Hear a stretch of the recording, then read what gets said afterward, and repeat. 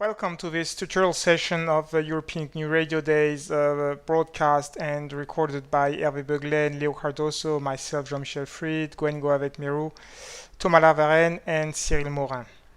The way we've organized and envisioned these tutorials is as follows, as described on the European GNU Radio Days tutorial page. We've split the conference tutorials in two tracks, introductory and advanced. We aimed at synchronizing the schedule so that you might jump from one track to another, although we try to follow some story with increasing difficulty and acquiring knowledge throughout the successive tutorials. So on the introductory track, we assume little or no knowledge on GNU Radio, but we of course expect some knowledge on digital discrete time signal processing. And the first tutorial aims at showing how GNU Radio can be best used to prototype some of the concept of discrete time digital signal processing and having fun with real-time signal as opposed to GNU Octave, MATLAB, or post-processing with Python of recorded data sets. Léo Cardoso will continue on this track with receiving a real transmission with GNU Radio, and will show you how you can decode step by step a signal, an unknown signal using GNU Radio. So these two presentations are closely related to each other. After the lunch break, Léo will continue with a presentation of a cognitive radio framework, Cortex Lab, that was implemented in his laboratory at INSA Lyon in France. And for those registered with this presentation, you will be able to remotely access the various radio frequency frontends available through Cortex Lab. And finally, we will discuss some of the tips and tricks for efficiently using SDR in GNU Radio, following on the path introduced by Tom Rondeau, that GNU Radio might not provide all the facilities for decoding signals, but interfacing with external tools might be better suited. We will show how we can stream data that were handled at the radio frequency level by GNU Radio and piped to external tools, whether dedicated external tools such as Multimon or with general purpose post-processing tools through ZeroMQ. On the advanced track, we will start with Hervé's presentation on hacking IoT radio frequency communication. These are low bandwidth, low power consumption radio frequency communication systems for Internet of Things. And we will follow up with showing how we can introduce efficiently Python blocks within GNU Radio streams and nevertheless still keep the ability to graphically update GNU Radio companion flowcharts by including these Python scripts in Python modules and starting them with a Python snippet. So this will allow us to interact again with GNU Radio handling the low-level radio frequency stream and the higher-level data being handled by Python. In the afternoon, Gwen will show us how to run GNU Radio. I believe this is one of the most fascinating aspects of embedded electronic hardware, where GNU Radio will be running on these single board computers such as the Raspberry Pi, and Gwen will show you how you can efficiently cross-compile GNU Radio to run on these single board computers. And finally, Cyril and Thomas will be discussing tags in GNU Radio for asynchronous processing and handling events in a GNU Radio flowchart. So again, all tutorials have been recorded, and the audience is expected to have completed their homework by having a quick look, at least a glance at the tutorials. Indeed, throughout these tutorials, the organizers and the speakers will be available for real-time discussions through various real-time chat systems. And we believe that this schedule would be best used by interacting and asking for complementary information on the broadcast tutorial that we had recorded.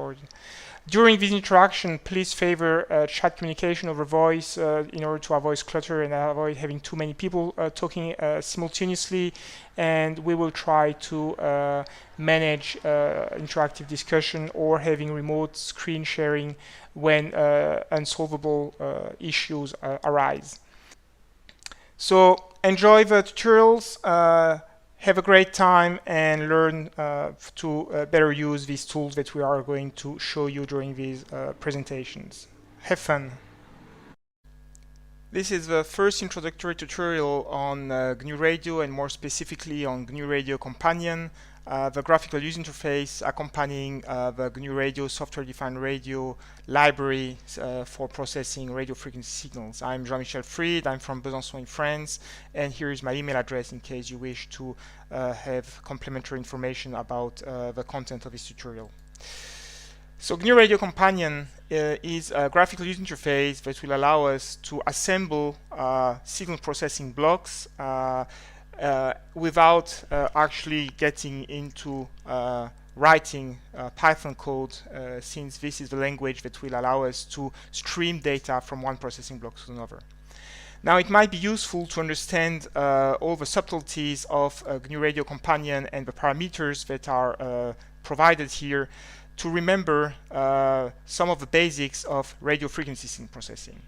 Software-defined radio is about digital signal processing of radio frequency signals. So in an analog architecture, we would have an antenna with some analog processing, say, for example, gain, and this signal would be transposed to a lower frequency. But because this mixer has some flaws, we need to remove some of the unwanted frequency components, so we might introduce an intermediate frequency so that we can filter out all the unwanted frequency components, and following this analog signal processing, we complete frequency transposition to baseband being defined as the frequency range centered on 0 Hertz. Throughout this presentation, we will be processing baseband signals, and once we get at baseband, we might, for example, demodulate an AM signal using a diode and a rectifier with a low-pass filter, or we might demodulate an FM signal by using a phase-lock loop. So all these analog signal processing steps that will require that you take your soldering iron, your oscilloscope, and that you check all the functionalities of your analog signal processing. Now, the dream of software-defined radio is to replace all this processing with software, which is stable, reproducible, and flexible over time.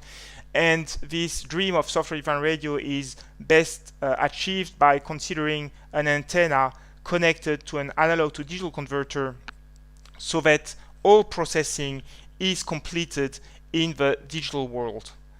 Now, this architecture is hardly accessible at the moment because this will be a radio frequency signal reaching the antenna. The antenna is actually a bandpass filter. It has a finite bandwidth, and this radio frequency signal will be sampled using the meeting the criterion of the Shannon sampling theorem, that the sampling frequency must be at least twice the highest component of the frequency that we are addressing here. And the challenge at the moment is that high frequency radio frequency analog to digital converter exhibit low digitization quantization, so the number of bits n of the quantization, and because the dynamic range is given by the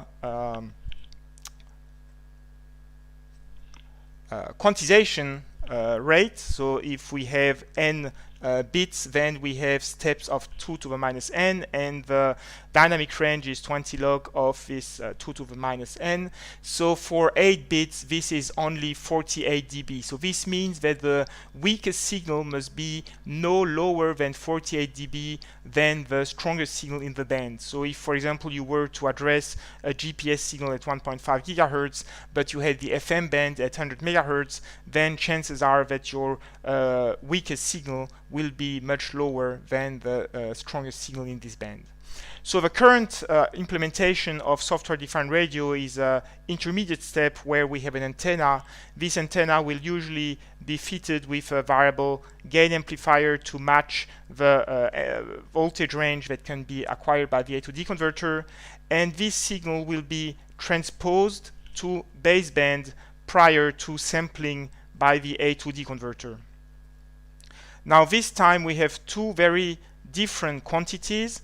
We have the radio frequency signal here that is transposed to baseband using the local oscillator, and this signal is then sampled using the sampling rate fs with a resolution n, and the digital domain processing will occur after this digitization.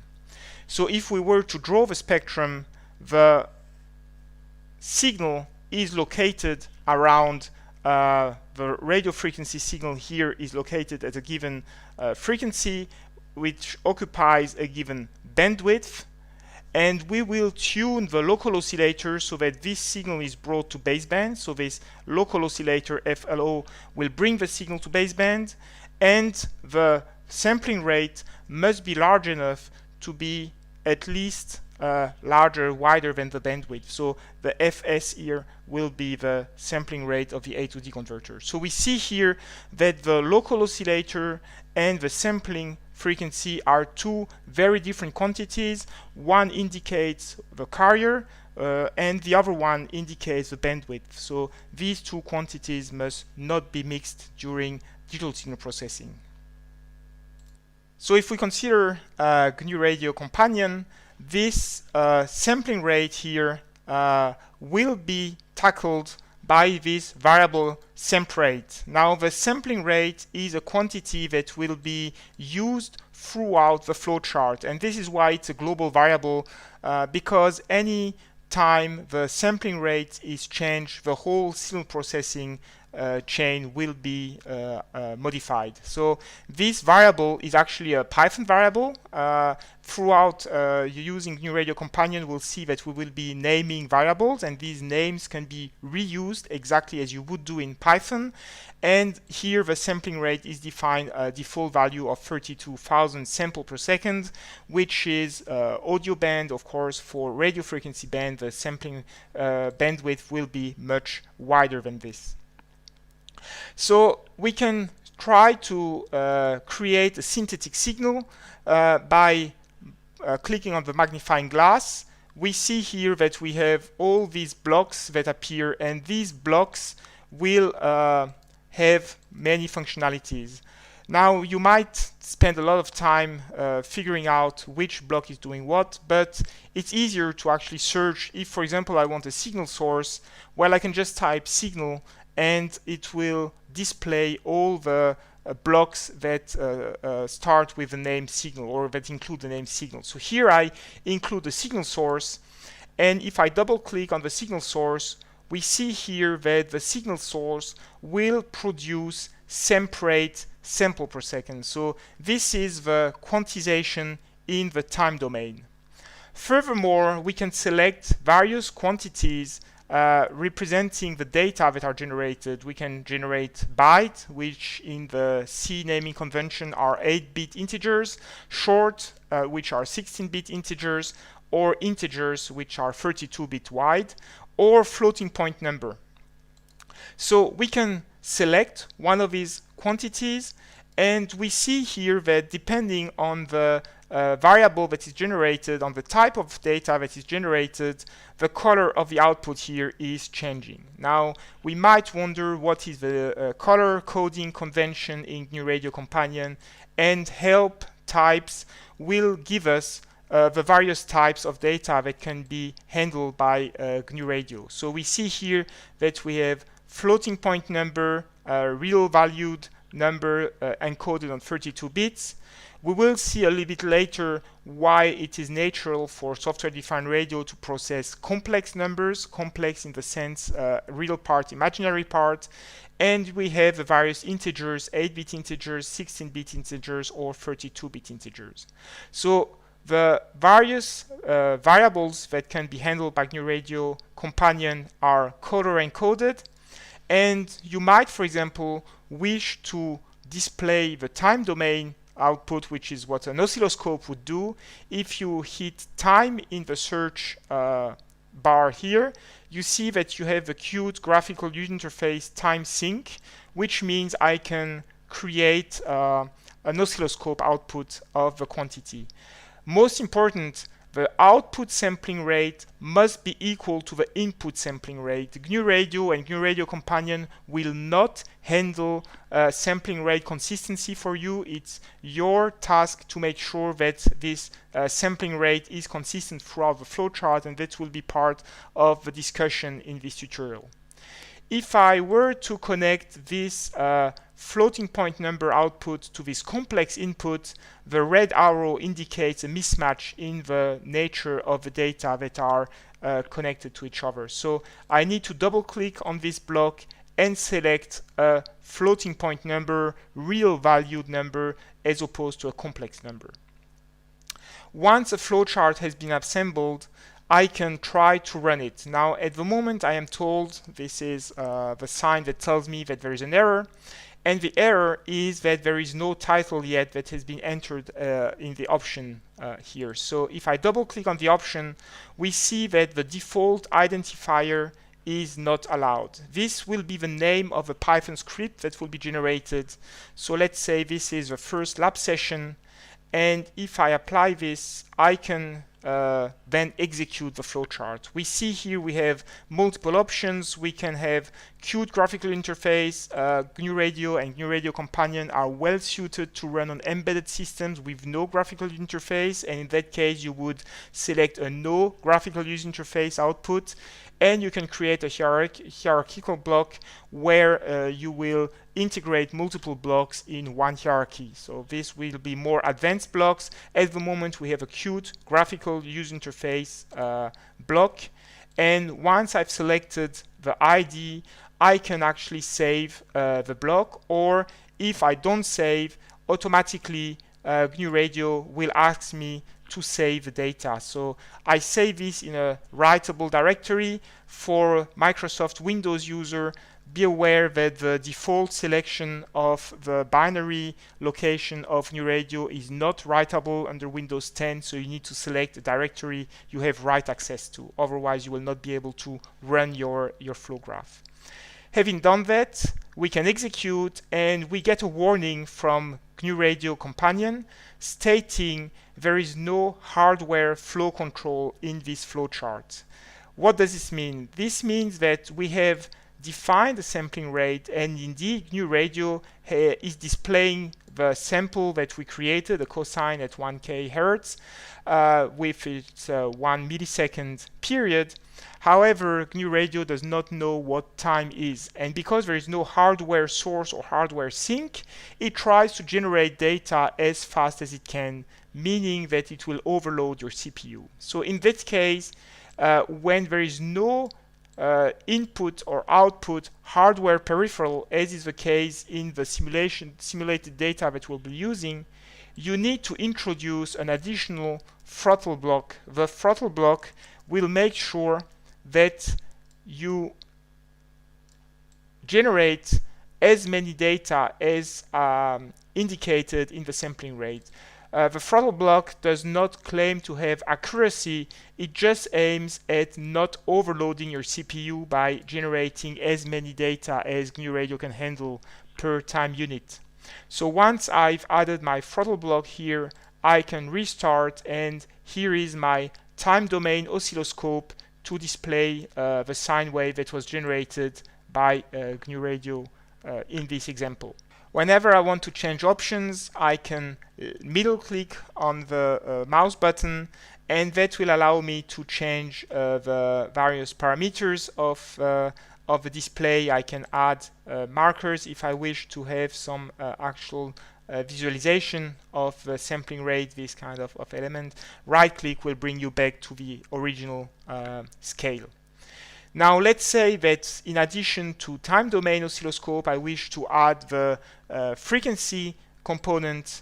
Well, then I would just ask for a Qt graphical user interface frequency sync, and that will allow me to add a spectrum analyzer. Again, because these are floating point number, I'm not allowed to connect a complex sync, so I need to modify to a floating point number.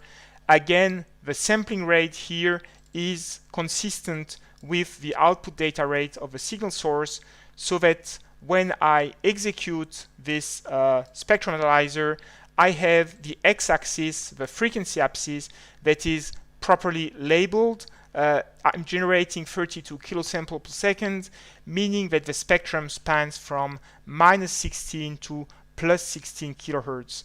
This is minus half the sampling rate, the Nyquist frequency, to half the sampling rate plus the Nyquist frequency, and here I have the spectral component at 1 kilohertz. Of course, we've generated a cosine. If you remember that cosine of x is proportional to exponential of minus x, which is the even function. So I have exponential of minus jx with the cosine, the even part, and sine, the odd part. And if I want to get rid of the odd part, I will add this term here. So this means I have plus x and minus x, and these two quantities are the two spectral component at -1 kilohertz and +1 kilohertz that we have here. So this allows you to first have your first insight in the digital signal processing of discrete time discretized samples. This is a static behavior, which is a bit boring because we only have this 1 kilohertz signal. And if we want to make it a bit more dynamic, we might want to create dynamic variables. So how do we create variables? Well, let's say, for example, we want to change the frequency, and we wish the frequency not to be defined by this constant, but we want it to be a variable that we will call frec.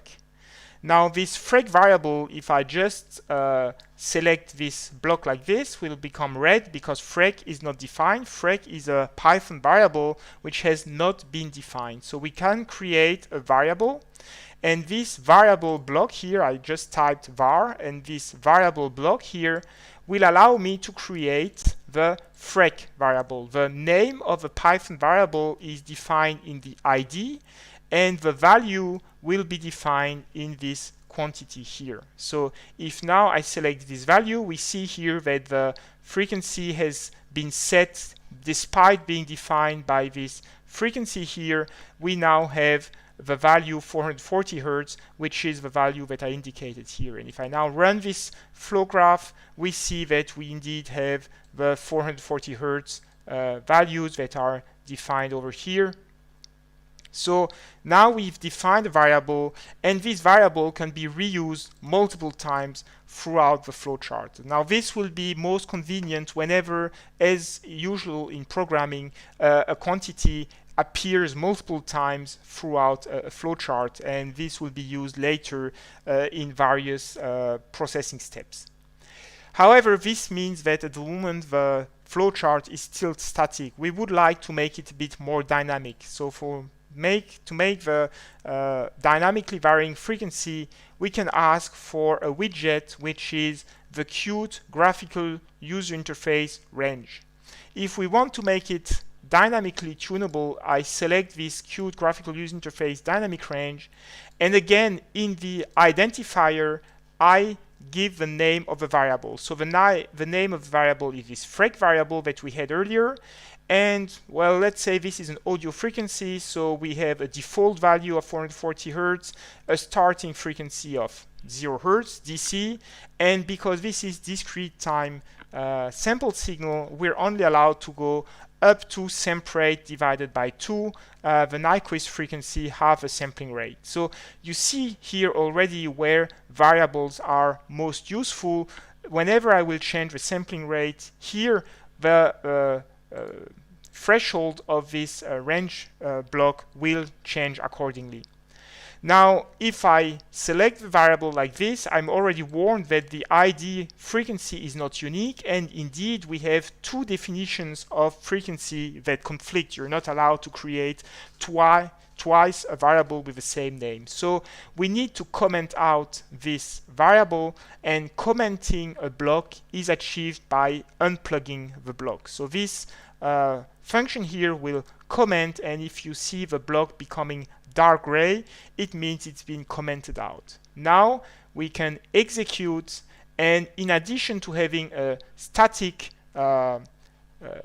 simulation here, we can dynamically change the frequency. And we see that by dynamically changing this range position here, we can change the frequency, which of course reflects in the time domain and in the frequency domain. So this will be one of the benefits of New Radio Companion with respect to MATLAB or Octave or Python software-defined radio post-processing. We have real-time dynamic access to the variables defining the flowchart, making the simulation much more dynamic than what we would have with MATLAB or Python. Be aware that these are Python variables, and as such they are case dependent. If I include the frequency with a capital F, it will not be the same as this frequency here. So make sure to have the same writing for your variables. So we've just seen that real valued quantities have an even spectrum with the positive part and negative part magnitude of the Fourier transform being equal. This is a flowchart with floating point numbers, and we mentioned earlier that it's natural for software-defined radio to handle complex numbers. Now, why is it that software-defined radio handles complex quantities with an imaginary part? If we remember the architecture of the receiver, we have an antenna with its preamp, analog preamp, and this signal is transposed from its radio frequency band to its baseband by mixing with a source at frequency LO. And by doing this, we bring the signal to baseband, which is readily digitized by the A to D converter with a bandwidth fs sampling rate to be processed in the digital domain. Now, imagine that this radio frequency signal is an amplitude times the cosine of angular frequency at radio frequency, angular frequency times t, and that there is a phase. This expression allows me to emphasize the three modulation quantities, the amplitude modulation, the frequency modulation, or the phase modulation. So let's say that we have an amplitude modulation on the signal, which would be the case for all aircraft or airborne signal transfer.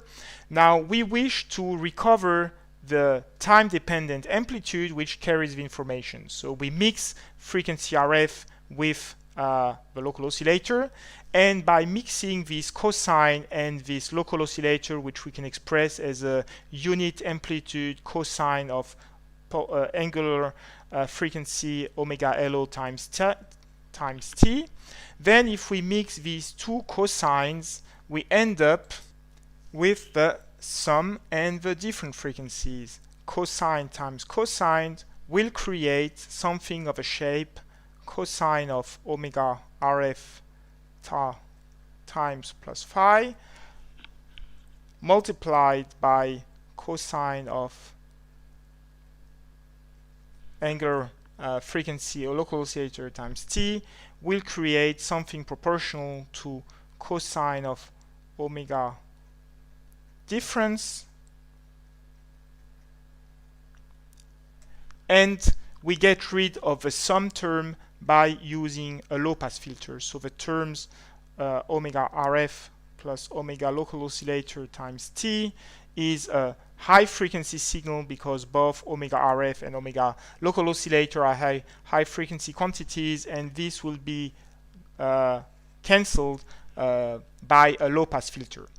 So we're left with omega RF minus omega LO times t plus phi, and if we lock on the carrier frequency, meaning that if omega local oscillator is equal to omega RF, then the time varying terms here cancelled, and we are left with the output of the mixer of a shape cosine phi multiplied by the amplitude that was in the beginning over here, the term that we want to recover, which is all very fine as long as phi is not equal as pi over 2. If phi equals 0, which is good because then cosine of phi equals 1 and we get the amplitude. Unfortunately, if phi equals pi over 2, then cosine of phi equals 0 and we get an output of 0, whatever is the amplitude that we wish to demodulate. So this means that every time the signal goes through pi over 2 or 3 pi over 2, we cancel the output. This might not happen very often. Well, actually imagine that you have a FM band signal. So the FM broadcast commercial band is around 100 megahertz. And remember that the wavelength of a signal is 300 divided by its frequency in megahertz. That's the speed of light, 3×10⁸ meter per second, divided by the frequency in hertz. If I cancel 10⁶ on numerator and denominator, I am left with 300 over the frequency in megahertz. So this means that the wavelength is 3 meters for FM commercial broadcast signal.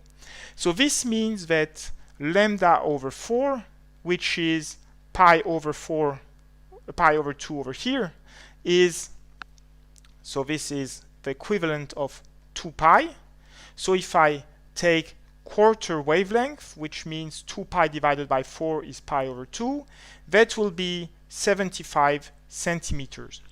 So this means that every time we're walking at 75 centimeters, we have pi over 2.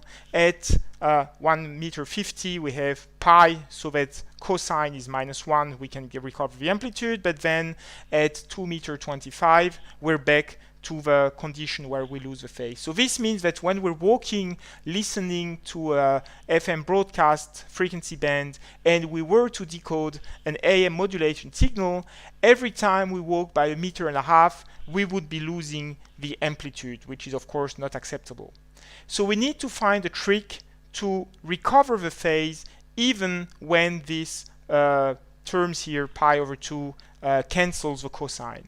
And the obvious solution is to say, let's try to make another quantity so that the sign of this quantity appears. And how do you make the sign appear over here? Well, the trick is to say we take the local oscillator here, which is cosine, and we try to create a new local oscillator, which is this time sine of omega local oscillator times t.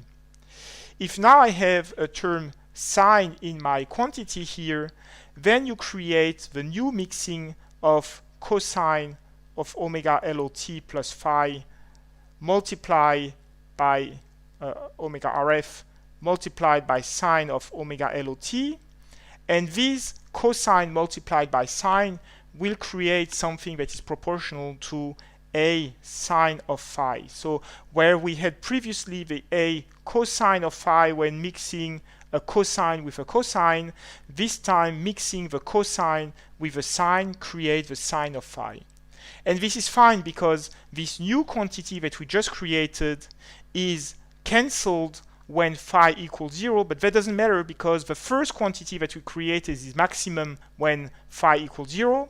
And on the other hand, when phi equals pi over 2, this quantity vanished, but this new quantity that we created, sinus of pi over 2, is 1, and this quantity will be maximized. So we need two local oscillators shifted by 90 degrees because sine and cosine will be shifted. If you look at your trigonometric circle, the cosine and the sine are shifted by 90 degrees. So how do we create the cosine and the sine? Well, we actually take the local oscillator here and we shift it by 90 degrees to create a new local oscillator with which the signal here will be mixed to create a second quantity. And these two quantities, which I will draw a bit better on a blank sheet of paper now. So we have the oscillator, which is the local oscillator, which received a signal that was amplified for mixing. So we have a first mixer that will be directly addressed by the local oscillator, and we will have a second mixer this time that will take the same quantity here, but this time a phase shifted copy of the local oscillator here by pi over 2. And these two quantities here will be sampled this time by a 2-channel A to D converter at sampling rate Fs. And these two quantities that will be output will be called the identity quantity because it's been mixing the radio frequency signal with the local oscillator, and the second quantity with the quadrature shifted local oscillator will be the Q quantity. We've just seen earlier that this will be addressed as A of cosine the phase. This will be A sine the phase.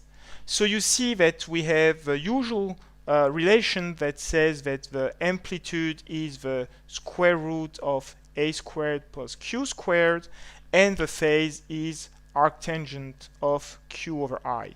So this means that the I and Q coefficient meet all the criterion of the algebra of complex numbers, and this is why we'll naturally express this quantity as I plus JQ with J squared equal minus 1. So this is the reason why it's natural for software-defined radio to handle complex quantities with a real part and an imaginary part, which are the two quadrature components. So if now I am to change all these blocks to go back to floating point, from floating point to complex numbers, so I will change everything back to their default value of a floating point number. Well, we see now that if we run this flowchart, we will get again the time domain and frequency domain quantities, but this time the time domain is characterized by two values. These two values here, you can actually remove one by clicking on the symbol, are in quadrature, pi over 2 90-degree phase shift, and this time the spectral component is a unique value, a unique spectral component. Indeed, prior to this analysis, we mentioned that the cosine of x is exponential of jx minus exponential of minus jx, and because this is the odd quantity that we want to remove, it's plus. And on the other hand, this complex number here is expressed as exponential of j angular frequency omega t, so that now we have a unique spectral component omega, which is this guy over here.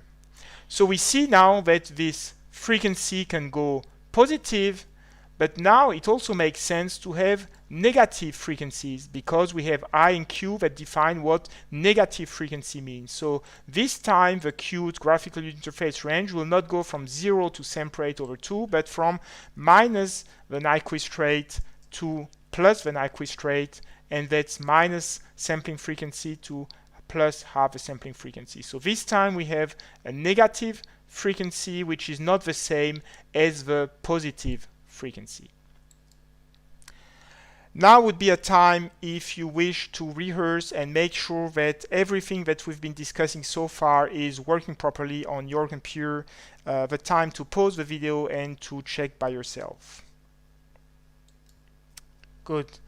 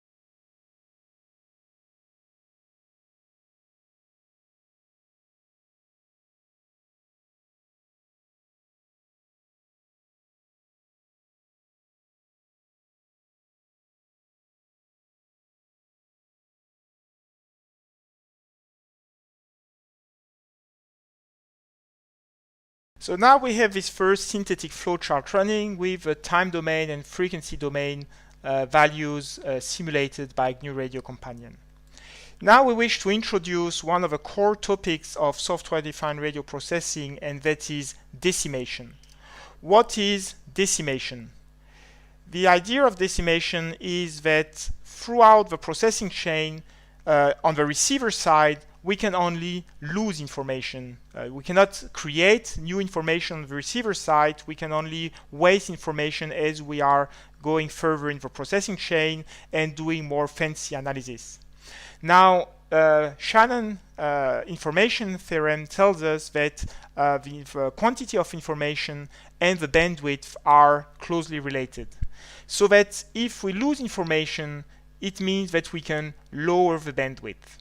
Another way of mentioning this is that here we have a spectrum, and maybe we've removed some of the information from the data that were analyzed, and we wish to zoom into the spectrum. What does zooming into the spectrum mean? Well, if we wish to magnify the frequency range, it means that we will reduce the sampling band. If we initially had a signal that was going from minus half the sampling frequency, the minus Nyquist rate, to the positive Nyquist threshold, then if we wish to zoom into the spectrum, you see here that we had a finite number of samples. In this case, it's an FFT on 1024 samples. Well, if I want to go from this whole bandwidth over n equals 1024 samples, meaning that the frequency resolution, the bin width, is equal to the sampling frequency divided by n. If I want to reduce the bin width, well, one way of doing this is to say I will go from minus fs over 2d to fs over 2d. So I will reduce the bandwidth, and by doing this, by decimating by a factor of d, I will now have a bin width or frequency resolution of fs over n times d, of course, d great integer number greater than 1. Actually, not necessarily integer, but most classically integer. So what does it mean to actually decimate? When we had our continuous time signal, we had created a discretized time domain signal by sampling every ts, which is the sampling period, which by definition is 1 over the sampling frequency. If I now wish to reduce the number of samples per second, meaning I wish to actually decimate by a factor of d, that would mean keeping only one sample every so many. And in this particular case, I'm decimating by a factor of 4 here by only keeping 1 out of 4 sample. So this is an example of decimation by removing 3 out of 4 samples and only keeping 1 out of 4 samples. So by doing this, I will reduce the bandwidth, and if I have a given number of samples, it means I will improve the resolution. So how do we actually demonstrate this in GNU Radio? Well, in GNU Radio, I can perform this operation by keeping 1 in n samples. So I will keep 1 in n samples, and actually in my demonstration here, n, the quantity n here will be the variable d that I just used in my chart here. So we connect this new block here, but because we only keep 1 in n sample, we need to reduce the number of samples reaching the time domain and frequency domain sync. We will no longer have 32,000 samples per second. We will only keep 1 in n. So if we decimate by a factor of d, then it means that we end up with samp rate divided by d samples per second in the time domain, and same in the frequency domain. Now the reason why I'm creating a variable d is that d will be used in 3 places in the flowchart, and if I change in one place, I want to make sure that the whole flowchart is consistent.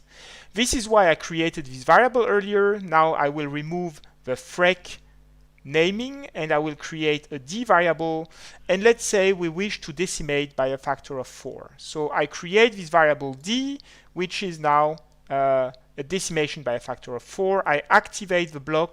If you've unplugged a block, then you can connect it again by plugging the block, and we see that all the blocks become black again, meaning we can run the flowchart.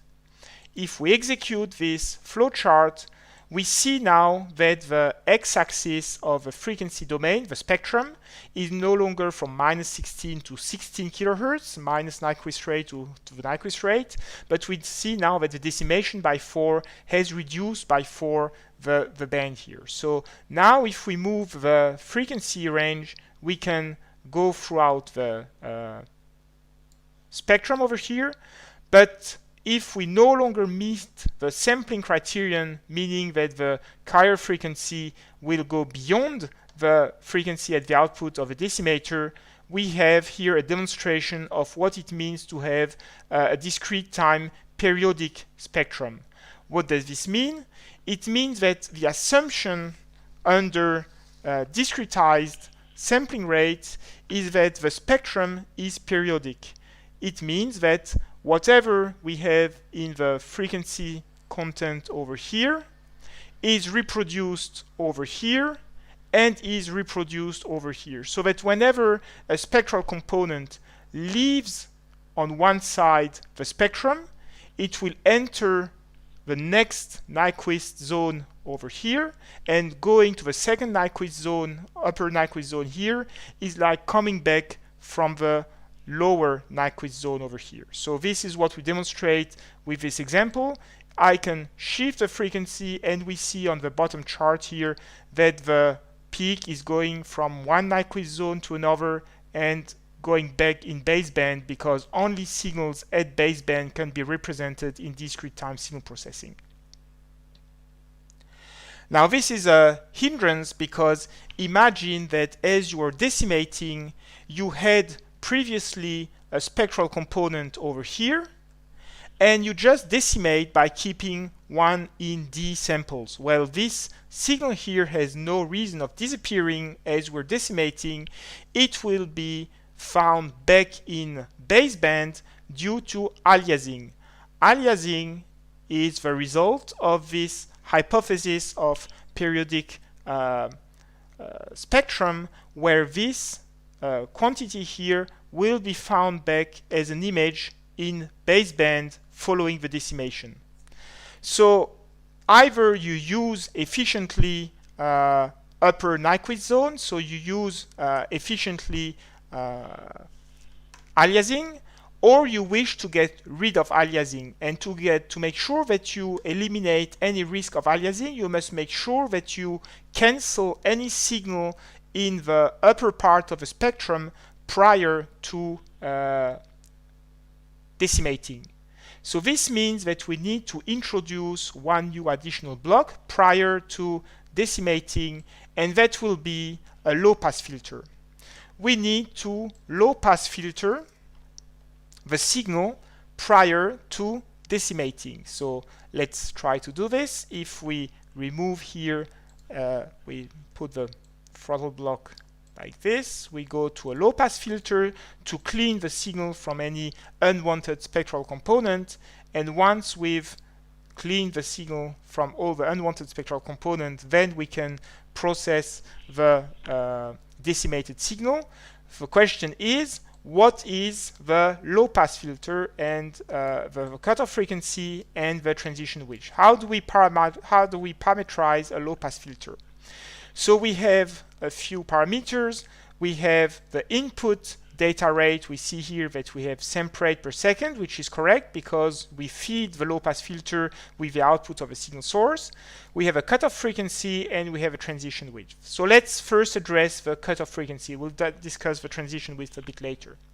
So the cutoff frequency, we see here that we need to get rid of any spectral component that is between fs over 2d, the decimation factor, and fs over 2. So this means that the cutoff frequency, we need to only keep data in this frequency band and remove all these guys in this frequency band. So this means that we will select a cutoff frequency of sample rate divided by 2 divided by d. That's your fs divided by 2 over here divided by d.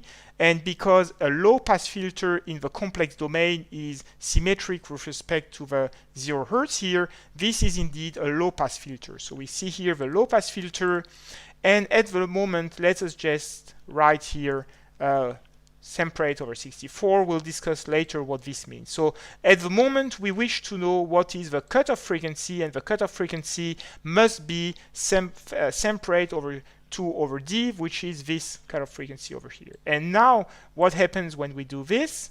Well, now when we run this flow chart, we see that as we are increasing the frequency, of course the signal comes out of the first Nyquist zone of the baseband, but when we go in the second Nyquist zone, we see the impact of a low pass filter where the output is only something like minus 80 dB. Remember, this is a very clean signal. This is why within baseband you are at minus 10 dB. This is not power, but it's relative power. So we've dropped by about 60 to 70 dB the signal in the upper Nyquist zones. This is of course the case also for the lower Nyquist zone. When we leave the baseband from the negative frequency, again we cancel the unwanted frequency component. So very important, whenever you want to decimate, make sure that you low pass filter prior to decimation. And once you've decimated, then once you've low pass filter, then you can decimate.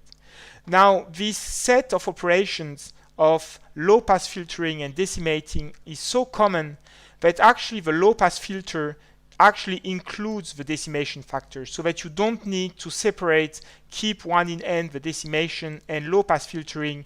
You can get rid of the keep one in n and actually decimate over here by a factor of d, and that will be exactly the same thing as we were just running previously, so having the low pass filter and the decimation by a factor of a d here. And again, we get the exact same result as before with this baseband signal that is vanishing in the upper and lower Nyquist zone. Let us now address the question of the transition width. This is a very important quantity, how to select the transition width. Imagine that you wish to define a filter. So let's say we have a frequency range, and prior to decimation, this is the power here, from minus Nyquist frequency to plus Nyquist frequency. And let's say we wish to define a low pass filter with its cutoff frequency as we've just seen previously, but also its transition width. This transition width here that we will call delta F is the rate at which the power drops, and because this is a low pass filter, it will be symmetric on the negative side of the frequency range. How do we select delta F? This is the transition width. Delta F is selected with the resolution of the Fourier transform. If we have an n sample Fourier transform, because there is a one-to-one relationship between the frequency domain and the time domain of the representation of signal, then n samples in the frequency domain are represented as n sample in the time domain, and the one-to-one relationship here is the inverse or direct Fourier transform. In the time domain, the filter whose transfer function is drawn as this function here will be expressed as a finite impulse response filter, which has the advantage of being unconditionally stable because it's a finite impulse response, meaning that if I stop feeding at some point the filter with data, then its output will vanish to 0.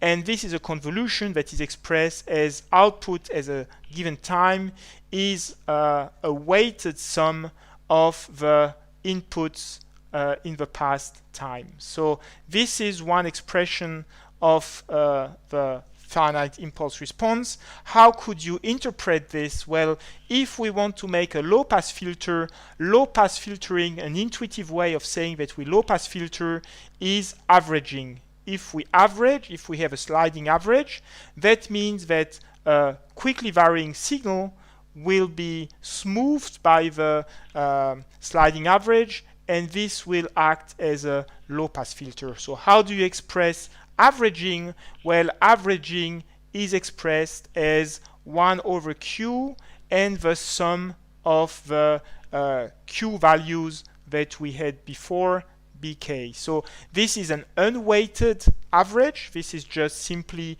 the sum of past values, and we can make this a bit more fancy. This is not B, this is X. Past value, past inputs, and we can make the filter more fancy to define actually its shape beyond a sign cardinal to have this weight B. So the question might be how to select this quantity Q here, the number of samples in the time domain. Remember, this here is in the time domain, which is the one-to-one relationship with the frequency domain that we have over here. So in the time domain, we need to select the number of samples that will allow us to meet the expectation that we drive in the frequency domain. If I want to define a filter with a delta F transition, it means I need to have at least one definition of the frequency domain over here and one over here. And because the frequency resolution is the whole range Fs divided by n, the number of samples, it means that this Fs over n must be smaller than the frequency step delta F that we have here.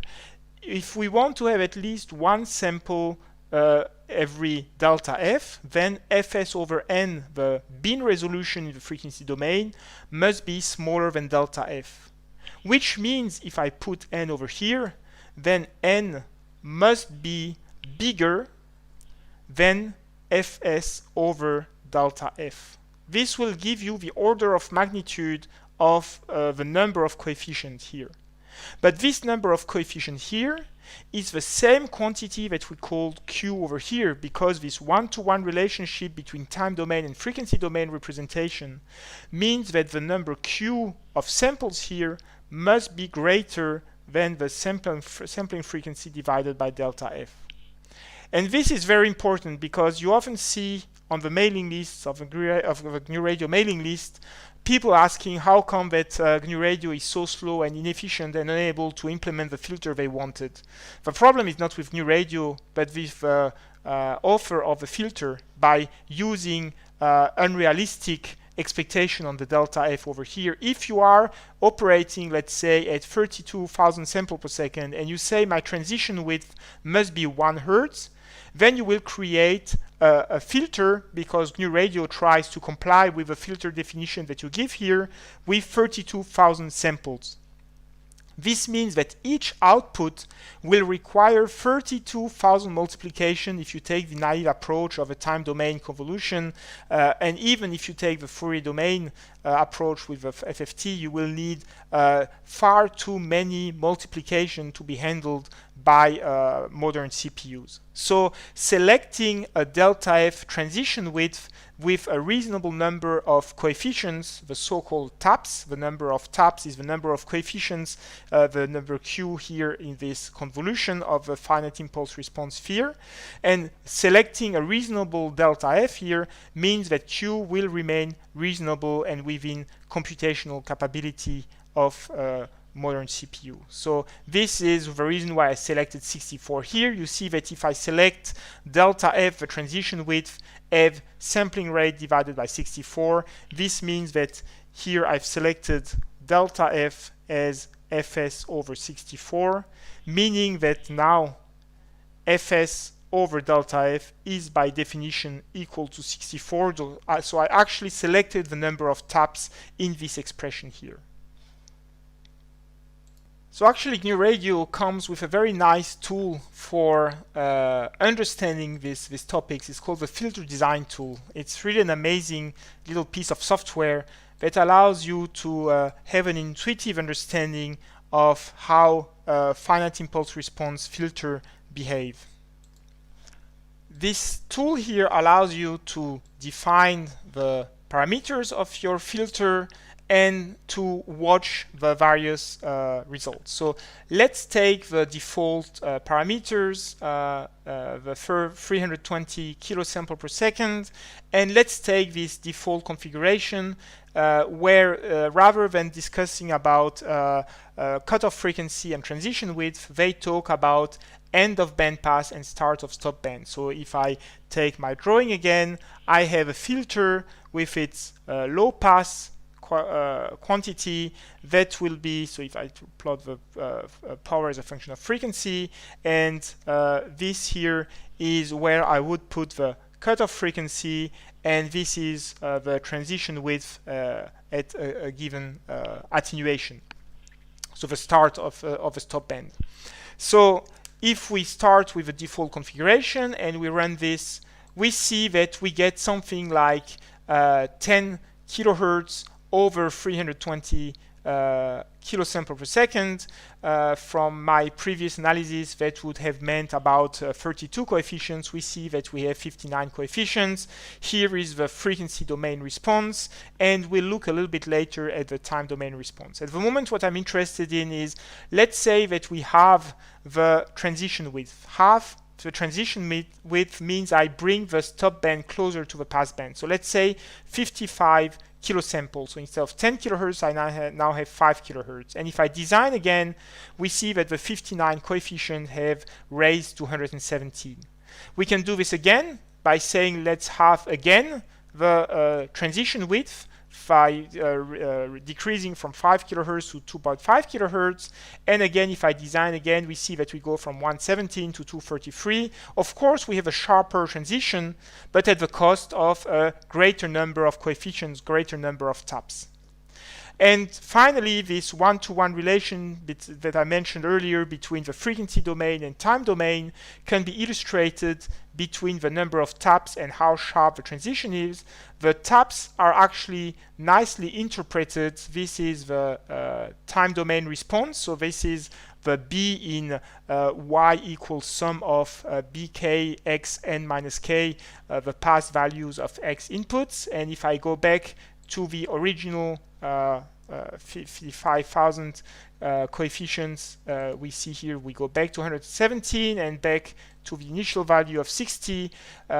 What we see actually here is that these taps, these time domain coefficients, are the impulse response of the frequency domain. So this relationship between filter taps is, if you run a Dirac function into this frequency domain filter, then you end up with impulse response, which are these B coefficients in your field filter. So play with the filter design tool. It will make the various parameters much more intuitive.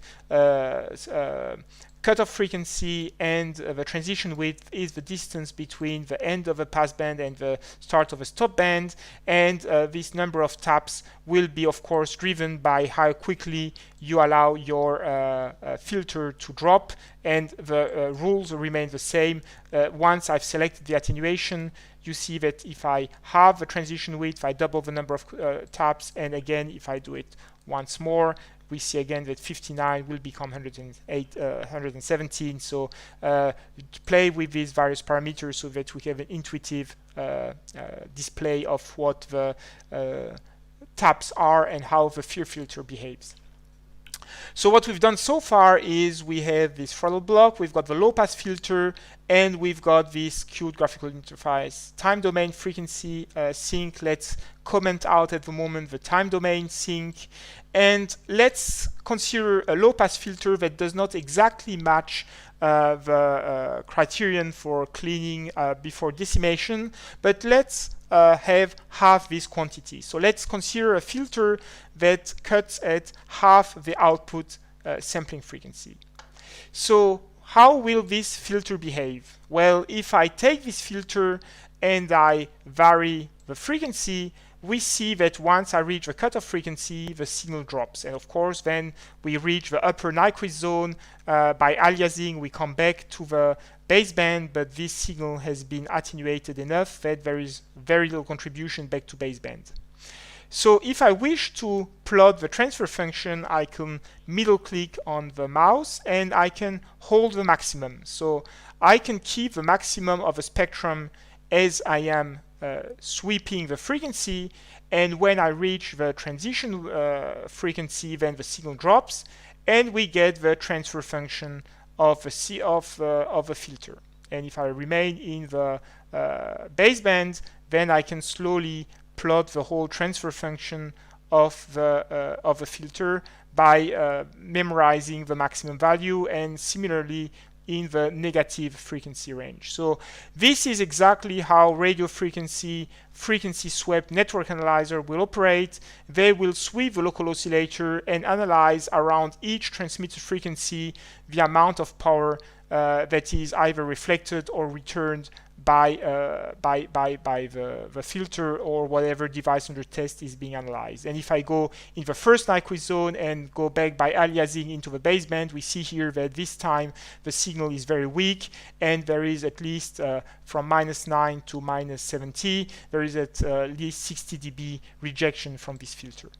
So here we analyze frequency by frequency each component, but maybe we wish to have an instantaneous picture of the transfer function of a filter that is generating a signal with all spectral components at the same time.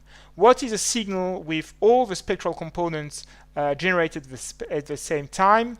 Well, a signal with a white spectrum, a flat spectrum, is noise. So let's see how we can characterize a filter transfer function by using noise. To do that, we will replace the signal source here, comment it out, with a noise source. So the noise source will be over here.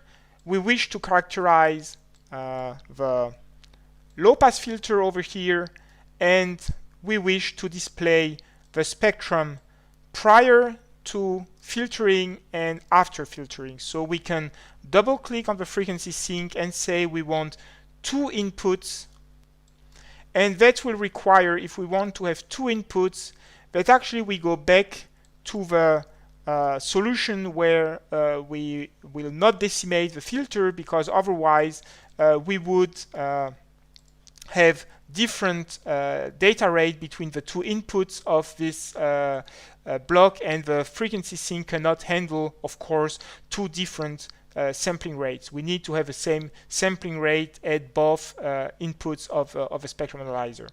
So we see here we have a low pass filter with its cutoff frequency, and we wish to monitor the spectral components of the noise source prior and after filtering. Additionally, because now we removed the decimation factor, we must make sure that we adapt the bandwidth over here. So we remove the decimation factor over here, and if we run this flowchart, I can display the spectrum prior and after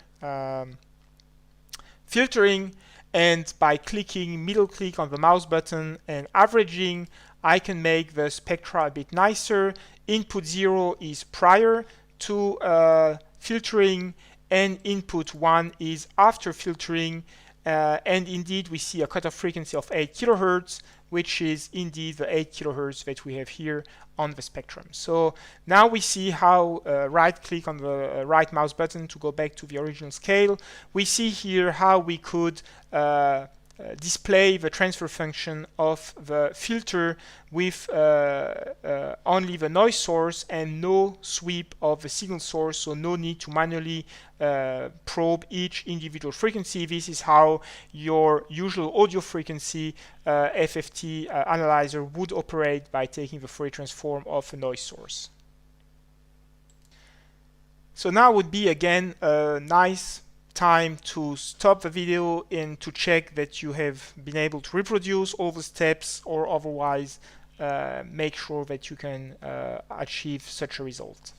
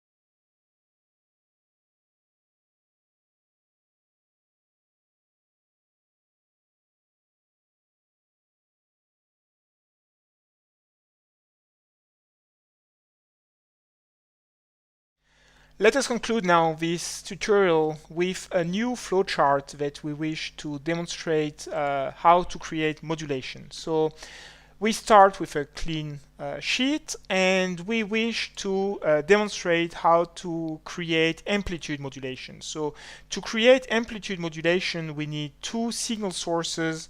We need a signal source that will act as the carrier, and we need a signal source that will act as the information to be transmitted.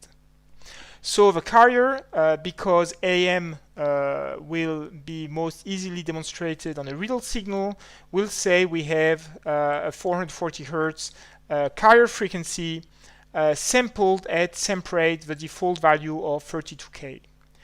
Amplitude modulation is about saying we have a signal that we wish to transmit, and this information that we wish to transmit is encoded as the amplitude of the carrier that is being transferred, the ratio of the maximum to the minimum value being the modulation depth.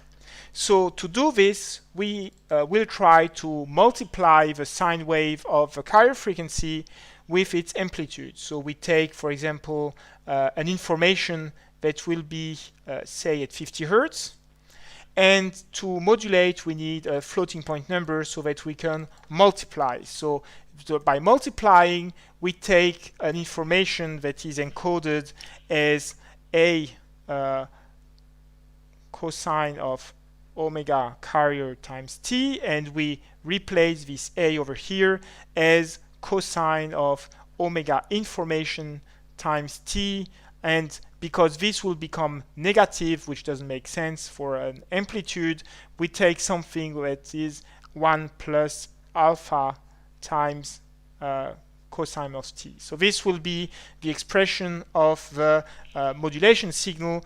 If this term here vanishes to 0, this means that we have 100% modulation depth, and that is unwise because it means that you cannot differentiate transmitting a 0 with lack of transmission. So it's wise to have lower modulation depth and to keep alpha below 1.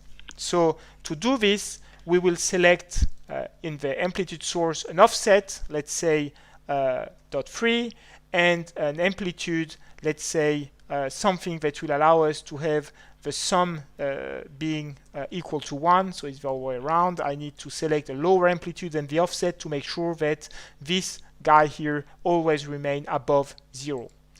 This multiplication is a real point, real data multiplication. Again, remember, if we have no hardware output, I need to put a throttle block, and once I've put the throttle block, I can actually display the output of my amplitude modulator by taking a time domain signal and the time sync, again, as we did earlier. If we want an oscilloscope with 2 inputs, no need to buy a fancier scope. We just hit here number of input channels. These are floating point numbers, and you can connect the output of your amplitude modulator, and we wish to check what is the shape of the information we wish to transmit. Actually, as when you write software, it's a good idea to comment your signal processing flowchart. So in the signal source, if I double click and I go in advanced, I can add comments. This is the carrier signal. I could say this is the information signal, and you see that it will make your flowchart much easier to read in the future, to remember which is which, so you can put comments in your blocks here.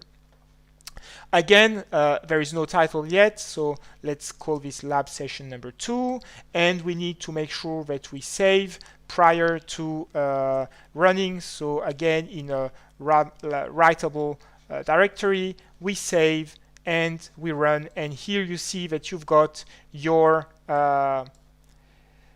amplitude modulated signal in blue and the transmitted information in red. So that's your demonstration of the AM signal modulation using GNU Radio. Now this is all very nice. We're transmitting signals virtually, but let's say we wish to now play this on the sound card. So one output that is most common is the audio frequency sink. So let's replace just the oscilloscope with an audio sink. Now remember what I said earlier, if we now have a hardware output, we no longer use the throttle block, because throttle means that there is no hardware limiting data rate peripheral. So we comment out the throttle block and we connect at the output of the multiplication the audio sink and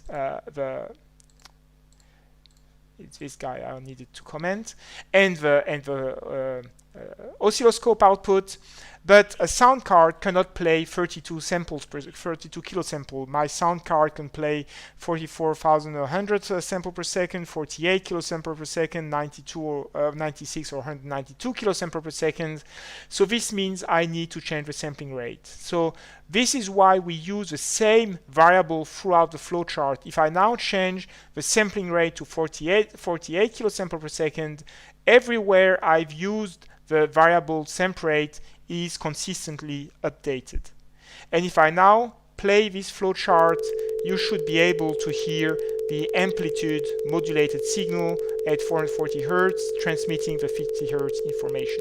So this demonstrates how you can actually use the audio sync as a hardware output to probe the spectral characteristics of the signals you are generating using GNU Radio Companion.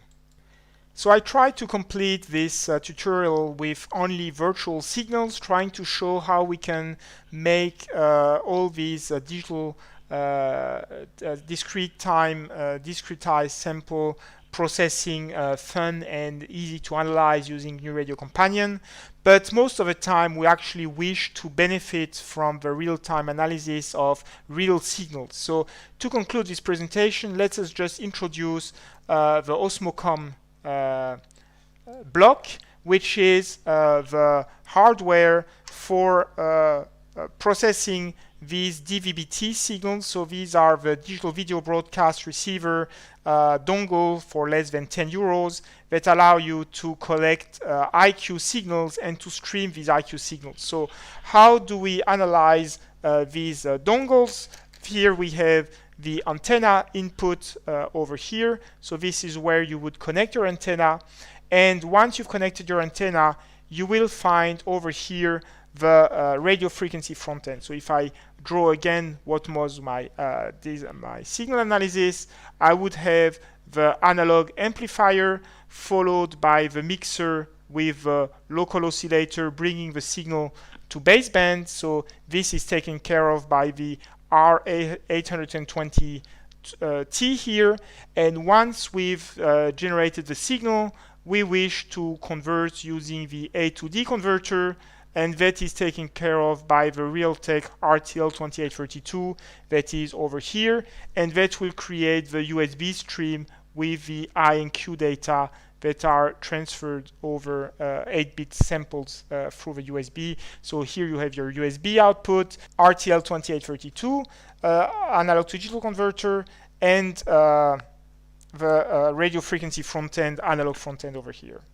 So if we look at this dongle and compare the parameters with the parameters that we have access to in GNU Radio Companion, we see here that we have access to all these parameters. Again, remember, we had here the sampling rate, we had here the gain, the variable gain of analog front end.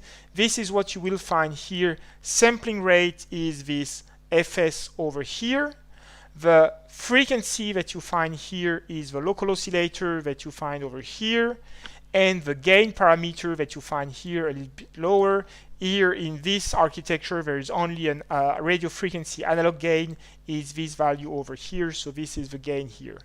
In the case of the RTL SDR dongles, the sampling frequency is something anywhere between 50 to 1600 megahertz, so that will allow you to record anything from broadcast FM to ISM band in Western Europe, 444 megahertz, to GSM. Of course, we don't have a whole bandwidth, but we can monitor some channels, up to ADS-B for planes, and GPS or Iridium low Earth orbiting satellites. GPS is medium Earth orbiting satellites. This is absolutely amazing that these 10 euro cheap receivers can actually process 50 watt GPS signal emitted from 20,000 kilometers away. The local oscillator has an upper limit from the USB data rate, which is about 2.4 megasample per second. There is a lower limit that I'm not completely clear with, but anything below about 1 megasample per second will start losing samples. So keep the sampling rate between 1 and 2.4 megasample per second. And the gain is something between 0 and 49 dB. So you see that all these parameters that we would be familiar with in the analog domain will be found here in the digital processing block. And this digital processing block will give you the output of a complex number, and this complex valued quantity will, for example, feed a frequency spectrum analyzer. And as long as I make sure to have a decent sampling rate, which of course at 48,000 will not be applicable with respect to the condition I just made here, but here you have the basics to get started with the next tutorial, where we will be using actual hardware source to record the broadcast FM signals. So in this tutorial, we introduced the basics of New Radio Companion. We introduced the basic data type. We introduced aliasing and how you need to low-pass filter. And finally, how you must make sure to have consistent data rate throughout the decimation blocks of your processing chain.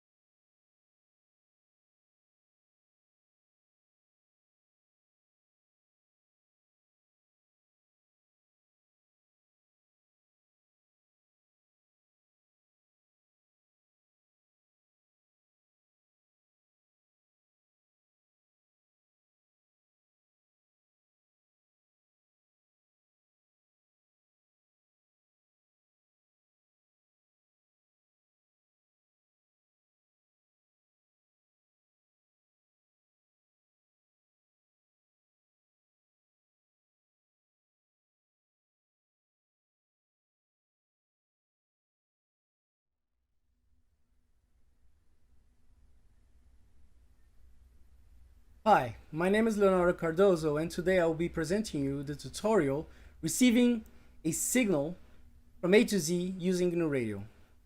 In this tutorial, we'll go from an unknown signal that we're trying to understand up to the point where we fully understand it and we're able to create a flow graph that is able to almost decode the signal. We won't be fully decoding the signal because that would require creating an out of tree block, and that is out of the scope of this presentation. I am a researcher at INRIA, France, also an associate professor at INSA de Lyon, and I am also, most importantly, an enthusiast of GNU Radio. So where does this tutorial come from? It actually comes from our last version of the GNU Radio European Days in 2019 at Besançon, France. We were doing with Mathieu Kanch a tutorial called Exploring the Spectrum with GNU Radio. And it turned out that one of the technologies that we were presenting was interested a lot the students, which was the RF kinds of remote controls, the ones that you use to open garage doors or turn on lights in your house. So we will actually be doing this one a little bit more in detail in this tutorial, such that we can fully understand how it works, how the signal is constructed, and how we can decode it, and even maybe generate a signal afterwards. This is the outline of the presentation that we're going to be doing today. First, we'll talk about detection. So detecting is all about trying to find the signal in the spectrum and trying to understand how the signal occupies the spectrum. Then we're going to talk about understanding the signal and how the signal is created, how the signal is structured, how the signal is modulated, how the signal is coded. This part will be very important to decide on how to decode the signal, which is the final part. So in that part, we'll talk about the steps that we need to do in signal processing to try to decode the signal and extract the information from inside of it. So today we'll be using the RTL SDR device. This is a very inexpensive dongle kind of SDR. It has a very modest bandwidth, only up to 2 megahertz, more or less. And it does span a certain amount of frequencies. This device can be found inexpensively over the internet. And it can be used, if you have one, you can use it. But since you don't have the signal source, then it's a little bit complicated for you to use it. So there will be files for you to try to do the receiving on your side. We're also going to use these two devices right here. This is the transmitter that we're going to use throughout the tutorial. It's an RF radio, remote control at 433 megahertz. It is a very simple remote control. You see that it contains 4 channels here, and each one of these channels can be turned on and off. And each one of these channels actually will control one of these power outlets, which is connected to the same device, to the same ID of the device. And each one of these is a separate channel that can be either turned on or off at will. So in the first part of the presentation, we're going to deal with the detection of the signal. We're going to answer these 5 questions one by one, and we'll try to adjust the receiving parameters accordingly such that we get a good reading of the signal. With respect to the first signal, we want to understand in what band the signal is in. Since we're using this remote control, and it's already said that it's in the 433 band, then we might have some indications on where the frequency is. Actually, here in the back, I can see that it's in the 433.92 megahertz frequency. With other kinds of signals, you might not have this information at hand, and you might need to use a spectrum analyzer in order to find your signal in the whole spectrum. If you have some hints on what band the signal is, then that might help to narrow down where you can find the signal. One very useful way of doing that is by using one of these very inexpensive spectrum analyzers that enable you to actually find the signal when you do a transmission. So you can see a spike and then you can find it very quickly and narrow down where the frequency is before you go on to GNU Radio. There are other spectrum analyzers also which are available for your computer, like Q Spectrum Analyzer, which use the RTL SDR dongles to do exactly the same thing. Since they are slower, you might not be able to find your signal right away, and you might need several scans in order to find your signal. So in the case of the RF remote control, we know what band it is in. We know that it's in the 433 megahertz band, which is an ISM band. And this band is an open band. Of course, you need to respect some of the rules of the usage of this band, which is mainly the transmission power, but it is an open band. Now we go to the second question. Do we know the frequency? Well, in this case, we do know the frequency. If you didn't know the frequency, then you would need to narrow down from the band that you're working in to find the exact frequency of the transmission. Well, the frequency in this case is noted in the back of the device as 433.92 megahertz, but it could be different according to your RF remote control and the region that you're in. By the way, since we're trying to decode a signal, pay attention to the fact that local law might forbid you from decoding any other kind of signal. In this case, I'm decoding a signal which is emitted from my device, so I can do it as I wish, but you might find yourself in a different situation according to the region where you're in the world, so you must pay attention to this in order not to get in trouble with the law. Now that we know where the signal is, we can now go on to GNU Radio Companion in order to start parameterizing our flow graph such that we can detect the signal. In this case, I have GNU Radio installed in my computer, and I can open it by just going to a terminal here and typing GNU Radio Companion as you can see. GNU Radio Companion is a graphical user interface in order for you to create flow graphs that will run in GNU Radio. A very quick introduction to GNU Radio Companion is we have the main section here, which is the canvas of GNU Radio Companion, where you can create your flow graph. Under, you will find two panes here. The first one to the left is the messages pane, where you have all your messages, error messages, warning messages, or any other important messages which will be displayed. To the right side, you have another pane with the variables of this flow graph. Still to the right here on this vertical bar, you have all your tools that you can use to create your signal processing flow graphs on GNU Radio. And then on the top, you have a menu and a toolbar, which will enable you to open, save your flow graphs, and also control the execution flow of your flow graphs. Now we're going to go into the main tasks that we need to prepare our flow graph. We will parameterize the flow graph itself, which is the top block, and we will give it some important properties in order to start working with it. So we will start by editing the options box that appears here on the top left of your flow graph. To edit its parameters, we can double click this box and we'll find here the properties panes that will open. Now we can change the ID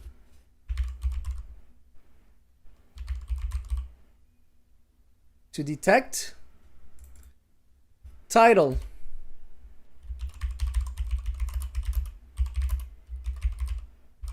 you can put whatever you want,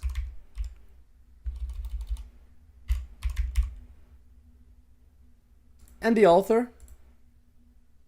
You don't need to put anything in the copyright, description, canvas size. You can change that if you want. The important parts here are the output language, Python, and the generate options. We will need the Qt GUI for that to work correctly. Now we need to change the variable sample rate, which is present here in the variable, but also here in the bottom pane sample rate. It is currently 32,000, so we can change it by also double-clicking the variable and changing it to 1 million, which will be 1E6 in floating point notation. See that it changed here also in the bottom, and we could have changed it here as well by typing 1E6 here in the bottom pane. It is a very good practice to use variables as much as you can. So we are going to use here the right toolbar to create a new variable, which we're going to put it here on our flow graph, and we're going to call it freak, like this, and we're going to set it to the frequency that we have already read from the device. 443.92 million, so E6 in this case. See that the variable appeared here in the bottom pane as well. Now the best way to understand the signal is to receive the signal. So we're going here to the bottom of the right pane. We're going to get an RTL SDR source, and we're going to put it here somewhere. And we're going to get some instrumentation such that we can understand the signal properly. So we have to go to the instrumentation line here, open it, QT, and then we're going to pull a frequency sync and a time sync in the canvas, like this. I'm going to put it here close to the RTL SDR source, and we're going to connect it like this to the RTL SDR source. Now we need to configure the RTL SDR source, and we can do that by double-clicking on the box that appears on your canvas. We have that the sample rate is correct already. It's already imaging the variable sample rate, but the center frequency is not. So we're going to put the name of the variable that we created for the center frequency, which is freak.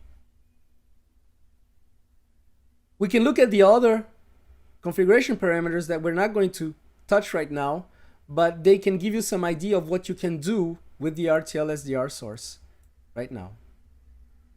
So we'll close it, and now we will parameterize both our time sync and our frequency sync. In the time sync, we see that we have also the sample rate, which is set. We're going to set the grid to yes, so we can see a grid, and we will also change our frequency sync, also check that the sample rate is correct in the bandwidth, and we're also going to set up the grid. Now, before we start, we need to save the flow graph. In order to do that, we need to click on this button right here, give it a name. We're going to call it detect, and then choose a folder where you want to save it to. I'm going to save it to, let me see here, home, temp, and I'm going to save it to detect.grc. Save, there we go. Now we have our detect.grc, which is ready to run, and we can run it by pressing onto the play button here, which is on the toolbar, like this.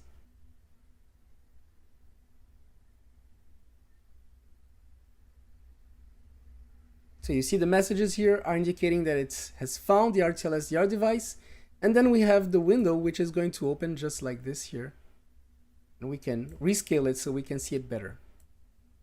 So now we have the reception here at 433 megahertz with a band of 1 megahertz, and we have both the time domain visualization of the signal here in complex domain, so the real parts and the imaginary parts, and we have the frequency domain view of the signal as well.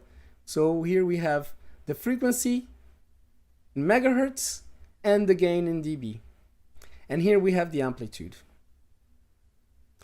So this is centered around 0 because our signal is coming in baseband, but we could have changed this to see the frequency that we are looking into. So now I'm going to start pressing some buttons in the remote control like this, and we will see how the signal changes with time and with frequency. So in frequency, we see that there is a little spike here which is appearing in the spectrum. In time, we don't see much actually. So this indicates that maybe the gain is very low. So we have to work first on that in order to find the signal in time and in space. So we're going to close the execution pane here, and we're going to concentrate right now on the RTL SDR source.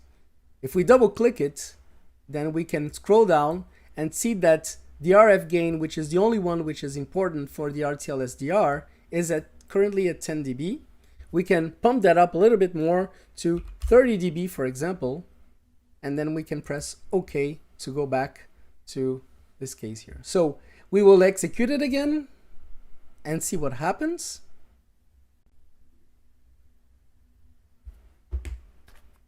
Now, if I get the remote control and I press some buttons, we notice that we can see a much higher response here on the frequency, but we can see it here also in time right now. We can see some sort of a sine wave here in time. So maybe we can tweak the gain a little bit more such that we can see it better in time. Let's do that right now.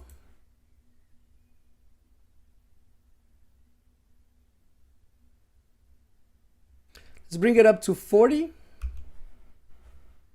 like this, and then let's run again. And we will try to see if it gets better with this gain configuration. Yes, now we can see a signal much clearer in time and in frequency, as you can see here, both in the top and in the bottom part. So now we go back to the slides and we try to answer to the third question: how much gain do we need? Well, that is actually a very complicated question because it depends on your own setup at your own place. In this case, I needed 40 dB to get a decent reading on time and on frequency. I could probably go up higher, but the problem is that if you go too high, then you get into the nonlinear region of your amplifiers, and you might distort the signal, which will further down the line create problems when you're trying to decode. So if you go too low, you won't see anything, even though it's there. If you go too high, you might distort your signal, so you might need to work a little bit on your own values to find the place where it's just right for you, where you get a decent reading, but still not distorting the signal. So now you might notice that I've set up an automatic transmission here, which is repeating itself, and we can see it in time and in frequency domains. Now we have to answer to the question, what is the bandwidth of the signal?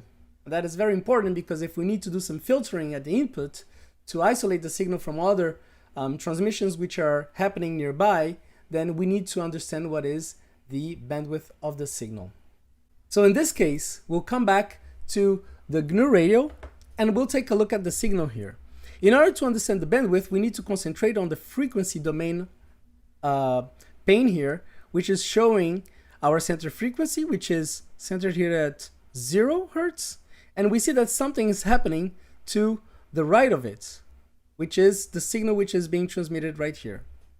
Now, it would be useful to fix the signal here such that we can see it better and we can understand it better. So how can we do that? So we can actually use some of the tools that the frequency sync gives us, which is we can use the middle mouse button to open up this menu right here, and we can select max hold. This will store the maximum at all time of the signal. We can see that the maximum here is centered around 0 Hertz plus 65 kilohertz, which is right to the right here of our center frequency, which is advertised by the device of 433.92 megahertz. We see that the signal is actually very thin here, especially in the topmost part, and that it's not centered exactly at 0 here, as we would expect. This probably means that the signal is a sine wave, which is modulated at about 65 kilohertz above the main frequency. This already gives us some hints about what the signal looks like, but we'll talk more about that when we get to the appropriate part. We can also see that if we look in the time domain here, we can see that it looks like a sine wave whenever we see it on the screen. But here as well, we have a hard time seeing the signal because it's appearing and disappearing. We can also use some of the tools that the time sync gives us, such that we can fix the signal on the screen and we can see it better. If you're used to using an oscilloscope, then you know that triggering, you know that you can use triggering to fix a signal on the screen with respect to the sweep of the oscilloscope. We can do that here as well by clicking on the middle button, going on to Trigger, Mode Alto, and then choosing a level which is above 0 here, but not too high such that we still trigger. So we'll choose 0.2, which looks about appropriate. See that now we have this line, which is indicating our triggering level, and this line here, which is indicating where the triggering is happening, and we see the signal here on time, and we only have a sweep when the trigger is activated. We see that the signal is actually constituted with a sine wave here, which contains some spacing of noise, pure noise. This gives me a hint that we might be using something that looks like an amplitude shift keying. This signal can be seen here also on the frequency domain. So if we want to answer the question, what is the bandwidth of the signal, then we can just take the top part here, go 3 dB down, and then look at the width of this signal right here. But what I'm going to do rather is I'm going to still concentrate on my center frequency, which is 433.92, given here at the 0 megahertz mark. And I'm going to consider about a little bit more, about 80 kilohertz to both sides in order to do my filtering correctly. So I will say that my bandwidth in this case will be about 160 kilohertz. Bear in mind that this is a guess and it's rough, and there are some better ways to do this. If you want to do it the proper way with maths and with signal processing, then there are better ways to decide what is your bandwidth, but I'm going to do it like this because that will help my filtering, my input filtering later down the line. One useful thing to do when you want to understand the signal is also to zoom in to take a look at what's happening here. So I'm going to do that right now by dragging the mouse and drawing a rectangle around the place where I want to zoom in. Now we can see the signal with a little bit more detail like that. I could have done that as well on the time domain by scaling the y-axis with the mouse scroll wheel like this, so I can make it fit the screen better. But I also can see it better in time by changing the number of points here. So right now I have 1024. I can put, for example, like 5000, and I can see a little bit more of the signal, or I can change the number of points to 500 and see a little bit less of the signal. I can undo everything I did by clicking the right button several times on the graph, such that we can go back to the prior configuration, and we can change back the number of points here to 1024 like this. Well, if this is an amplitude shift keying signal, we see clearly here in this pane that we're not seeing the whole signal, the signal as a whole. So we will need to see more of the time in order to see the complete signal transmission for each button press of the remote control. So how can we do that? Well, we can go back to the number of points and we can change it such that we can see more. So we can increase this, for example, to 10,000 first. And we see a little bit more of the signal here. Gives us some hints about the structure of the signal, and but we're still not there yet, but because we cannot see the whole thing still. So how can we do that? Well, we can go further down and look at more points. I'm going to increase that by a factor of 10, so just adding here a 0. And now I see that I have a frame structure here, which is separated by silence. So I have two frame structures. Do I have something after? Let's check. I'm going to increase that by a factor of 5, changing this to a 5. And now I can see that I have these 4 blocks of information separated with silence and then silence after that, which indicates that only these 4 blocks here are the ones which are important for me, and whatever is in the silent part is not important for me at this moment. So this brings us to our last question, which is we have to adjust the parameters such that we have the best viewing possible. In my opinion, what we have right now are the best parameters, but what happens is that if we stop the execution, we will lose all of the configuration we did here by hand. So what we're going to do is we're going to go back here to the GNU Radio Companion, and we're going to try to set these parameters inside of the blocks themselves, such that when they start, we get the best parameters possible. So we're going to stop here. In the time sink, we'll double click and change the number of points to 500,000, like we had in the previous case. We can also change our Ymin and Ymax to better see the signal. So I'm going to put 0.5 for minus 0.5 for the bottom part and 0.5 for the top part. And on the frequency sync, I think that we cannot do anything else, if I'm not mistaken. Maybe what we can do is we can set a trigger, but I'm not going to do that at this time. So when we run again, we'll get a better reading from the beginning.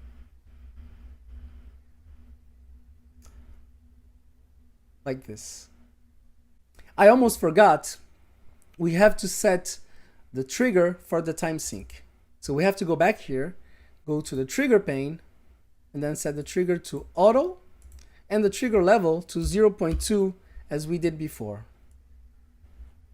Now when we run, we will get a better viewing of the signal as the one that we set in the very beginning. So now that we have answered all of our questions with respect to the detection of the signal, now we have a signal which is very well displayed. We have it configured with the best parameters such that we have the best viewing of the signal. Now we need to go on to understanding the signal. So in that case, we will want to answer these questions right here. We want to understand what is its modulation, what is the structure of the frame, if it's coded somehow, and how does it change when the packet itself changes. So in that case, we will see how it changes when we press different keys on the remote control to see if there are changes and where are these changes occurring. But before we do that, I know that many of you do not have an RTL SDR right now. You don't have an ongoing transmission. So let's switch to the file that I sent to you, and I'm going to show you that right now. So first, what we need to do is we need to stop the ongoing flow graph here, and then what we're going to do is we're going to replace the RTL SDR source with a file source, which we can find in file operators. So we're going to get a file source. We're going to drag it here onto our canvas.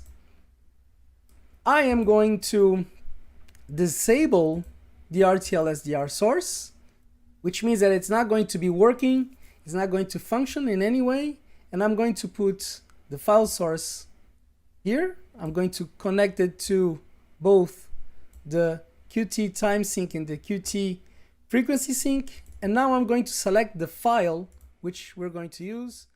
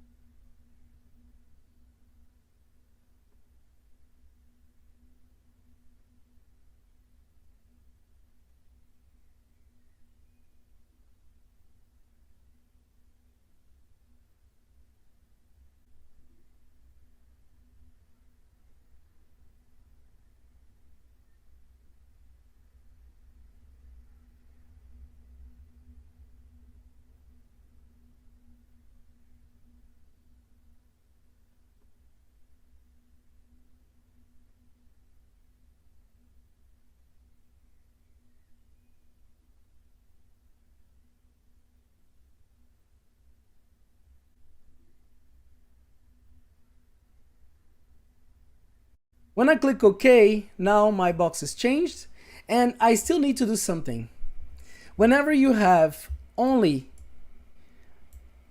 software elements working in your flow graph, you want to add a throttle block. The throttle block allows the computer to work at a constant speed, and if you don't add the throttle block, the computer will go at its maximum speed, which might, in some cases, block you from accessing the interface, the GNU radio interface. So it's usually useful if you only have software elements to go select in the miscellaneous section the throttle block, and then add it here in between either of these connectors here. I'm going to add between the one that is going from the file source to the frequency sync. I can rotate it using the left or right arrows such that it looks a little bit better. And if I double click it, you can see that it's already configured to the sample rate, so it will work at the exact sample rate that we have configured before. Now if we run it, we shall have something that looks roughly like what we had before.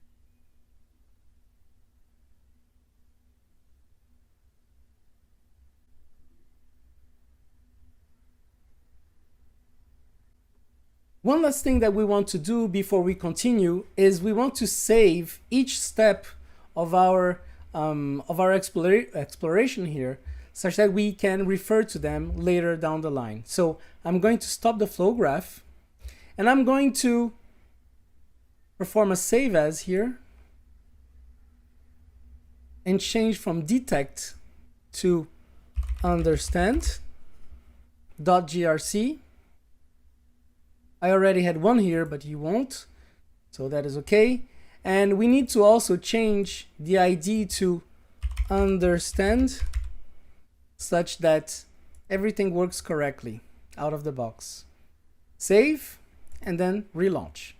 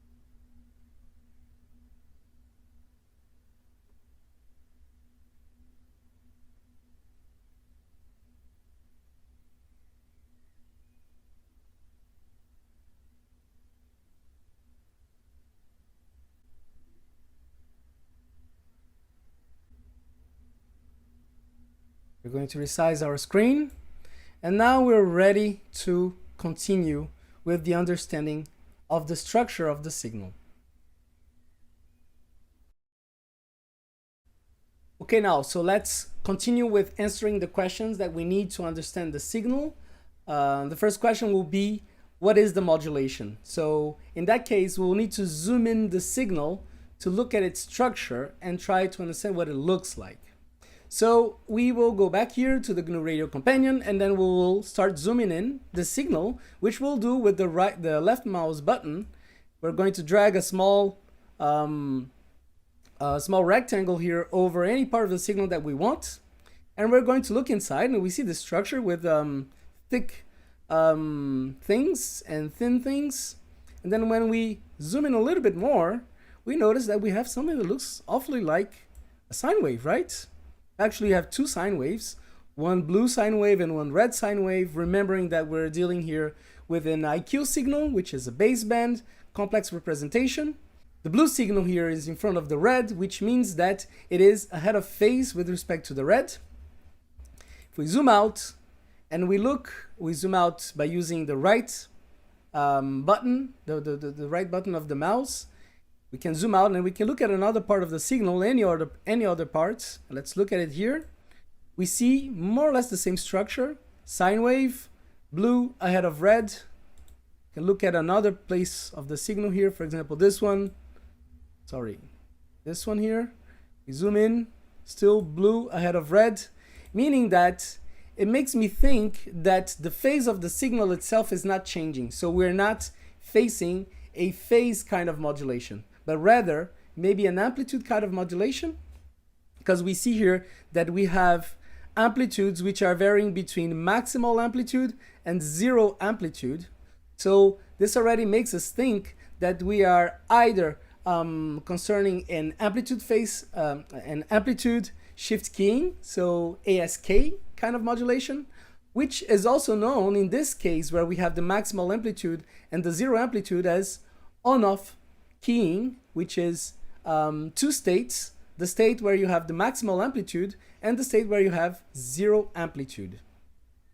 And since we're not using any phase kind of modulation, then the phase information for us is not very important, and then we can get rid of the red signal here, which is the complex part of the signal, and just keep the real part of the signal, which is the in-phase component. So we can look at it again, and we will see that we have a pure sine wave here, which indicates that we have a frequency modulated here in this square wave pattern, which already tells us that we have something that looks like either an ASK signal or an OOK signal, and that we can go back to our slides and answer to our first question, which is, what is the modulation? Well, it's ASK or OOK, but actually they're both the same thing when we're considering that in the case of the SK, we have only two states. We have the full amplitude state and the zero amplitude state.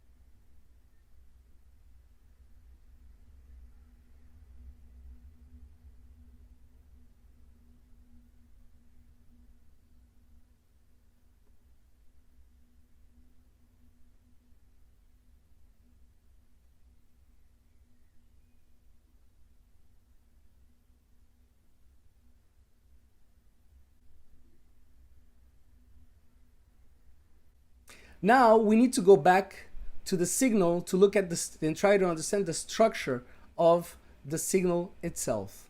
So we're going to go back here to GNU Radio Companion. We're going to zoom out with the right mouse button as much as we can until we get the full thing on the screen. And the first thing we notice is that we have these 4 blocks of information, right? So these 4 blocks of information here, these 1, 2, 3, 4, are carrying information with respect to one button press. Can be either a on or an off for any one of the 4 devices that are able to be controlled by the remote control.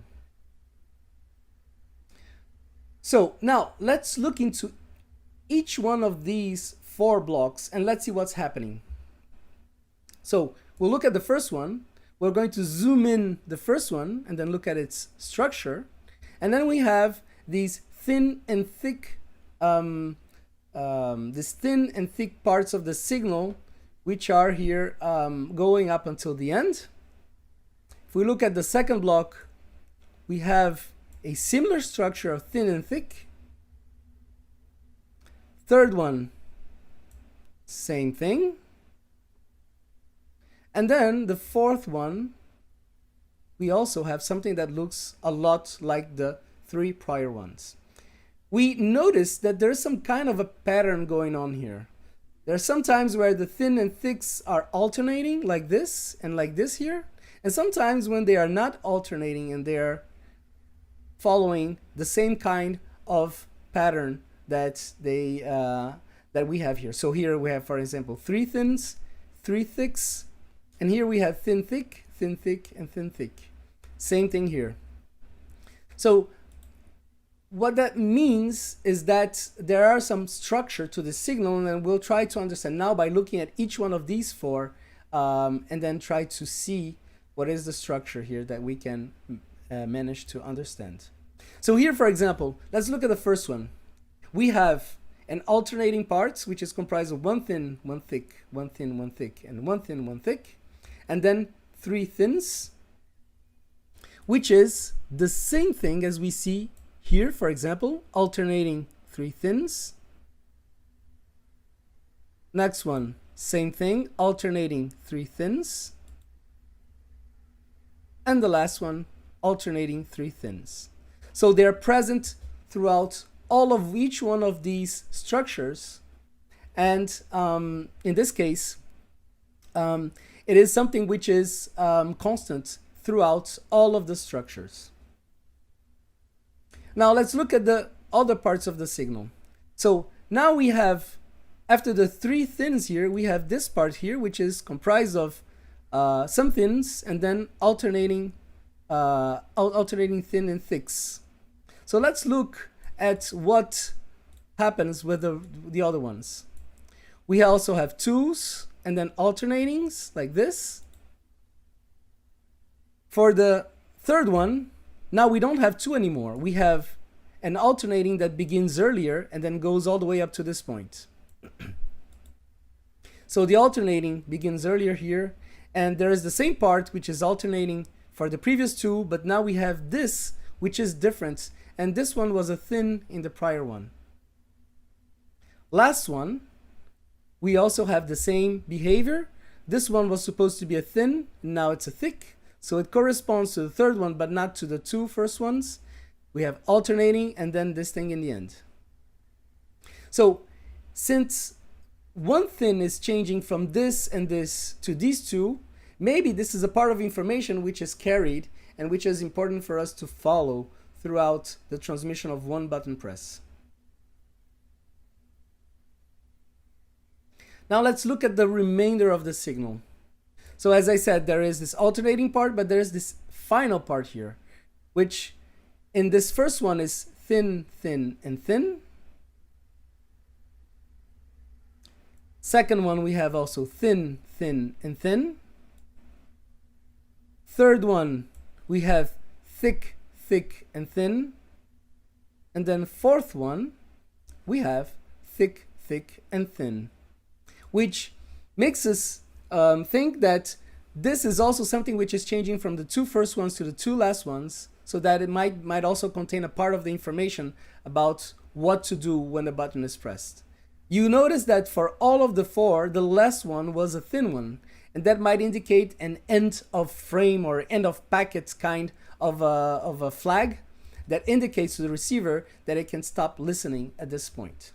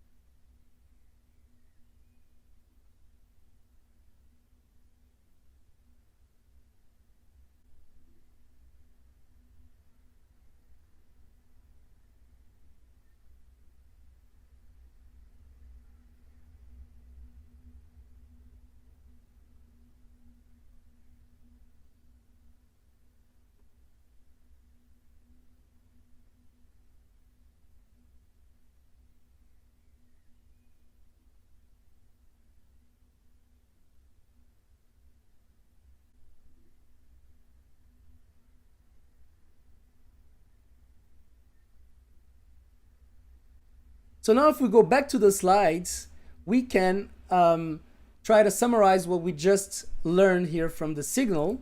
And the first thing is that we have a structure with 4 blocks, which now I'm going to call frames, especially because they have this initial part, which is the same for everyone, and the final part, the last thin part, which is the same for everyone. That indicates that maybe we're in the presence of a frame, because maybe the initial part is a sort of a preamble or something like that, and the last part is a sort of an end of frame flag. So I'm going to call them frames right now, and each one of the frames has a structure with thin and thick bars like we see here in the slide. And then when we look at the 4 frames, we see that there are some parts which are looking a lot like they're the same, and some parts which are different. I took this screenshot here for a different frame, but it is roughly the same. We have here this first alternating part with the 3 thins, and then something which I'm putting here in red, which can be, for example, an ID, an identification of the device itself, and then the green part, which I don't know what it is because it's the same for everyone, and then the final part, which might be, for example, the state of the switch plus an end of frame flag here. And then we have the 2 first frames that are equal to the 2 last frames. and this is also very interesting, this might indicate that we're using some sort of a repetition code to be sure that the signal is actually received. Even if I miss one of these frames, then I will still have another one of these frames, and then I can still decode the information and then act on the light switch or on the garage door or anything that you're trying to use in that sense. So now let's go back to the questions that we have. Now we have understood the modulation. We have understood the structure of the signal, which is one block. It is one button press corresponds to one block, and one block corresponds to 4 frames in a kind of a repeated sequence that hints at a repetition kind of code or something like that, such that we are sure that each one of these blocks will be correctly received and correctly understood by the receiver. Now we need to look at the coding of the information itself. So how do we get from those thin bars and those thick bars and try to understand if we can convert those to bits, for example, and what is the sequence of bits and what is the speed of the transmission. So now we're going to look at the coding of the signal inside of the OOK modulation scheme that we have already observed. So in that case, now we'll go back to the GNU Radio Companion, and we're going to look at the signal once more, but this time we're going to pay attention mostly to one of these bars, and especially to the specific length or the width of each one of the small parts of the signal, such that we try to understand what is happening. So let's zoom into the second one here. And we can zoom in further, for example, at the beginning here, that we have an alternating part. So we have one thin, one thick, one thin, one thick, one thin, and one thick. Now, what we want to do is we want to understand what is the repetition cycle of this thing here. So just by looking at it, just by using your eye, you can see that this length here, from the beginning of one thin to the beginning of a next one, looks more or less the same length as this one here, which looks more or less as the same length as this one here, and so on and so forth, right? So maybe we have a coding scheme which always starts with something here. So always start in the state where there is full amplitude, and then it switches to the state with 0 amplitude, either fast or slow.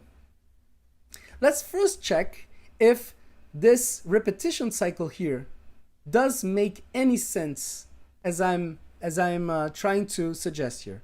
So what we can do is we can zoom in here into 2. For example, let's zoom into this part here. And then let's try to look at the timings here, and then let's calculate with a calculator what is the delay from this point to this point, and then from this point to this point. If we are right, then these delays have to be roughly the same. So let's check. So now I'm going to get my calculator, and I'm going to bring it here to the screen, and we'll try to type in here the differences of time from these 2 points here and from these 2 points, and we'll see what happens. So first, what I want to do is I want to check. So we have our time here, the time base, which is in microseconds. So we have thousands of microseconds, which means milliseconds. So we can work in milliseconds. So let's get here the initial part of this block here, which is 557.55783. So 55783 milliseconds minus this part here, which is 54079. So 54079. We have 1704 milliseconds between these 2 points. Now let's look at the second part here. So I'm going to write down this number, 1704 milliseconds, and I'm going to look at the next part here of the signal, and I'm going to do the same kind of calculation. So let's get the start of the next signal, and let's see where it happens. It happens roughly at 57480. So 57480 minus the start of this one here, which we already had, but let's get it again. 55776, 55776, which is roughly the same amount. So that indicates that maybe this is our repetition cycle here, and then every time we see the full state, so the state with full amplitude, this is the start of a symbol, and then the end of a symbol is always on the zero amplitude state.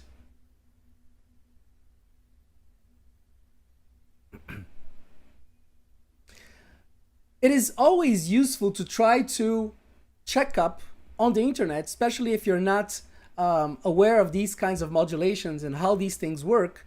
Check up on the internet to see if you can find some information on it. So we said that this looks like ASK or OOK. So what we're going to do is we're going to go onto Wikipedia, and we're going to see what it's written about OOK. Many people are very weary of using Wikipedia. I like using it because I think it's a very fast way to find information. So here, for example, I have the Wikipedia page on the on-off keying, and it says that this denotes the simplest form of the ASK modulation that represents digital data as the presence or the absence of a carrier wave. This is exactly what we see. We have the presence or the absence of a carrier wave. And then it says that some more sophisticated schemes vary these durations of the of each one of these states to convey additional information. So this is maybe what we're facing here. We see that in our signal we have different durations here, which is being used to convey additional information, and that might indicate something very interesting here, that this information is coded in the duration of these signals. So if you still look here inside of the on-off keyings, on the on-off keying Wikipedia site, you see that there is pulse modulation methods, and then when we click on it, we get here to this part, and there are some different kinds of pulse modulation. So there's pulse amplitude modulation, there's pulse width modulation. That looks like a very good candidate for what we're talking about. And there's pulse position modulation.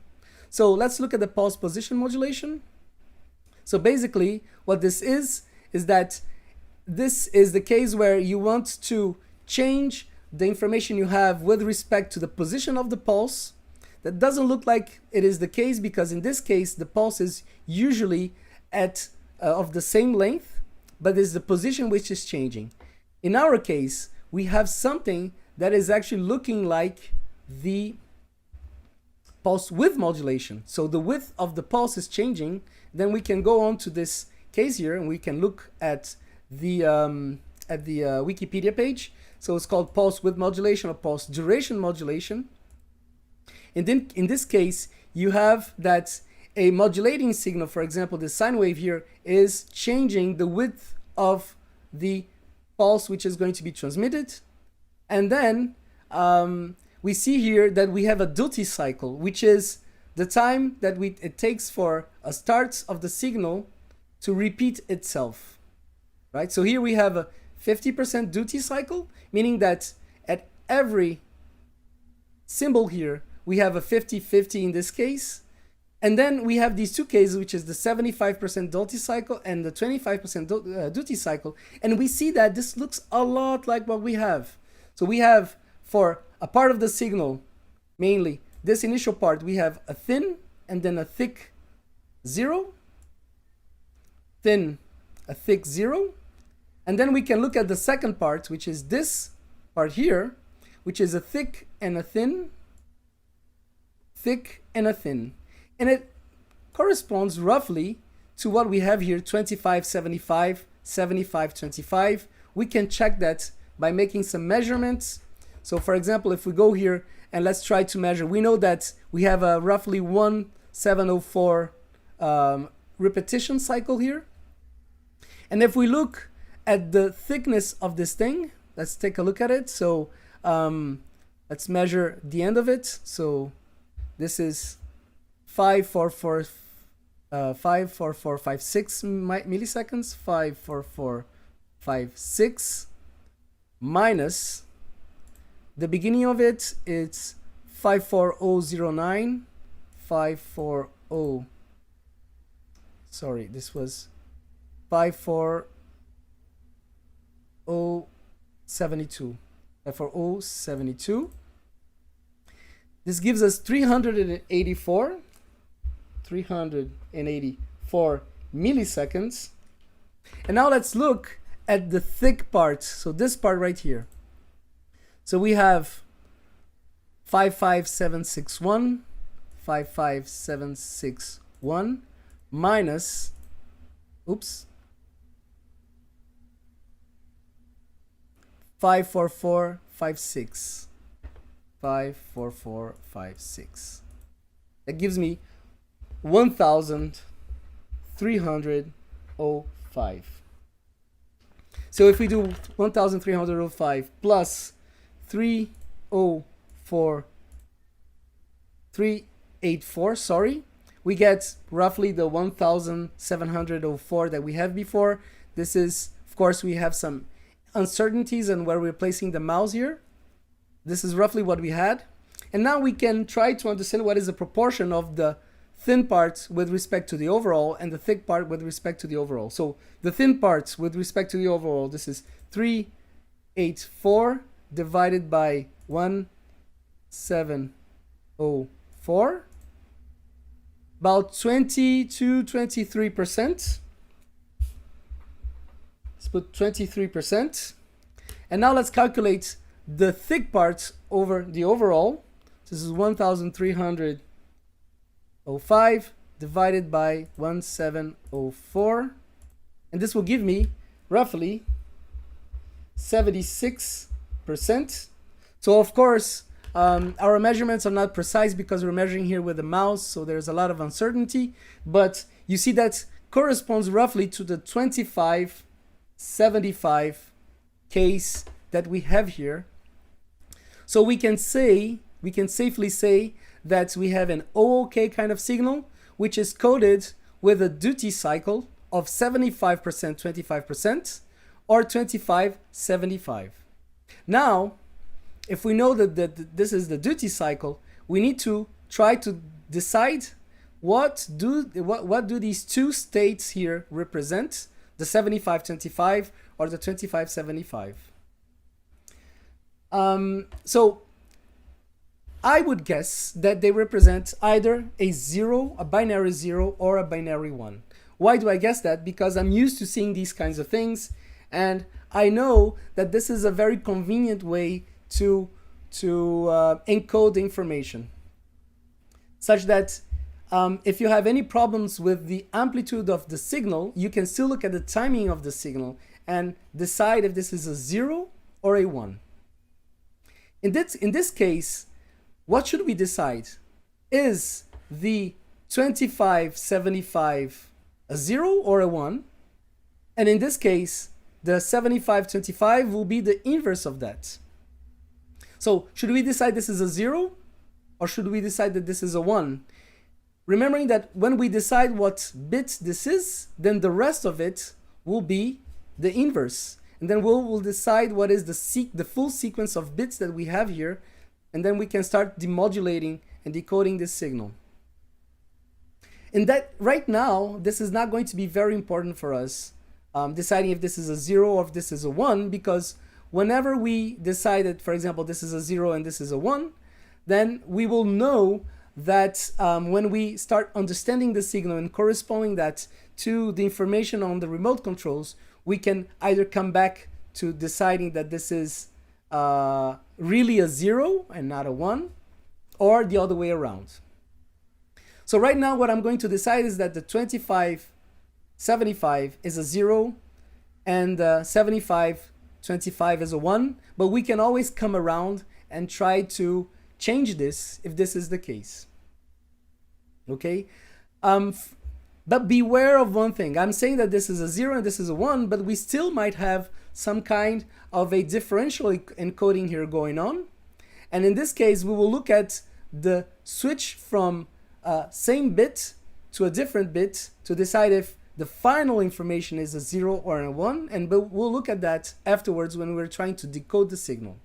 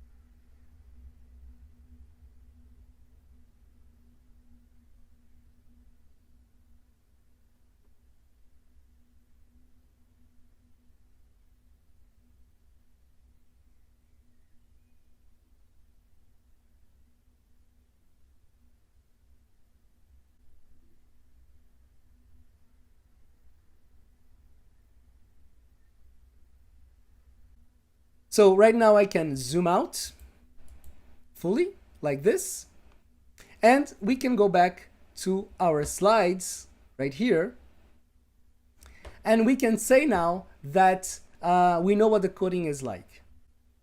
So now this is what we finally have. We finally have a coding which is of the PWM kind, pulse width modulation.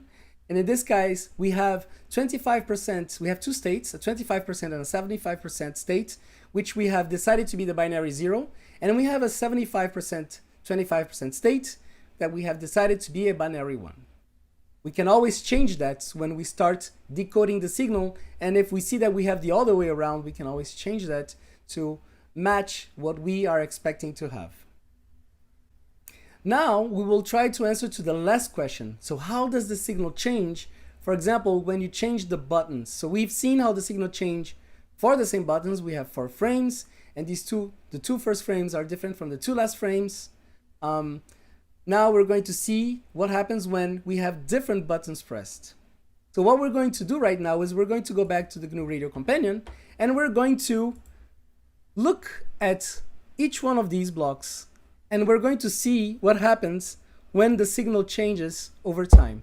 So it is very useful to have triggered the signal, because now I can just select a zoomed version of the signal, and I can let it run by going back to the menu and pressing start and seeing how the signal changes over time with the different button presses.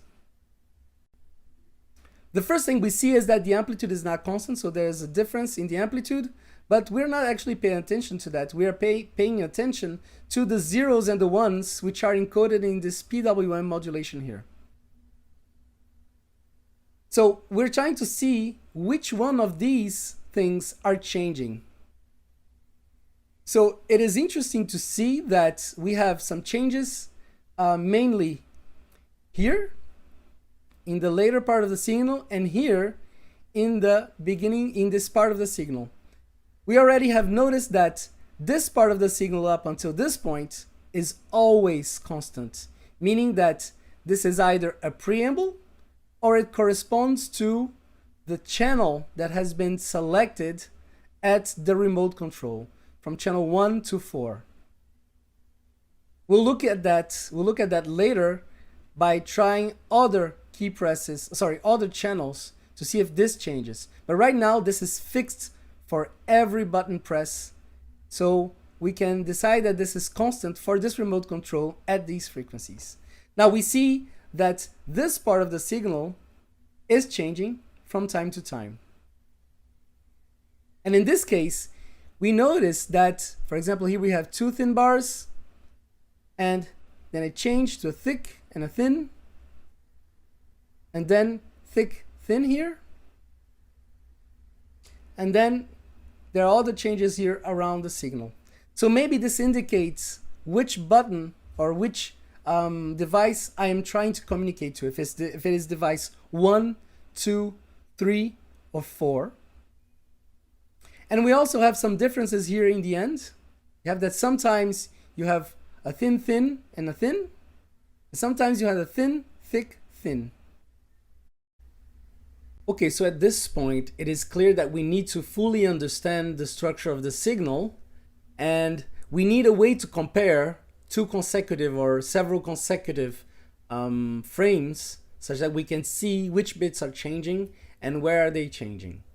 So in this case, what I did was I did screenshots of the signal as you are seeing here, and I assembled them into a slide like this one, where I can cut each one of the individual bits. And now we can stop speaking about thin and thick and rather speak about zeros and ones. And I counted the number of bits, which are 25, and I also assigned them zeros and ones, like you're seeing here in this slide.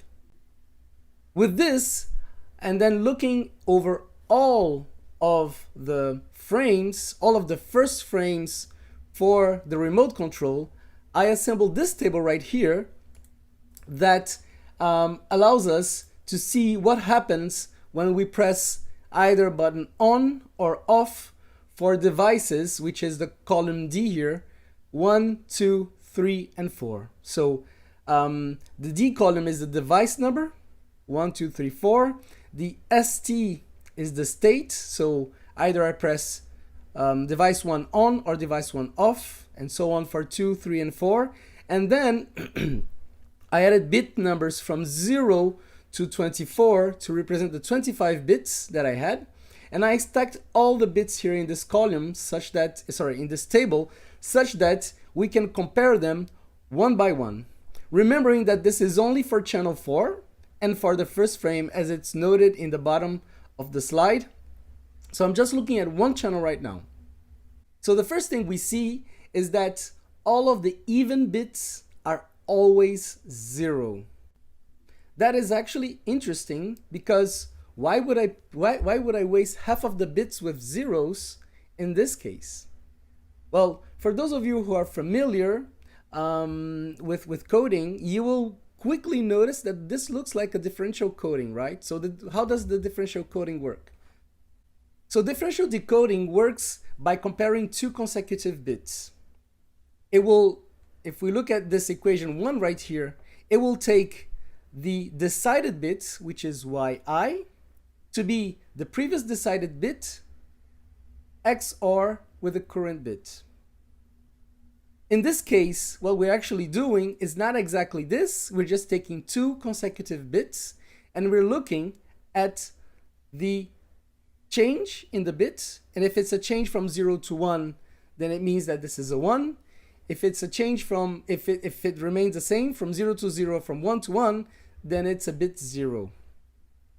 So if we go back to our table, now we can see that we have here bits which are always either changing from 0 to 1 or remaining the same here from 0 to 0.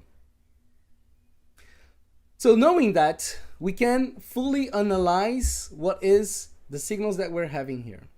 So if we look, if we look clearly, so if we do not pay attention to the even bits, which are always 0, and just look at the odd bits, which are the important bits, which will carry information if we're changing or not, then what we can do is we can take a look at the parts which are changing in this table.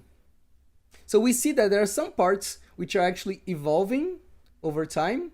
So we can see, for example, for the first line, and for bits 22, 23, and for the second line, bits 22, 23, I have on the 23rd bit, I have a change from 1 to 0. Same thing happens if I look on the second line and the third line on bit 9. I have a switch from 0 to 1. So right now what I'm going to do is I'm going to look at section by section and try to understand what these bit changes are doing. We will start with column 23. So we see here in column 23 that my bit is always changing from 1 to 0, 1 to 0, 1 to 0, 1 to 0, when I go from on to off, on to off, on to off, and on to off, whatever the device that has been selected. This probably indicates that this bit here is the bit that actually turns on the device and turns off the device. So it is very convenient that for on I have a 1 and for off I have a 0 for all of the devices. So probably bit 23 along with bit 22 in the case of the differential coding are the bits responsible for turning on and turning off the device. Now let's look at the bits which are coming before.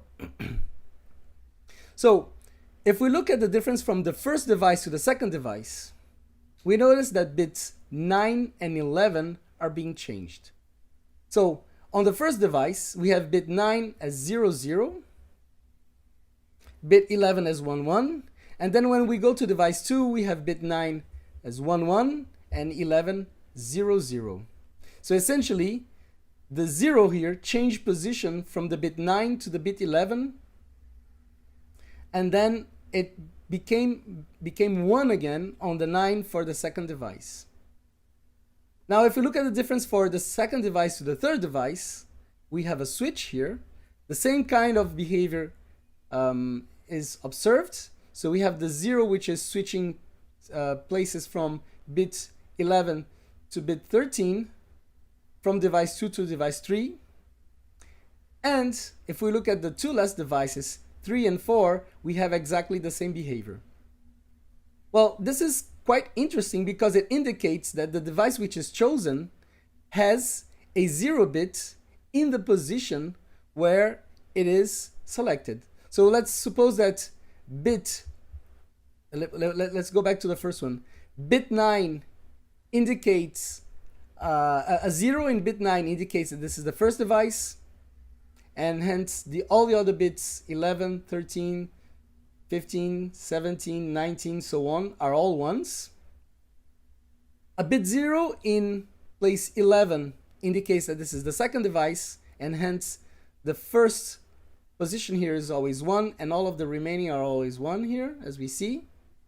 Then device 3 will have a 0 bit on position 13, and ones everywhere else.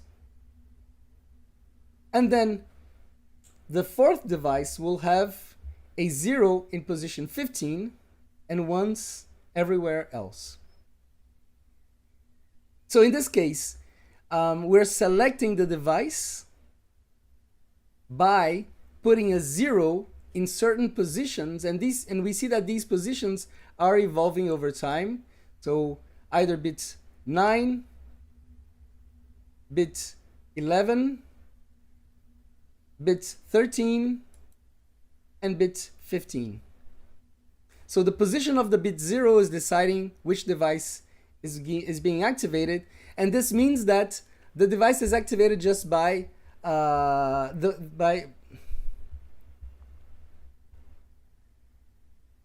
So this indicates, in the end, that this is probably a very simple circuit inside of the receiver, right? We have 4 lines which are coming out of the decoder, and each of these lines are corresponding directly to bits 9, 11, 13, and 15 in order to select each one of the devices. Furthermore, we notice that none of the other bits are changing, such that these bits, which are in green here, are unchanged throughout all transmissions. We notice that they're always the same. So this might indicate several things, but we will try to understand what is happening here. So the first bits, we still don't know what they are. They might be a preamble. They might be a preamble with the device ID, with the channel ID. They might be something that we are still going to try to understand. We know that, that is going from bit 0 to bit 7. From bit 8 to bit 15, we have the device ID, 1, 2, 3, 4. 16 to 21, we have no idea what they are, because they're always the same. And we know that bits 22 and 23 are the bits that control turning on and turning off the devices. I would guess that bits 16 to 21 are also device bits, and this is there for provisioning for more devices. So here I have 1, 2, 3, 4 devices, but I could have 5, 6, and 7 devices in total being controlled by these kinds of remote controls. So I'm assuming that from bit 8 to bit 21, but I'm not sure, these are device bits. So let's look at the last frame of the block. Remember that we were analyzing until now frame 1, which is the first frame of the block. Now we want to analyze frame 4, which is the last frame of the block. I remind you that frame 1 and 2 are the same, and frame 3 and frame 4 are the same, so I only need to analyze one of these two, either 3 or 4, and we will analyze 4 just because it's easier. So with frame 4, I did the same thing. I did screenshots. I labeled the bits as you saw, and then I tabled everything. I put everything into a table, and this is what we get with respect to the table. So interestingly enough, the last frame contains things which are a little bit different from the first frame. We still have the green part, which is always the same, irrespective of being a first or last frame. But now the last frame, the device bits, or what I'm considering as the device bits, are always ones everywhere. So we have, remember that the bits, the even bits are always 0. So we're just looking at the odd bits, and the odd bits here are always 1. So this would indicate that no device is selected. Finally, another notable change with respect to the first frame is that bit 22, which is an even bit, should be a 0, now is a 1. And bit 23, that should be alternating between 1 and 0, they're all 1s as well. So in this case, this arrangement of 1, 1 creates a 0 if we XOR them, but it looks like that they also flag the end of the transmission as a whole. So the end of the block. So whereas the bit 24 flags the end of the frame, bits 22 and 23, being both 1s, will flag an overall end to the block.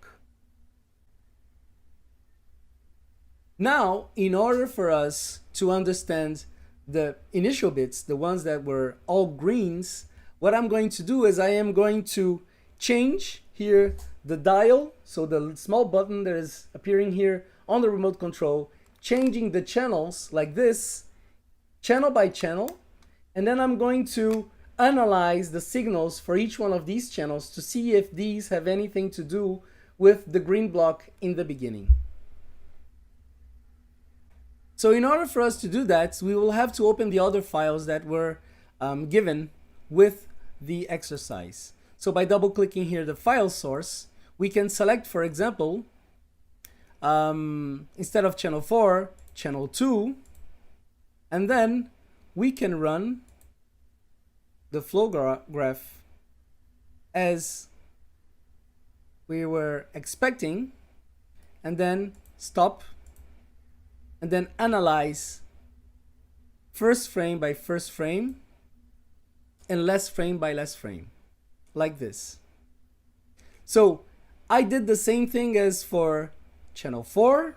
I recorded, I screenshot all of these frames. I labeled them with 1s and 0s, and then I created a table that we will see right now. So in this table, let me explain the table first. On the first column, instead of the device, now I have the channels. So remember, I have 4 channels, channels 1 through 4. And now I'm looking only at the first device, so the only button, so button 1 for on and off. So the first device, I'm looking at the on and off states here. And I have written the zeros and the ones corresponding to all of the devices, to all of the channels like we are seeing in this table. One interesting thing to say is that all the even bits are always 0, just like we had figured out before. So this confirms what we said about the differential coding, and the information is actually contained in the odd bits, like we have here. And we see now that actually the first part of the signal, the one which was in green before, is changing with respect to the channel that has been selected. So if we compare, for example, channel 1 to channel 2, we have that bit 1 and 3 are changing. So like we have seen for the choice of the device itself, a 0 here indicates that the device, that the channel has been selected. So we see that channel 1 is when there are bits zeros in the 1 position, whereas channel 2 bits are in the 3 position, and then channel 3 bits are in the 5 positions, and then finally channel 4, the 0 bits is at the 7 position.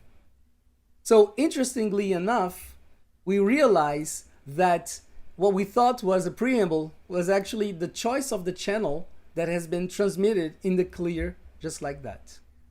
Now we're able to take the overall conclusion about the understanding phase, which is the phase that of course takes the longest because this is the most important phase. In this case, we have decided that the modulation is ASK, or if you want to call it OOK. The structure of the frame is one block, which is comprised of 4 frames in a repeated fashion, such that if one frame is not decoded, then we can still have a second one. The coding of the signal, we noticed that it was PWM 2575 for binary 0, 7525 for binary 1. But of course, as we've seen, it doesn't make any difference because there's the second part of the coding that we didn't realize, which is the differential coding.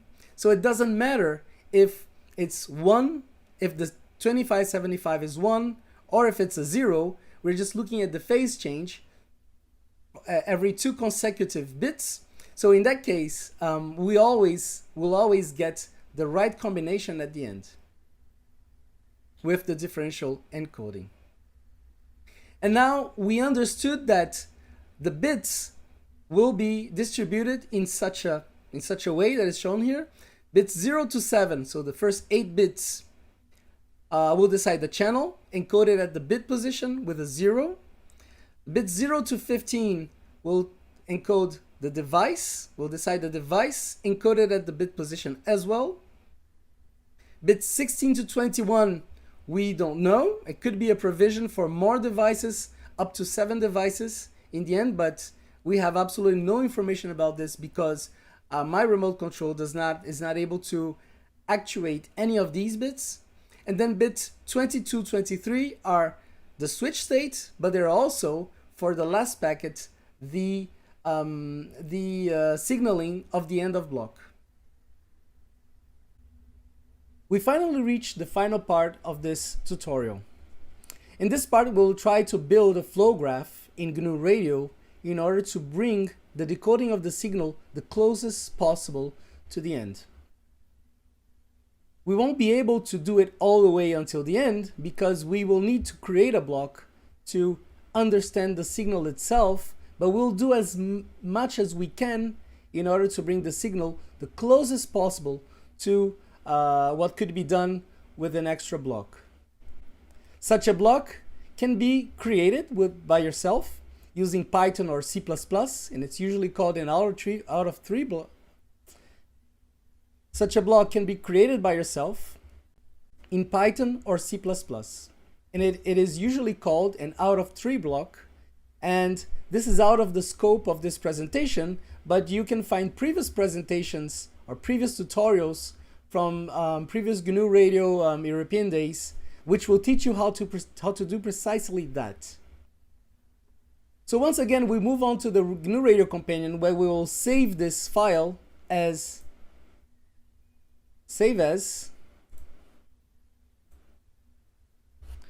decode.grc,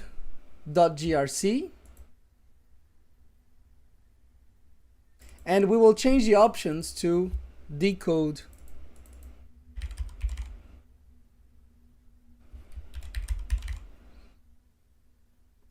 the signal.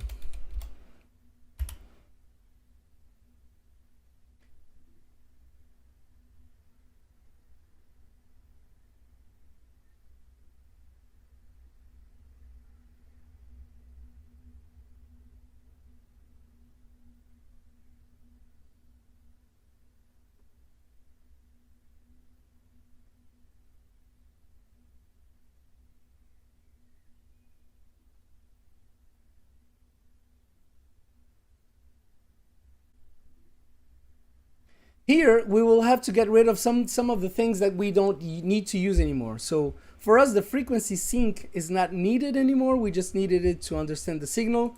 So we can get rid of it. We can reuse the throttle this time here in between the file sync and the time sync. And now we will proceed to decoding the signal. So we know that the signal is an ASK signal, so an amplitude shift keying signal, or an OOK signal if you prefer. These are analog modulations, which are of the amplitude type as the ASK suggests. So we will look for, in the modulators part here, for an AM demodulator. I will stick that in between the time sync by erasing this wire here, and the time sync and the throttle. Notice that now this arrow is red. It's because this block here is a complex block, and this block is giving out real numbers, which is not useful for us. So there are two ways to change that. Either we can double click on the time sync and change it from complex to float, or we can just use the up and down arrows to change them. For the configuration of the AM block, we need to change a certain parameter. So we're going to double click it. The channel rate, this is the input rate. So this is the SAMP rate. The auto decimation, this is by how much we're going to decimate the signal as it exits the AM demod block. So I've stated that we will decimate by a factor of 20. And the audio pass and audio stop, this is the filtering that is done to properly extract the signal. We've seen that the signal is at around plus 68 kilohertz above the main carrier frequency. So what we're going to do is we're going to put our audio pass at 60 kilohertz and our audio stop as 75 kilohertz. Like this, we properly filter the important part of the signal. Last thing that we need to do is we need to change the time sync in order for the sample rate here to be coherent with the decimation that is being done here by the AM demodulation. So what we're going to do is we're going to double click, select the sample rate, and then divide sample rate by 20, which is the decimation factor that we have stipulated in the AM demod block.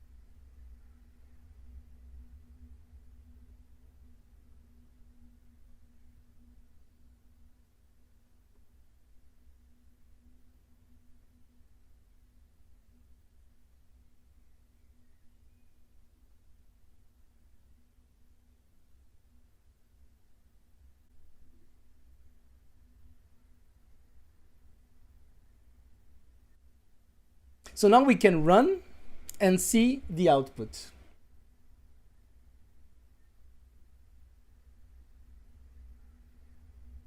Here we have it. For the moment, there is nothing appearing in the screen because we are triggered, so we're going to take out the triggering.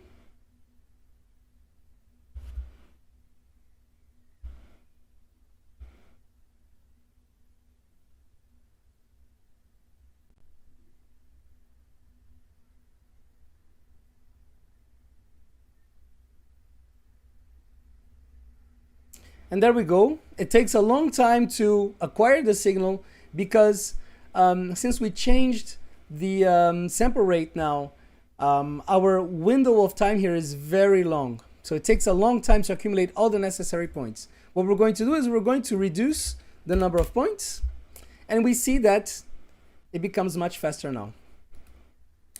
We don't have the right number of, first what we're going to do is we're going to properly trigger it. We see that our signal is above the minus 0.5 and below the minus 0.2, something like that.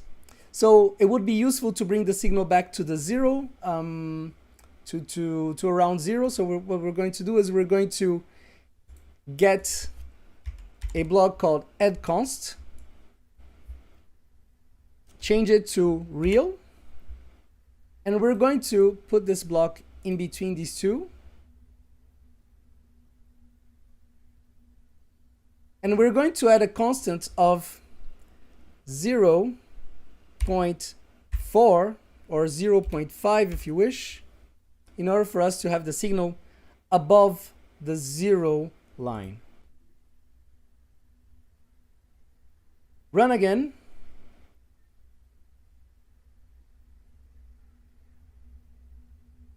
Still have the problem with the triggering and with the time, so we're going to change that. And now we have the signal here running free. We're going to redo the triggering. This time we're just going to reduce a little bit the trigger level. So let's put 0.01 or 2 maybe. It's better. And there we go. There we have the signal. We are seeing the signal from too close, so we need more points. So instead of 500, we're going to put 10,000 and see what happens. 10,000 gives us just slightly 4, but a little bit more. That's why we're oscillating between these two screens.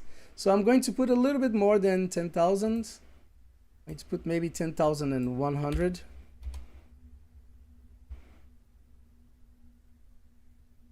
Still not enough. Maybe 11,000.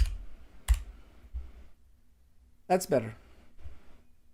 So now we have the signal on the screen, but as you see, this is still not binary as we are expecting to find.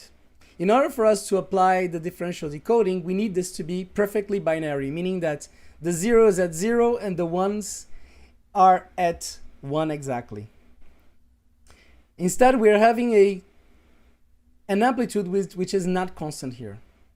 If we look in detail at the signal, we see that the signal is varying a lot, but it looks already like something which would be expected as a binary signal, as an oversample binary signal. So what we're going to do right now is we're going to try to fix the signal such that it looks properly binary. First thing we're going to do is we're going to add a binary slicer.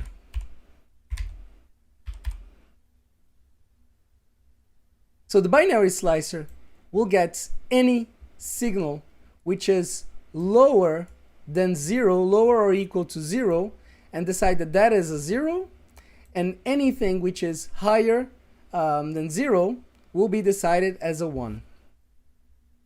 What we're going to do is we're going to take out this wire, connect it here to the binary slicer and to the Qt times sync. Now again, we have a problem here. Unfortunately, the Qt times sync does not have a binary input. So what we're going to do is we're going to try to get something that will help us to look at the signal properly. So if we go to type converters, we can get char to float like this. Put this right here, and then connect binary to binary, and now float to the oscilloscope. Now what we have is something that will work. We only have one problem. The signal which is exiting the AM demodulator is now, with this add constant, it is floored at 0. But the binary slicer needs something which is equal to 0 or less to decide that this is a 0. So what we're going to do is we're going to change the add const to 0.4 just to be sure that we have that the lower state is always at 0.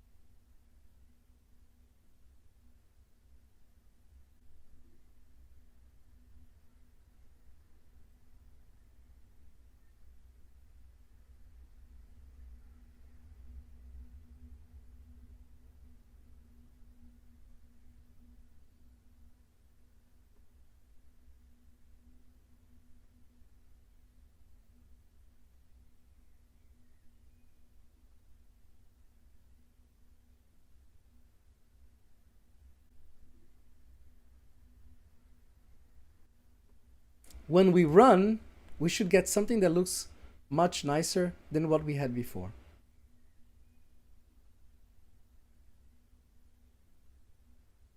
Still too much points, so we need to reduce the number of points.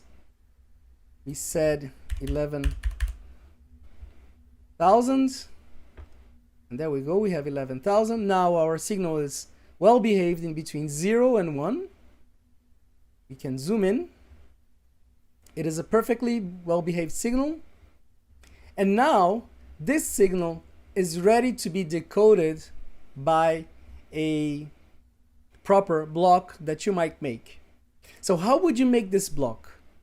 Well, one way to make such a block is you can make a block that sees when the signal is going upward, that defines a symbol, and then you can just count the number of samples here which are in the 1 state, compare that with the 0 state, and decide if you're in the 75 to 25 or 25 to 75 difference.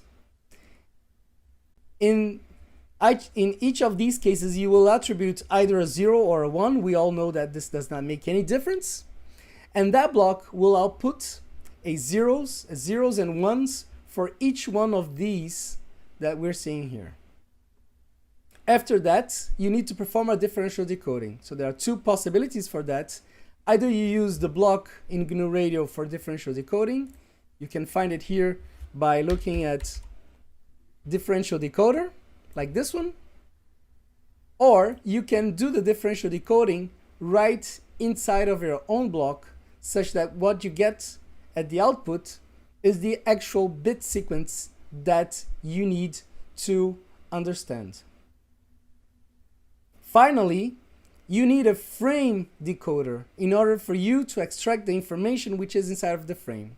So we already know that the 8 first bits, but the 4 first bits after the differential decoder will be the channel. The 4 next bits will be the device. The 3 bits that follow are unused, and then the final bit is the bit that will indicate either a switch change or an end of frame, actually an end of packet. And that's how you will do for the full decoding of the signal. And since this full decoding of the signal, as I already said, requires creating some blocks. This is out of the scope of this work, but here we see clearly that we have what is already necessary to perform the full decoding of the signal. With this, we end our tutorial on receiving a signal from A to Z using GNU Radio. I hope that the techniques that we have studied here, that we have shown here, will help you in your own adventures with GNU Radio, and that you will be able to start experimenting with real signals around you. Thank you very much for your attention, for your patience with some of my errors in the tutorial, and I hope to see you all in presence in the next GNU Radio European Days 2022.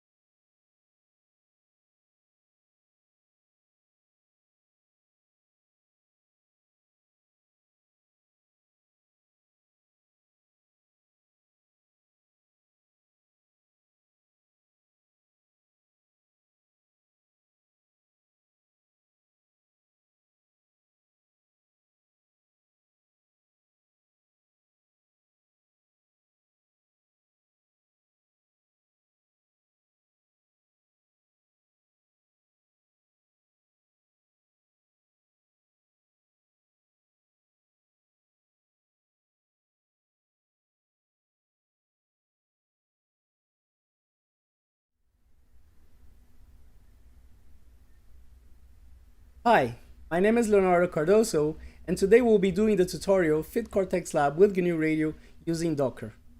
In this tutorial, we'll learn how to use Docker to play around with GNU Radio in your own computers, but we'll also learn how to export everything into the Fit Cortex Lab testbed and use the nodes that we have in there to play around, try things, and learn how to use GNU Radio in general. I am an associate professor at INSA de Lyon, and I'm also a researcher at INRIA. And I am one of the lead researchers of the Fit Cortex Lab testbed here in Lyon. So before we start, let's go over some of the steps that you should have taken before coming to this tutorial. First, you need to have a Docker Hub account. You need to have also the Docker app installed in your computer. Then you will need a compatible X server installed, be it in Linux, Windows, or in Mac OS. You will also need a compatible browser for Bokagui. And you need also to be sure that Docker works correctly in your computer. These are the required steps such that we can start working with this tutorial. Now, let's go over the first steps that are required in order for us to start working with this tutorial. These steps will be running in the background while we start the presentation, and then when we finish the first part of the presentation, they should be completed already in your computer. Basically, what we'll do is we will create a temporary folder where we will do all of the tutorial in, and then we will do a Docker pull of this Docker image that is stated here in your screen. So in order to do that, we'll have to open a terminal like this one right here. We will have to type in the commands that we have just seen in the screen. First one being this one to create a temporary folder. Then we get inside of the temporary folder, and then we will do a Docker pull of the image we'll be using today.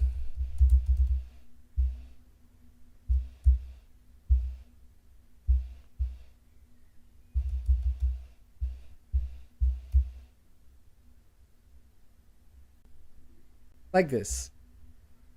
While this command runs in the background, we will continue with our presentation in order for us to be ready to start doing the tutorial.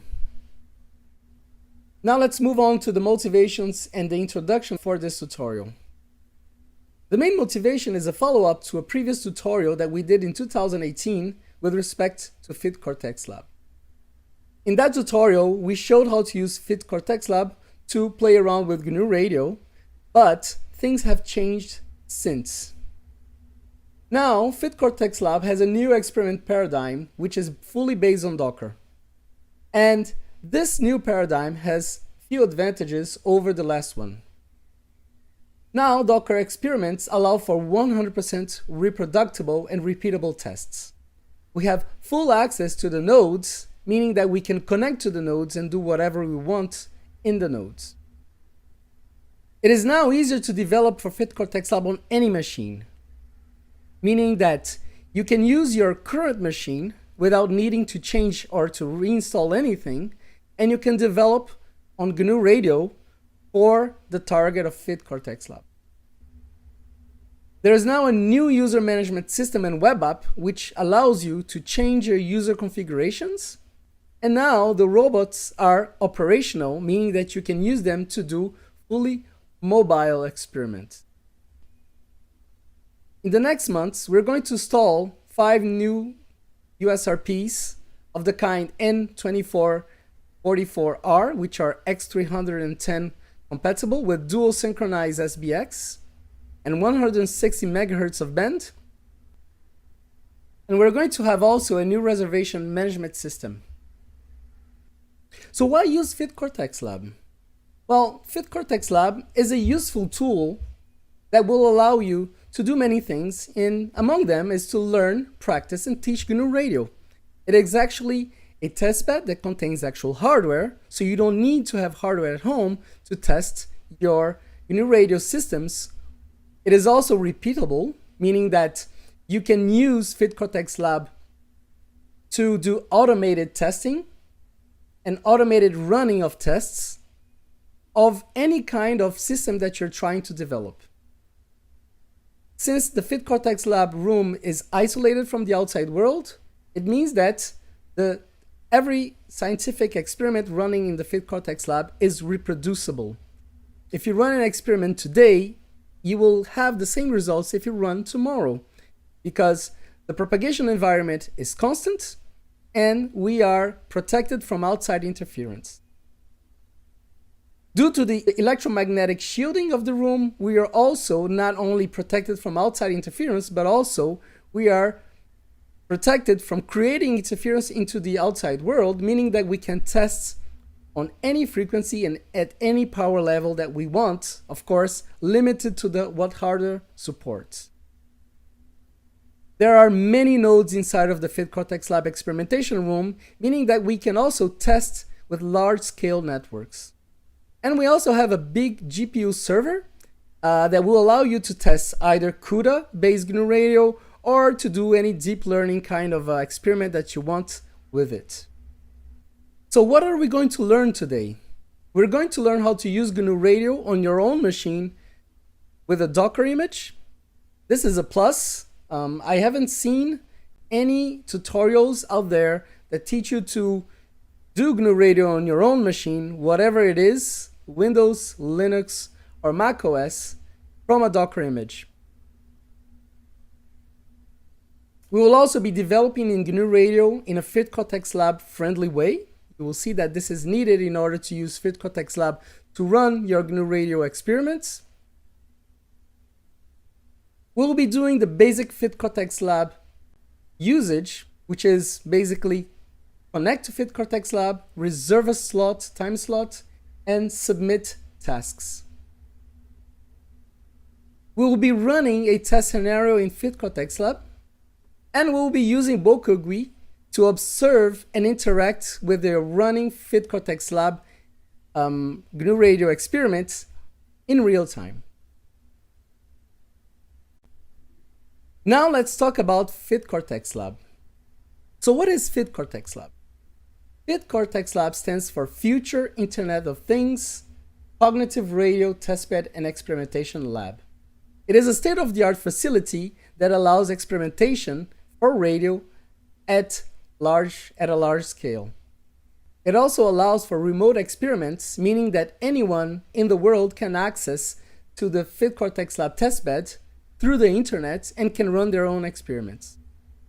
It is also a shielded and semi-anechoized experimentation room with 60 plus dBs of isolation throughout the frequency range that are used by the SDRs inside of the room.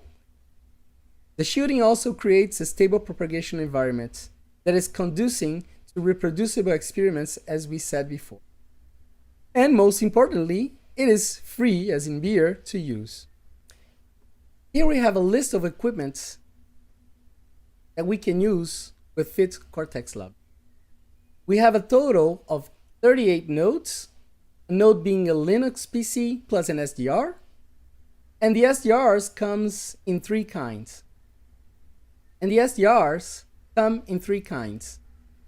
SDR, which is a National Instrument N2932 USRP, and we have two MIMO ones, which are coming from NewTek. These are the Pico SDRs, MIMO 22 and MIMO 44. All of them are compatible with GNU Radio. We also have high-end measurement and signal generation equipment that can be used on the request. We also have support equipment, this timing, for example, like the octoclock, networking equipment, and so on. We have robots that can be used for mobility. And we have a Sigfox base station. Finally, one very important piece of equipment for the Fit Cortex Lab testbed is our GPU server, which can be accessible by the users and by the nodes. We have two high-end graphic cards that can be used for deep learning and also for CUDA inside of a Dell PowerEdge 640 computer. And there are many applications that can be coming from the usage of this GPU server, which can be Cloud Run, centralized systems with remote radio heads, or intelligent radio, among others. This is what the FIT Cortex Lab testbed looks like from the inside. You can see the robots here and the equipment installed on the ceiling. You can also see the blue absorbers that are helping to manage the propagation profile of the FIT Cortex Lab experimentation room. The experimentation room is also one of the very important aspects of FIT Cortex Lab. And it looks roughly like this. We have a room which is completely shielded with a metallic tissue that's shown here in gray. Some of the sides and the ceiling of the room are covered with absorbers, as you saw in the picture. And then we have the nodes which are attached to the ceiling connected to a metallic grid. The nodes are comprised of a computer and an SDR, and everything is connected through a networking interface through a big rack of switches, which is connected to the outside world with a fiber optic cable onto our server rack. And then the server rack can be accessed by our users through the internet. This is how the SDRs are distributed inside of the FIT Cortex Lab experimentation room. You can see here the USRPs in gray and the Pico SDRs in blue, and the position marked by the crosses are the actual placements of the antennas for each one of these nodes. The antennas are distributed with a distance among them of 180 centimeters. To help with experimenting with Cortex Lab, we have done some USRP TX and RX characterization, where we have measured the actual transmit power with respect to the gains which are configured for the USRPs, both for transmit, that is the graph on the left, and receive, which is on the graph on the right. And we also measured the path loss from one node to all receive nodes. And all of this information can be found on our paper, which was published in the CrownCom 2017 in Lisbon, whose reference is shown here in this slide. If you're interested in planning your experiment by knowing the actual transmit powers and also the path loss, I recommend you take a look in this paper.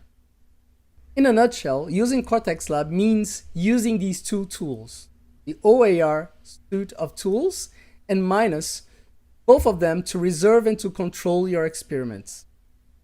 The experiments are coded in GNU Radio but are not limited to that, and the results are automatically copied into the user home folder, where they can be copied onto your own computer and examined. With respect to analyzing a running experiment, there are two tools available.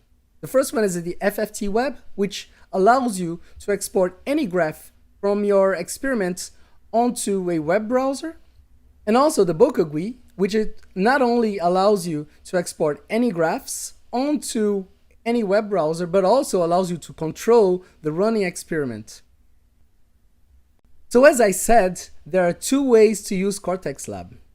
The first way is what we call the legacy method, in which a user connects to an SSH frontend, creates a Minus task, submits the Minus task, and then Minus takes care of deploying the task and then running the experiment on the nodes by itself. Results and debug messages are then brought back to the SSH frontend, where they can be analyzed. In this method, the user does not have control of what is running in the nodes in real time. So the user needs to prepare everything beforehand. The second method is the Docker method.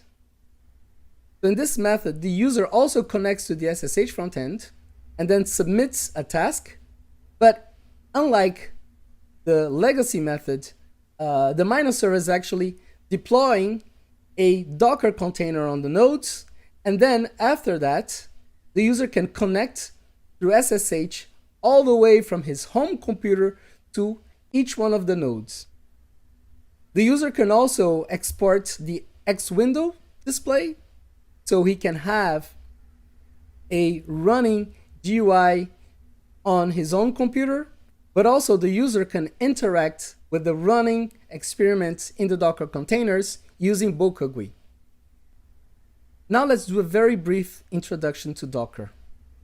A thorough introduction to Docker is out of the scope of this tutorial, so I'm going to go very briefly into the aspects of Docker which are important to us. What is Docker? Docker is something that runs on your computer like a virtual machine, and it's used to do fast deployment of service products. Such service products are actually living inside of things which are called containers. The containers are running on your computer in a fully isolated way, which are isolated from your host OS, but also isolated from other running Docker containers. A container is actually a bundle of software which contains its own dependencies. And that is very useful because it makes it independent from the host OS and software versions, which means that we can have a completely different version of running software and of libraries from that of the host machine. And this is very useful to ensure that the containers can run in any computer. So why use Docker in Fit Cortex Lab? Well, we had several problems with our legacy system that we are trying to address with Docker. One of the big problems that we had is that every time GNU Radio was updated, all the prior experiments were broken, and this needed constant updates from the user side. For example, going from GNU Radio 3.6 to 3.7 broke many of the experiments that were currently running on Fit Cortex Lab. And in that way, the users needed to update their experiments from 3.6 to 3.7.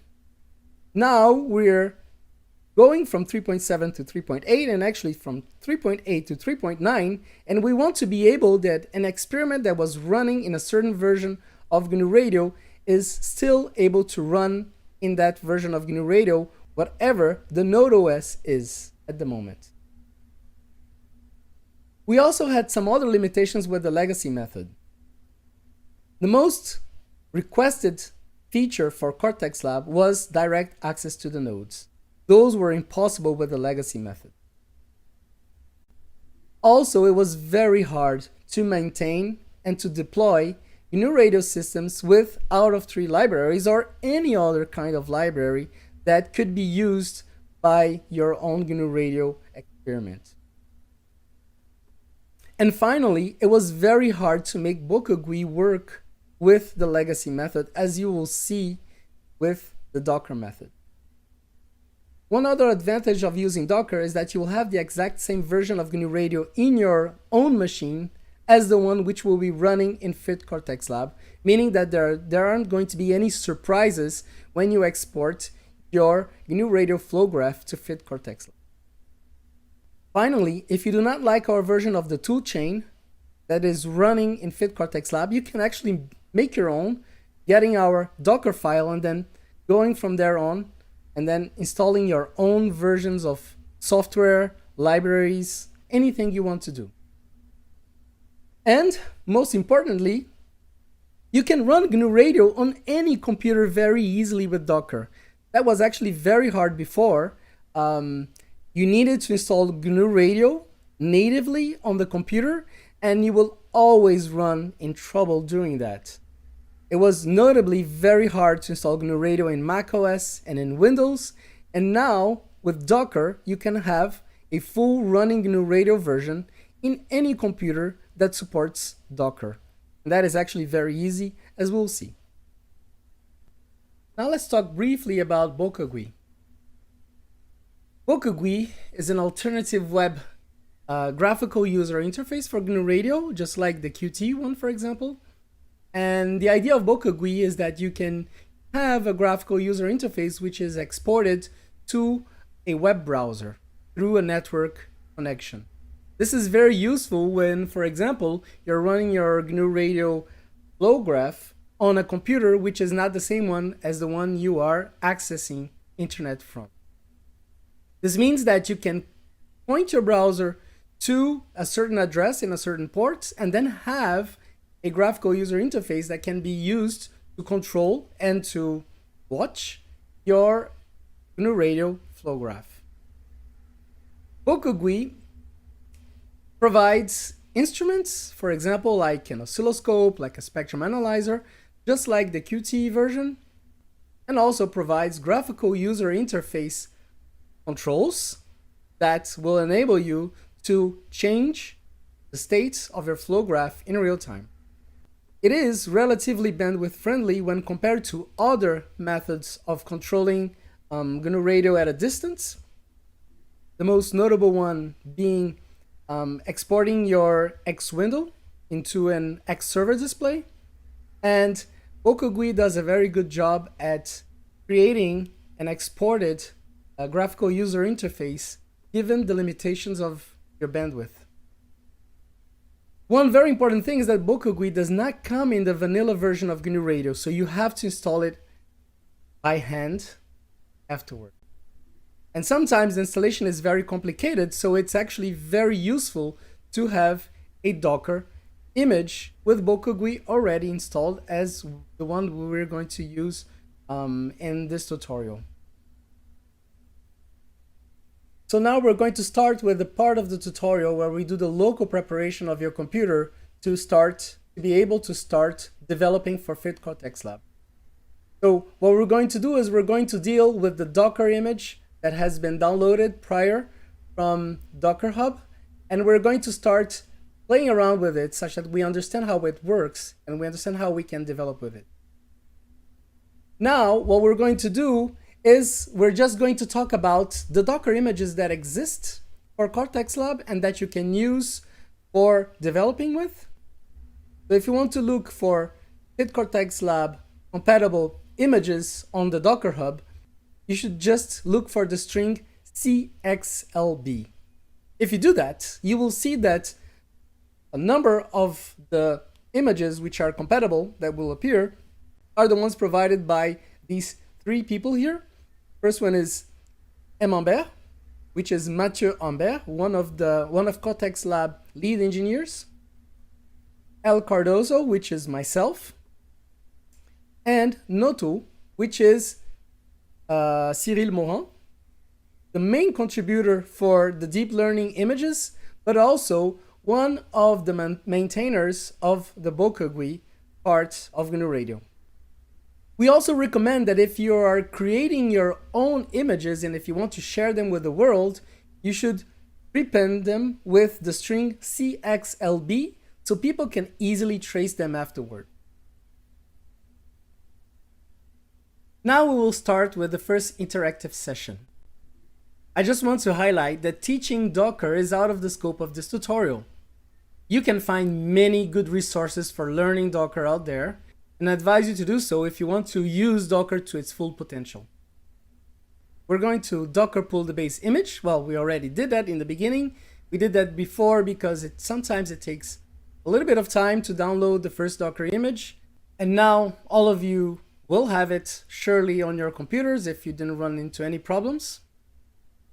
Second is we're going to run the Docker image into a new container on your local computer. Then we're going to connect to a Docker container using an SSH connection with Xwindle export. Then we're going to run GNU Radio Companion and we're going to create a BokuGUI test. And then we're going to run this BokuGUI test and have the BokuGUI interface running on the browser. So now we're going to start with our first interactive session. I just want to point out that teaching Docker is out of the scope of this tutorial. If you're interested in understanding more about Docker, you should definitely go on to Docker's Hub documentation for more info. If you want to get the most out of Docker, then I advise you to do so. Well, with respect to the steps that we have to run now, we have these 5 steps. The first step, the Docker pull of the base image, we already did it in the beginning of the tutorial. We can actually verify this by going back to the Docker application, which I'm going to do right now, looking at images and seeing that the image is right here. If the image is not here, then you might have had a problem and you might need to retry the command to have it working properly. Let's switch back to the tab Containers Apps and let's minimize our Docker application. If everything here was correct, then we have finished the first step of our first interactive session. Now let's move on to the second one. So for the second one, we need to run our Docker image into a new container. In order to do so, we will run our docker run command. This will take an image and run it into a container. The line that we're going to use is docker run minus DTI minus P. This will specify the port that is going to be exposed from the Docker to the outside machine. We're going to use the port 2222. That has to be written in this way right here. We're going to give the Docker container a name. Let's call it Cortex Lab tutorial, like this. I have misplaced here my quote, double quote. And then I am going to give the name of my Docker image. It's going to be L Cardoso / CXLB GNU Radio 3.8:1.1. When we press enter, we will have a number which is going to appear, a code which is going to appear on the screen. This is the unique code for our Docker container. Now that we have properly run the image into the new container, we can cross out step number 2, and we can go to the next step, which is step 3, connect to the Docker container via an SSH with X-Window export. So before that, what we need to do is we need to run our X server. In Linux, probably you are already running an X server if you're running Ubuntu Linux or Debian. If you're not, then this will run automatically. So there isn't going to be any problem. In macOS, the default X Window system is the X Quartz. We can run it like this. And in Windows, it is going to be like I advise you to install in the mail I sent to you in the beginning, the VC X server. So you have to run that if you are in Windows. So now that we have run our X window, we can give access for the container to export Windows to the host. We'll do that by doing X host plus. Now we can use the SSH command to connect to the container. We will type SSH minus big Y, which will enable the X window export, minus P 2222, which was the port specified in the beginning, and then the user and the host that we're going to access, which is the container. When we press enter, we have a connection to the container. We will notice that we're running a Debian distribution, and that the machine number are the first 12 digits of the unique ID of the container. In order to verify that our X window export is working, we have to type echo $display, and we should have the same thing, the name of the machine, :10.0. That means that the display environment inside of the container is correctly set. Now we can go back to the slides and we can cross off step number 3. Now we have to go to step number 4, which is run GNU Radio Companion and create a Boca GUI test. So we're going to do that right now. We're going to go back to the terminal and we're going to type GNU Radio Companion like this. It's going to run and we will have a window which is going to appear like this one here, which is a regular GNU Radio Companion window. Remember that this GNU Radio Companion here is running inside of the Docker container, and we are having its screen exported from the Docker container to the actual machine.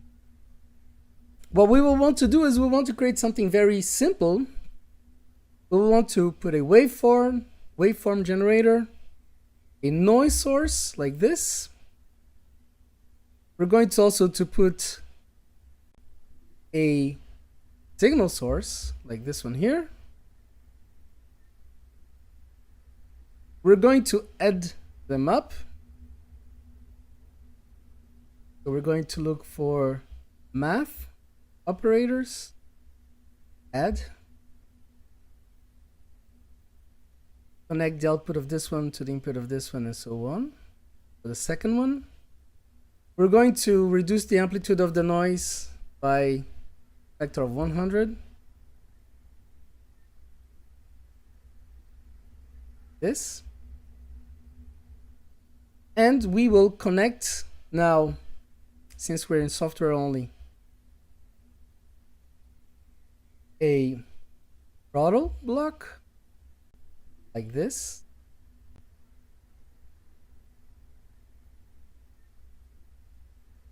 And finally, I'm going to go to Boca GUI here in the beginning, and I'm going to look for a Boca GUI time sync like this.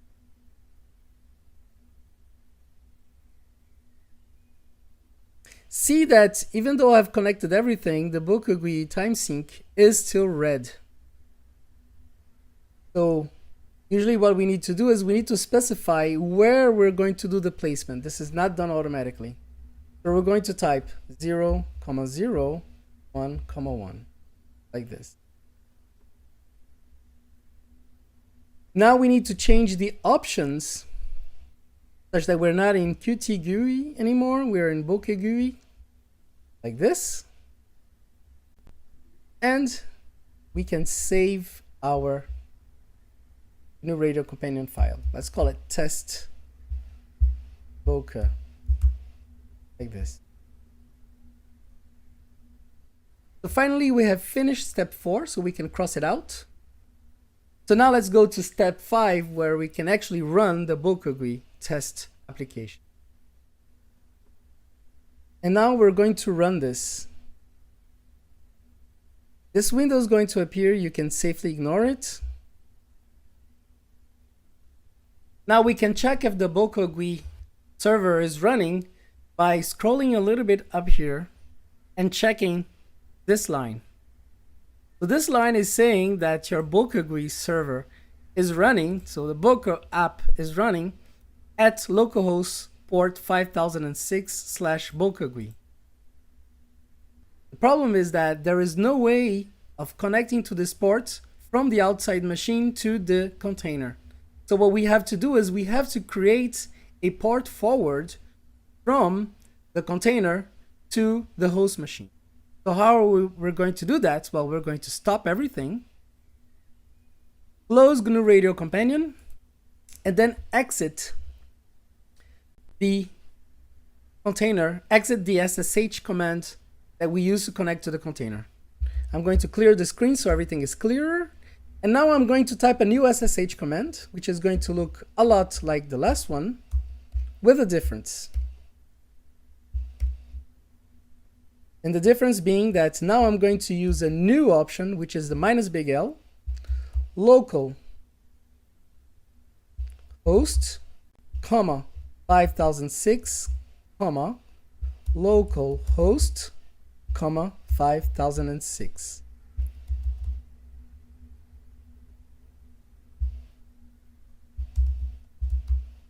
So what this new thing is doing, this -L option, is that it's forwarding the port 5006 from the Docker, is the local host, to the outside machine, which is also the local host. So now we have created a bridge for port 5006 from the Docker to the host machine.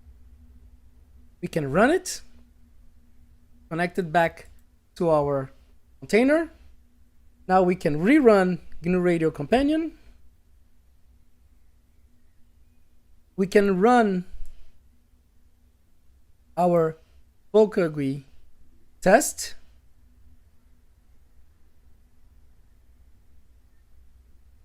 Sometimes there is an error, like now. We're going to try it again. Now we have the Boca GUI application running at 5006/Boca GUI. So what we're going to do is we're going to open up our Firefox browser and we're going to try to connect to the application. So how do we do that? We're going to type http://localhost. Remember that we're locally on localhost port 5006. And then the application is at Boca GUI Boca. Notice that Firefox is already suggesting to me, because I have already done this before, session ID equal to test_Boca.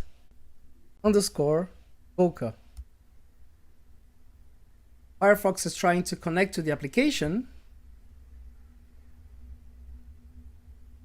And when it connects, we have our time sync here showing the sinusoidal wave that we have put into the Boca time sync. Now let's try something a little bit different. I'm going to minimize my Firefox and I'm going to go back here to my testboca.grc, stop it, and now I am going to go on to the Boca GUI. Now I'm going to go to the Boca GUI widgets and I'm going to get a slider. I'm going to put here somewhere on the canvas. I am going to double click the slider and I'm going to call it noise level. Noise level. I'm going to say that it is a float starting at 0.0001, ending at 1, step 001, default value 0.0001. Going to click on OK. And now I need to change my placement for the Boca GUI output. So I'm going to put that at 1011, like this.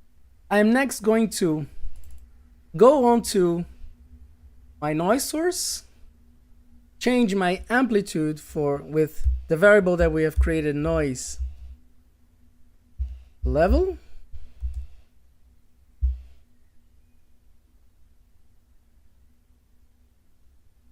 Now I can save and I can start my Boca GUI application.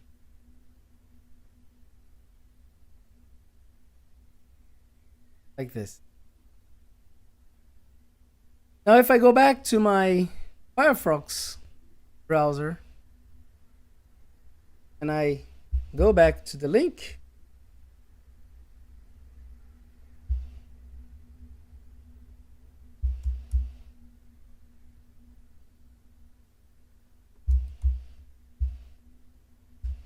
like this,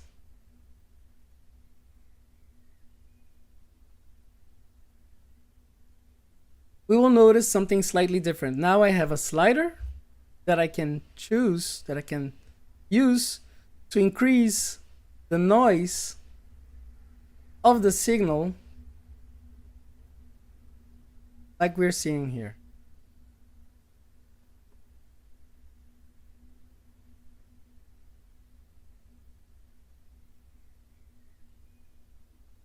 See that I can interact with a running vocal GUI application through a completely web-based control. Finally, we have finished all 5 steps. We can cross this one out, and we're ready to go to the next part of the presentation. Now, it's up to you to try out these steps on your own. We will give you some time to try out each one of these steps. The first one has already been done. And then test on your own to see if you can do all of these steps. We will then continue the presentation.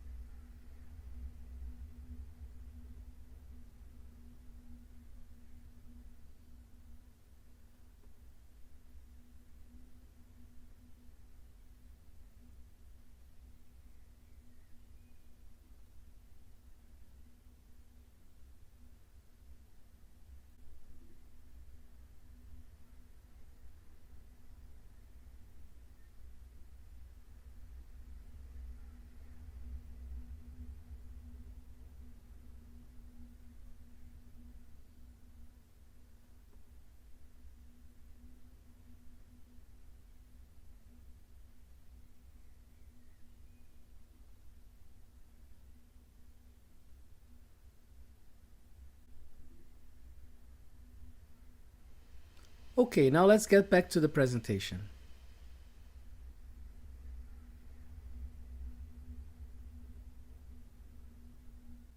Okay, now that we have tested vocal GUI and Docker in a local computer, we want to generate the tests that we want to run within Fit Cortex Lab.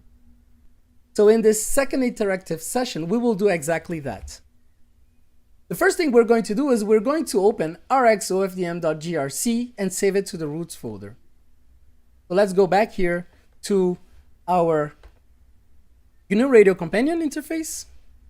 So we're going to click on Open, and now we're going to navigate to the place where the RX OFDM is. So we can go to the root of our container. We can double click on Cortex Lab, toolchains, current, share, GNU Radio, examples, digital, OFDM. Here we have three .grc files, one of them being the RX OFDM that we're looking for. So we're going to click on it and we're going to open. You will see that it opens a very complicated flow graph here with lots of blocks in our GNU Radio companion. Before we start modifying it, let's save it locally such that we don't modify the original version. We're going to go to File, Save As, go back to the root of the Docker and then click on /root, which is our home folder. And then if you want to keep the same name, you can keep the same name. I suggest you keep it. Click on Save, which will save it locally. You should have now rxofdm.grc/root in the title bar of our window. So now we have finished our first step here. We can go on to the second step, which is to perform the modifications that we need in order to replace the parts that we don't need by an UHD source. Let's go back here to our GNU Radio companion. And well, the parts that we need to take out will be these blocks right here that will not be needed. These blocks are actually simulating a OFDM transmitter and are not necessary for us. So what we're going to do is we're going to select all of them like this. When they're all selected, we can delete them like this. Now we can go to the right-hand toolbar, find the category UHD, and then get a UHD source that we're going to place on the canvas.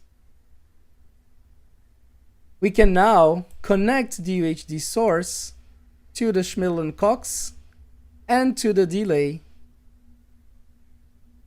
ports blocks right here. So we need to do a couple of things for the UHD source to be connected to the right frequency. First thing we're going to do is we're going to double click it, go to RF options, and set our center frequency to 2.49 gigahertz. So e to the power of 9, like this. We're going to click on OK. Our center frequency is correctly set. We will need to change the sample rate variable, which is currently 10 kilohertz, to 1 megahertz, so 1 6 zeros, like this.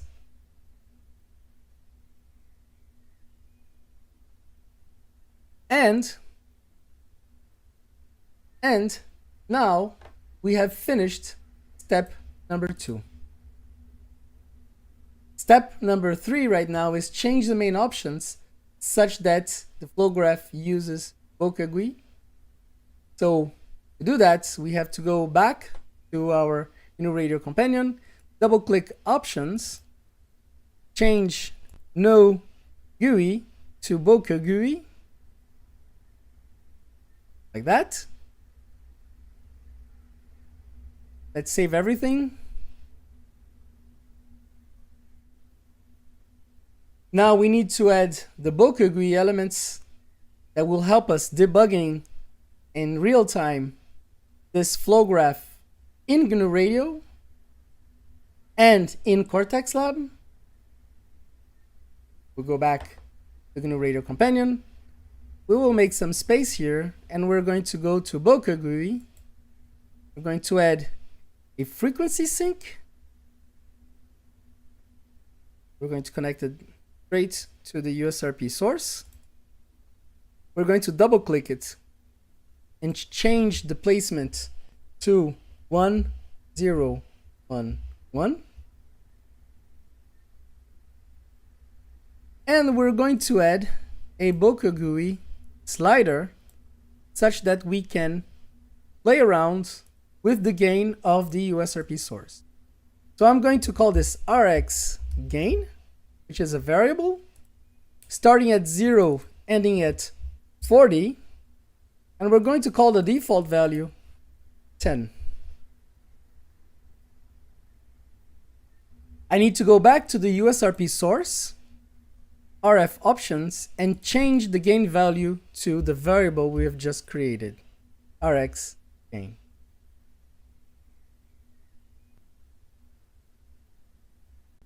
We have hence finished step number 4. And now we need step number 5, which is save and generate the Python code.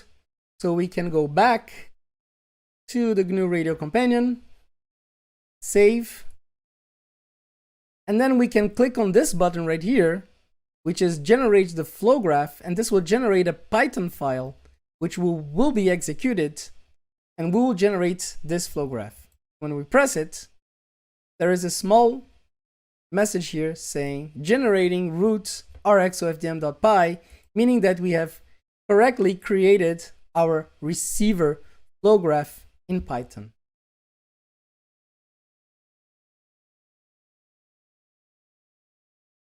Now it's time for you to do it on your own.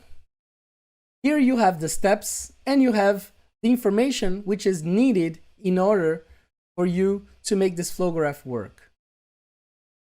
When you finish doing it, we will be able to go to the next step.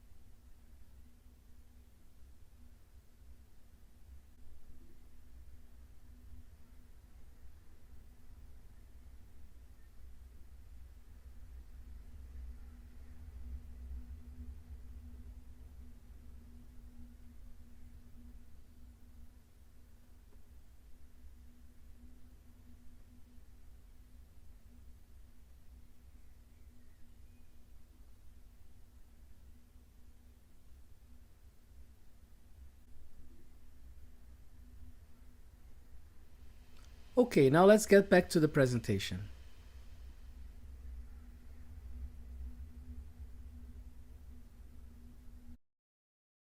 Now we're going to start our third interactive session.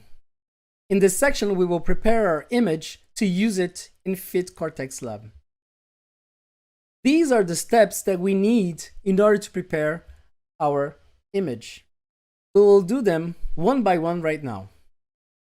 The first step is to do a Docker commit. So go back to our new radio companion. We're going to close it. We don't need it anymore. And then we can go back to the right-hand side terminal that we will use to interact with Docker. In order for us to start, we first need to see the process of our Docker. So we have to do a Docker PS. Docker PS will give us a message that comes out where there is a container ID, there is the image, the command that was used to start it, when it was created, the status, and other information. What is needed for us is mainly the container ID. So for anyone who has ever used a version management system like Git or SVN, this will seem like something very well known. When we do the Docker commit, we need to specify a message, for example, -m, and then let's say preparation for fit/Cortex Lab. We need to give it a container ID, which is exactly this same number right here. I'm going to copy and paste it like this. And then I'm going to give a repository and a tag. So the repository will be your own. You're going to put here your own Docker username. Mine is L Cardoso / and now I'm going to create a new repository. So I'm going to call it cxlb Docker tutorial :1.0, which is the tag version here. So I've now committed. So I've now committed my changes to this new Docker image.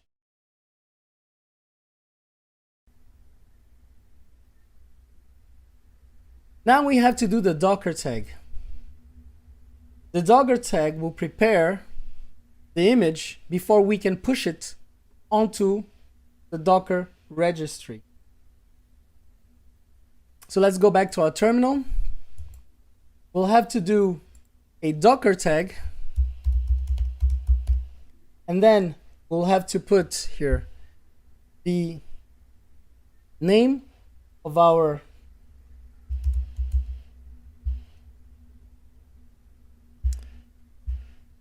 image that we have just created.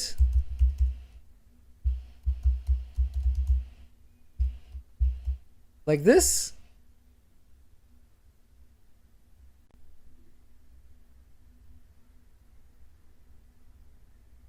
And then the version that is going to be sent to the server,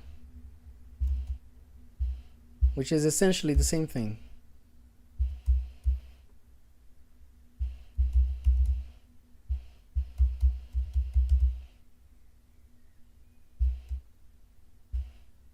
Like this.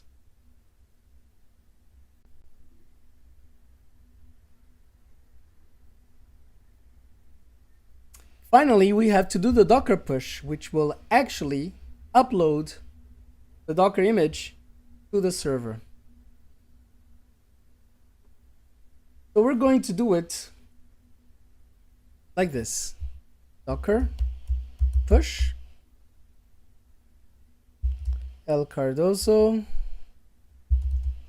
/ CXLB Docker tutorial 1.0, and when we press enter, it will send everything onto the server, and this should take a little bit of time.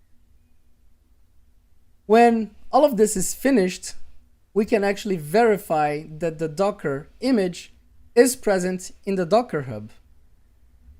So mine is finished. You can go back here. We see that the command has finished running. So now I can go to the Docker Hub like this. The window smaller, so see.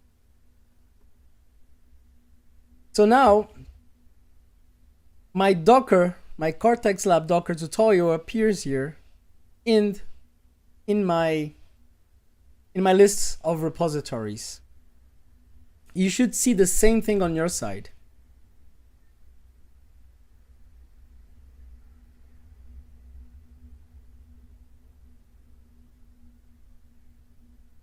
Now it's your turn to do these steps. You have here the list of steps. When you're finished, we will continue with the presentation.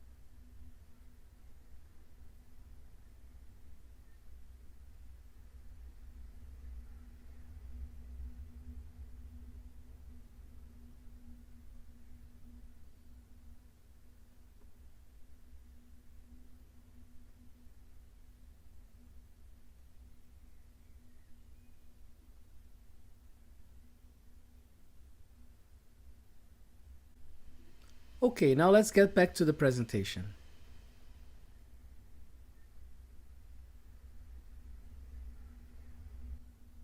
Now that you have all finished, let's state some conclusions. So what I have shown here is the easy way to prepare a Docker image for Fit Cortex Lab. This is not the right way to do it, or the right way which is suggested by Docker. The problem with this is that it does not support minus automation because there's no command started in the end. So the proper way to construct your Docker image is creating a Docker file, which will look like the one appearing here on the screen. You have from El Cardoso CXLB / GNU Radio -3.8 colon 1.1, and then you will add some commands which will do the necessary steps for you. Here I am running a git clone command where this git clone will fetch the information from a Git repository, for example, an OFDM receiver, and then I will copy this OFDM receiver to the root folder where I can run it from afterward. Now let's go to step 3 of this tutorial, which is connecting to Fit Cortex Lab. But first, let's review the Fit Cortex Lab experimental tools. We have talked briefly about OAR and minus, but let's look at how they actually work. So for testbed reservation, we have the OAR suite of tools. They will allow you to do reservations, which can carry many experiments inside. A reservation can be either exclusive, meaning that you have the full power to control the testbed, or it can be shared, in which you can share a reservation time with other users. Every reservation will carry an identification number, and you have two main commands. They're not the only commands, but two main commands which are used here. OAR sub submits a reservation that can be either immediate, meaning it's interactive, so you have to check if the testbed is free, or it will give you the next free slot. Or it can be a future reservation, meaning that you can reserve for a certain moment that you know you want to work on Cortex Lab and you don't want anyone to take it from you. Then there's OAR del, which will delete a reservation. So if you have created a future reservation, you can delete it with OAR del. Experiments that exceed the reservation time will be automatically cut short. And in order for you to check if the testbed is free, there is a tool called drawgaunt, which allows you to visualize all the reservations. Drawgaunt looks like this. It will open in your browser, and it will give you an interface where you can skim through time and look at free slots. For example, here we have these colored bars, the orange, the purple, and the green, which are reservations for all the nodes inside of the platform. These three reservations are going back to back, and there's no free time in between them. Wherever the drawgaunt shows a white place, that means that the testbed is free. You have here the link to access the drawgaunt interface and check for reservation time. Now we talk about the minus tool, which is an experiment management tool. So the minus tool will allow you to create your experiments, to submit your experiments to the nodes, and it will take care of all automatic parts of starting, controlling, and stopping an experiment. So one experiment contains code, which is going to be executed, libraries, and a scenario description. In our case, if we're using Docker, then it's only going to contain a scenario description because the code is already inside of the Docker image. We're going to be able to convert a folder with all of this information into a task file, and then we will be able to submit the task file to the experiment control system. A task, like a reservation, can also be identified by an ID number. Inside of your reservation, tasks are executed first in, first served. So in the order that they are submitted. Tasks can be stopped at any moment, can be interrupted, can be aborted. Minus also provides a way to list all of the running and waiting tasks and give access to the logs and debug for each one of the nodes and for the experiment control system. To better understand how the task works and how the reservation works, let's see what is a reservation versus an experiment. A reservation is a slot of time, like this, here in gray, in which I can add tasks. So the tasks here are shown in red. Tasks must live inside of the reservation. Outside of the reservation, you cannot submit tasks. So you can submit one task, but you can submit several other tasks. And every task will receive its own ID number. Each task will carry one experimentation, which is going to live inside of a reservation. Now there are some things to point out here. When we're using the Docker system, the reservation starts a few minutes after it has been successfully accepted. So when you reserve the testbed, there's a slight delay in between the time that there is a successful reservation and the time where you can actually start submitting tasks. If you submit a task and if it doesn't run, it probably means that you have to wait a little bit more in order for you to send a task again and have it be accepted by the experiment system. When the task is submitted for the first time, there's a significant delay for the Docker image to be downloaded. So you have to be patient while that happens. You probably want to create a reservation which is much larger than the time necessary to download the Docker image, especially when it's the first time you download the Docker image. Once the Docker image is downloaded, it is stored in cache, and the subsequent tasks which will be submitted with the same Docker image will run straight away. When the task is running on the nodes, it is only then you can SSH to the node. In order for you to be sure that your task is running, you will have to use minus to be sure that the task is in the running state. For our tutorial, we will need an SSH bridge to access the nodes directly from home. And we will also use an SSH port forwarding to allow the X-Window export, but also the Boku ports to be exported to your local machine in order for you to access the Boku interface. So for the remainder of the tutorial, we're going to use these nodes for the student numbers. In the mail that I've sent to you, you have received a number. This number is going to allow you to use one of the nodes inside of Cortex Lab. If you're student number 1, for example, you will use node 6. And the address for node 6 is mnode6, everything together. So depending on the number that you have been assigned, you will use a certain node with the address which is given in this table.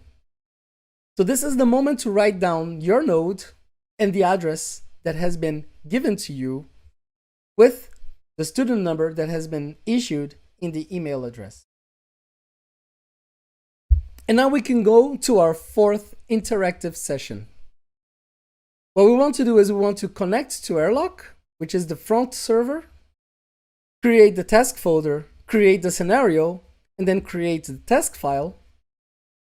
And then we want to reserve the testbed, write down the ID, and check if the reservation has been correctly done. Since we're many students, I have already created a container reservation. And inside of the container reservation, you are going to create your own reservations. Each reservation that you're going to create is going to concern your node. So now let's get started with the steps for the fourth interactive session. The first thing we're going to do is we're going to connect using SSH to Airlock. Let's switch to our terminal screen where we see now a different configuration of terminals. To the left, we have two terminals which are going to be used to connect as a user to the nodes. And to the right, I have a terminal which I'm going to use to connect to the SSH Airlock. So we're going to use the terminal to the right to connect to the SSH. In order to do so, we need to use an SSH command, SSH -y. And then we're going to use our username, in my case is lcardozo@gw.cortexlab.fr. If your identity file is not the same as ID RSA, which is my case, then you need to specify the path like this.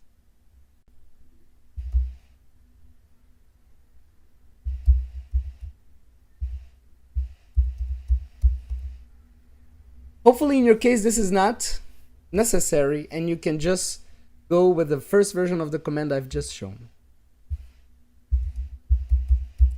I'm typing my passphrase and now I'm connecting to Cortex Lab. So finally we are at Cortex Lab. And we can go back to the slides and cross the first step. Now we need to create a task folder, create a scenario file, and create the task. For that, we're going to go back to our terminal, and we're going to first cd to the folder tasks, which might exist already in your home folder. I am going to create right now a new task folder. So I'm going to create mkdir, and I'm going to call it Cortex Lab tutorial, like this. Then we're going to have to create a scenario file. For this, we're going to use the command pico, which is an editor, and we're going to create a file inside of Cortex Lab tuto, which is called scenario.yaml.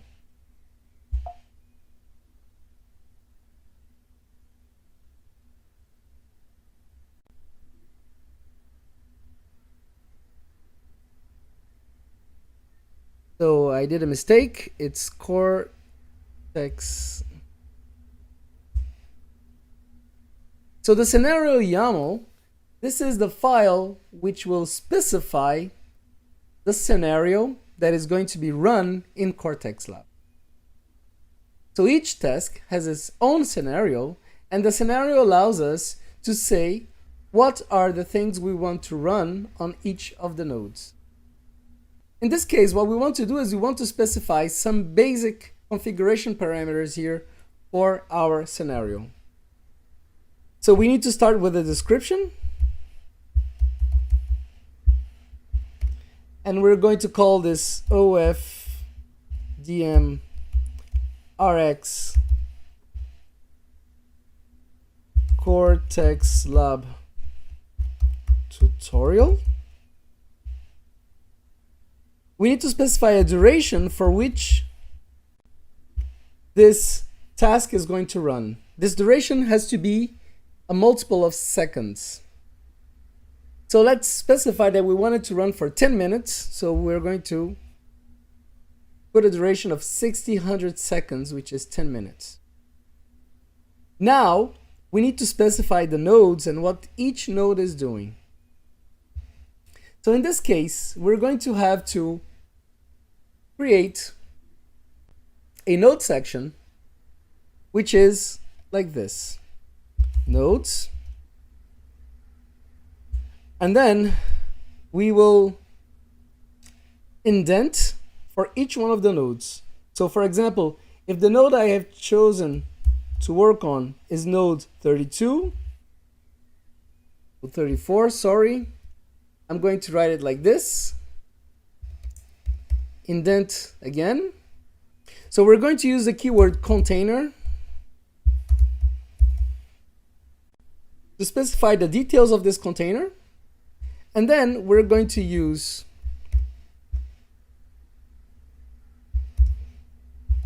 the keyword image to give the image of the container. This is going to be El Cardoso /cxlb docker tutorial with tag 1.0. And we're going to give the command, which is a command that has to be run /user/sbin/sshd -p2222 -d to start the daemon. And now everything is ready. I can Ctrl X and save to the scenario YAML. Now that everything is done, we can create the task. So we're going to do that by typing -task create Cortex Lab tuto. And the task will be created like this. We can go back to the slides, cross off the second step. Let's go back to the terminal, And now we're going to use OAR sub to create our reservation. In this case, I'm going to type this command. It's a very complicated command. If you type it the way I'm typing right now, it should work. So OAR sub minus T. This is the container reservation that I have created prior. So the container reservation number is going to be 3250. So inner equals 3250. Well, in my case here, I am doing this inside of another container, so I'm going to substitute 3250 by 3251. But at the moment that you'll be running this, you should be running with 3250 and not 3251. Now, option minus L, and then in between curly brackets, I'm going to specify the network address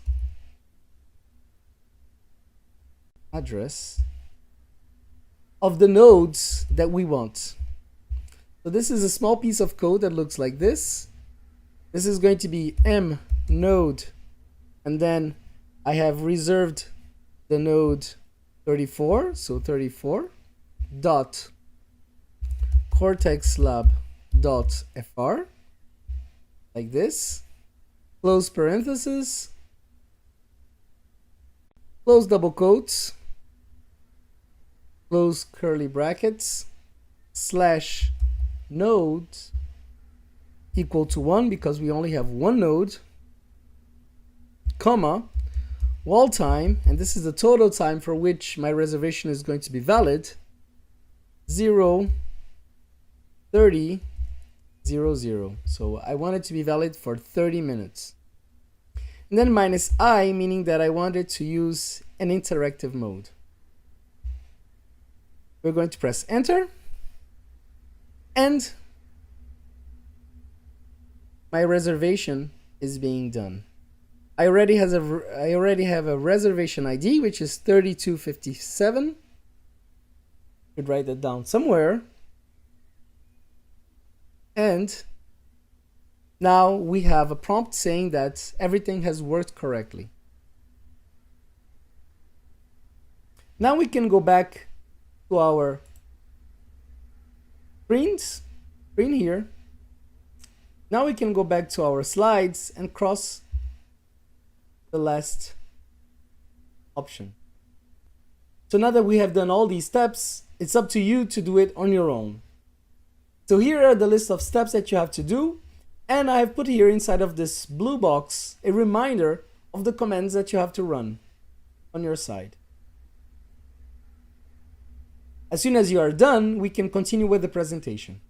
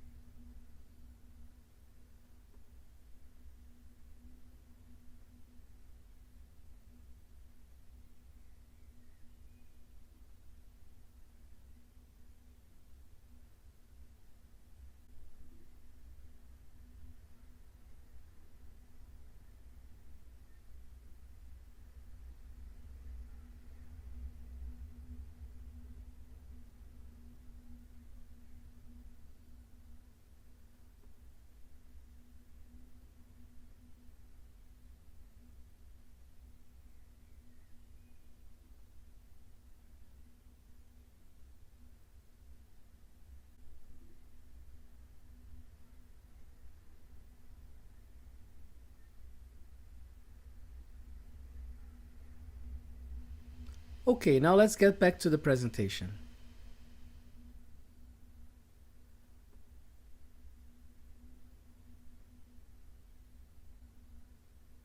Now we're going to go to part 4 of this presentation, which is launching the experiment itself. So here are the steps of the 5th interactive session.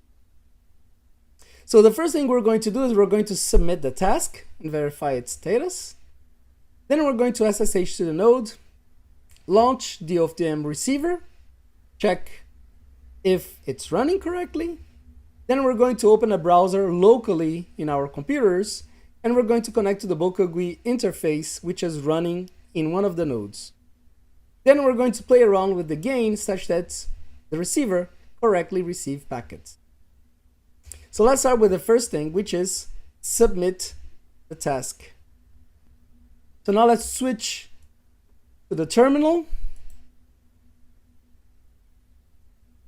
So we have a reservation right now. We need to submit the task. So I'm going to stay here and I'm going to type -task submit, and then the name of my newly created task, which is Cortex Lab tuto.task. So the task has been submitted, and we have the task ID, which is 18,139. If we want to check if the task has been correctly submitted, then we need to do a minus testbed status. So it says that the total number of tasks that have been run until now are 18,139, so ours is the latest. The number of tasks waiting are 0, and the number of tasks running are 1. And there is a task with ID 18,139, which is running right now. If we want to check if this is running correctly, then what we can do is we can just do a minus log. Minus log will tell us everything that is happening right now in Cortex Lab. So right now we see that the pull has been complete on node 34, sorry. And our task is still being deployed. We can now go back to our slides and cross off the first step. Now we have to go to the second step. So for the second step, we need to be sure that Minus has completely started the container at the node. So you see that after all the pull complete messages, it has now some new messages saying that the Docker is being started with this container number, and it is running and waiting for it to end. So now we can go to one of our other terminals. I'm going to choose the bottom one, the green one, and I'm going to try to connect to the node. So in order to connect, we're going to use the SSH command, which is going to be shown here. -J, which identifies the jump command. So we're going to jump to the node directly. We're going to jump through the server, which is the gateway. And we're going to jump to the node that we're using. So I'm going to put here root at mnode 34, because this is the node I'm using. You will substitute node 34 for the node that you're using.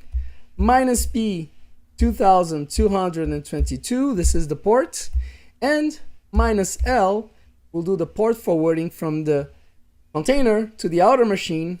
This is going to be localhost 5006, localhost 5006, like this. So if you press enter here, it should work for you. But for me, I have a different configuration, so I have to change this part here. But the current command will work for you.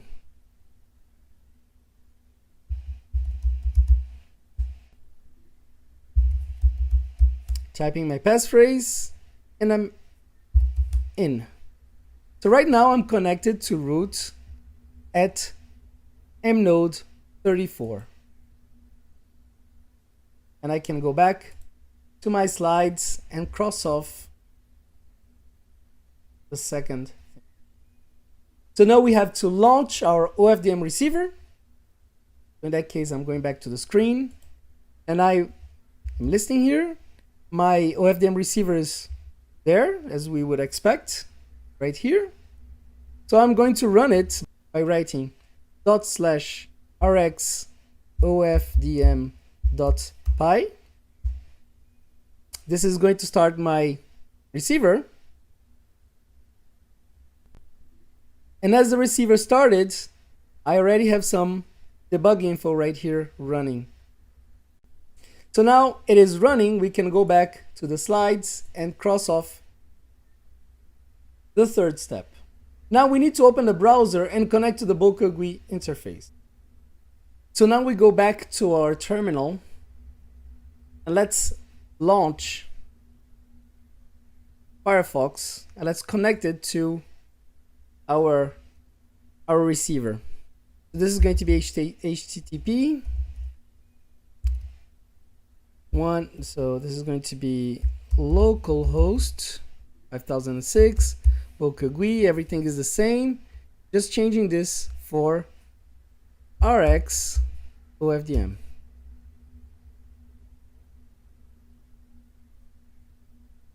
Loading. There we go. We have RX OFDM working here.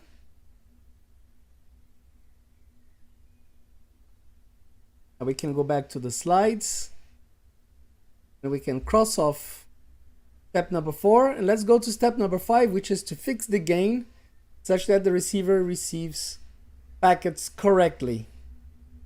So in this case, it is already receiving. We can see that the OFDM spectrum here is looking good. And we can see, if we switch back to the terminal, that we have a proper packet number value here, which is being identified here in this part. So this means that we're receiving correctly. If we weren't, then we would have to change here the value of the gain such that we receive the signal correctly. Either raising it if you're too far away or decreasing it if you're too close.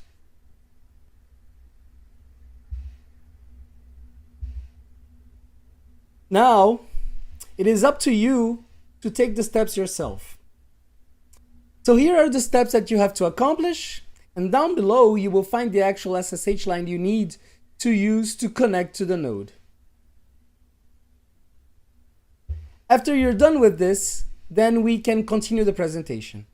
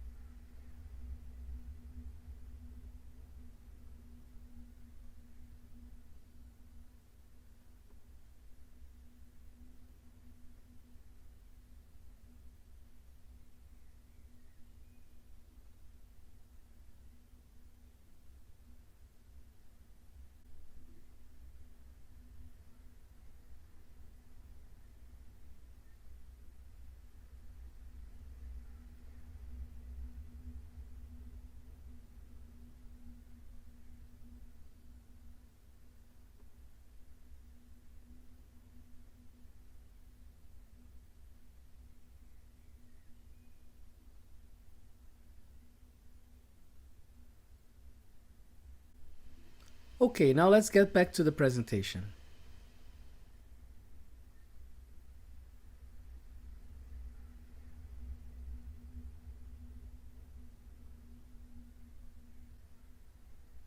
Okay, so now we have finally finished this tutorial. Now you know how to deal with a Docker locally on your machine, create an image that you can export to Cortex Lab, bring it to Cortex Lab and run it on Cortex Lab with full control from your computer. Now you have all it takes to use Fit Cortex Lab on your own, and you can use it to learn GNU Radio, to experiment, to test out new systems, new physical layers, whatever you want to do. If you have a specific need in mind, do not hesitate to contact us. We're always open to taking suggestions. You should check on our website and Twitter to be informed of the evolution of the testbed, and both of those links are down below. And in the website, in the wiki.cortexlab.fr, you will find more tutorials, tips, and examples of usage. And with this, we finish our tutorial on using Fit Cortex Lab with GNU Radio and with Docker. I hope that this tutorial has been useful in learning how to use Docker with GNU Radio and learning and understanding how you can use Fit Cortex Lab to do your own experiments, learn GNU Radio, get crazy and try out new things.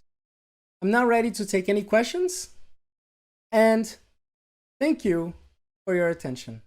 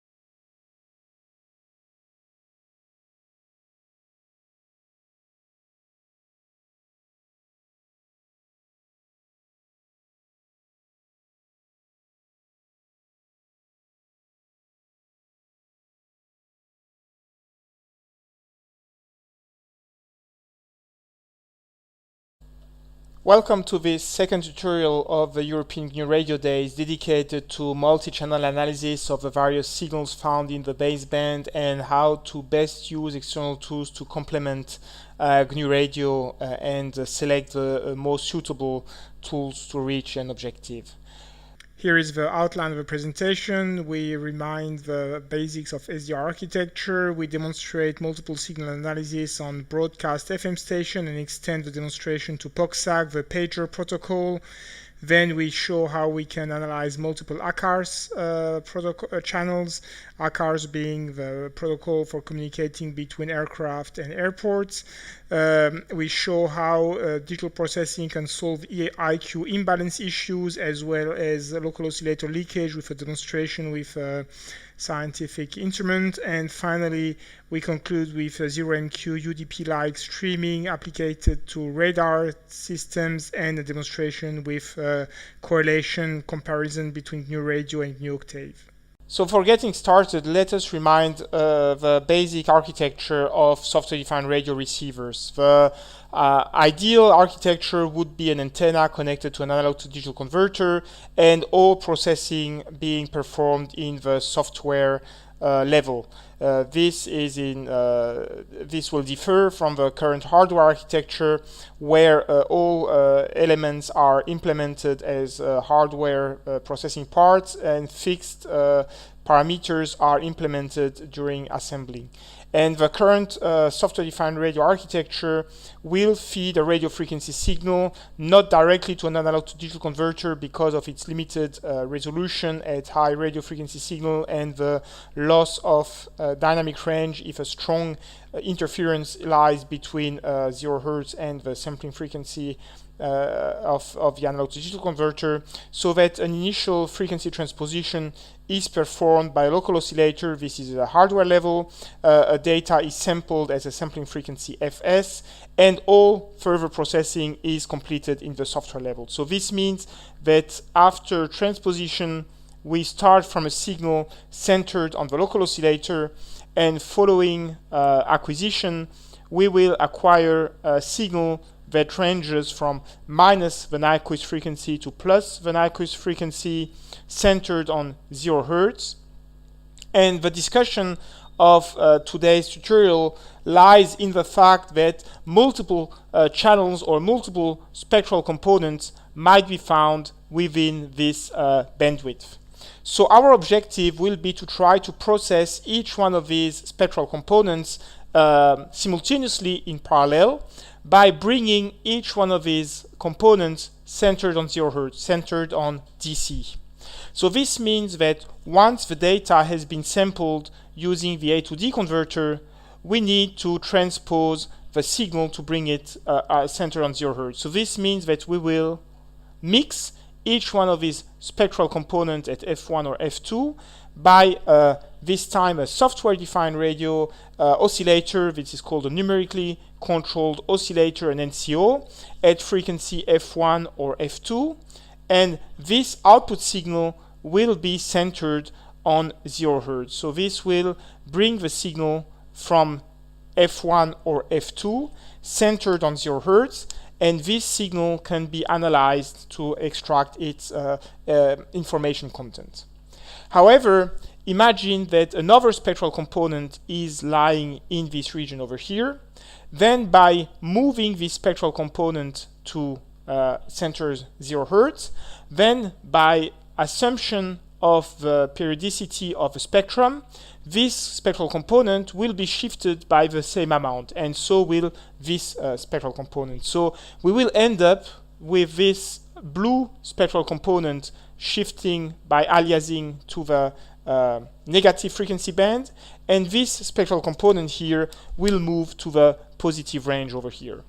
And these two spectral components must be eliminated prior to processing this center frequency here. So some filtering will be applied, and this filtering will be a finite impulse response filter.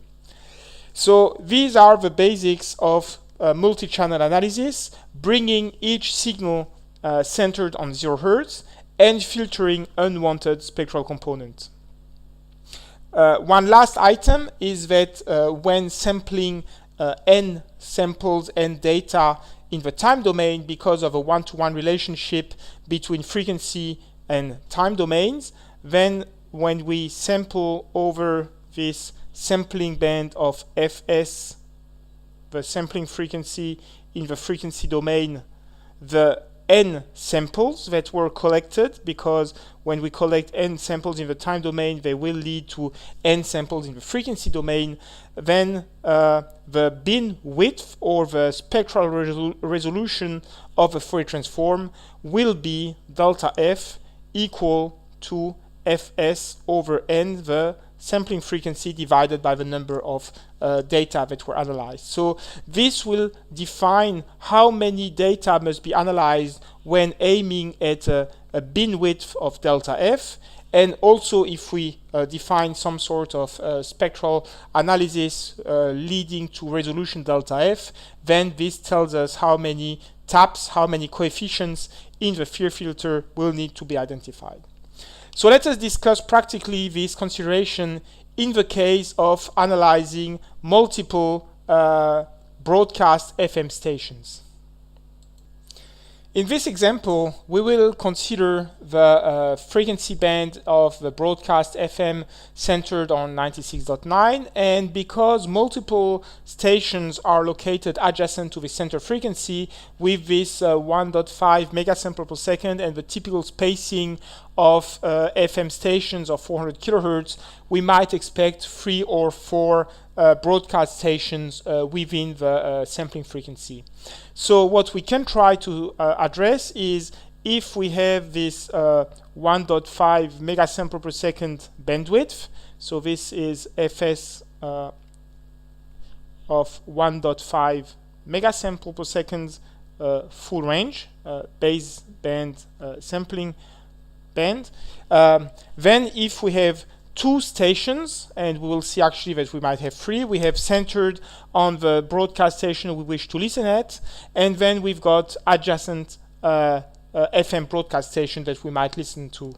Now, this frequency transposition step that we discussed earlier, where we have sampled using the ADC at sampling rate fs, and then we wish to switch the center frequency using either f1, f2, the offset frequency over here, and then filter out any unwanted spectral component.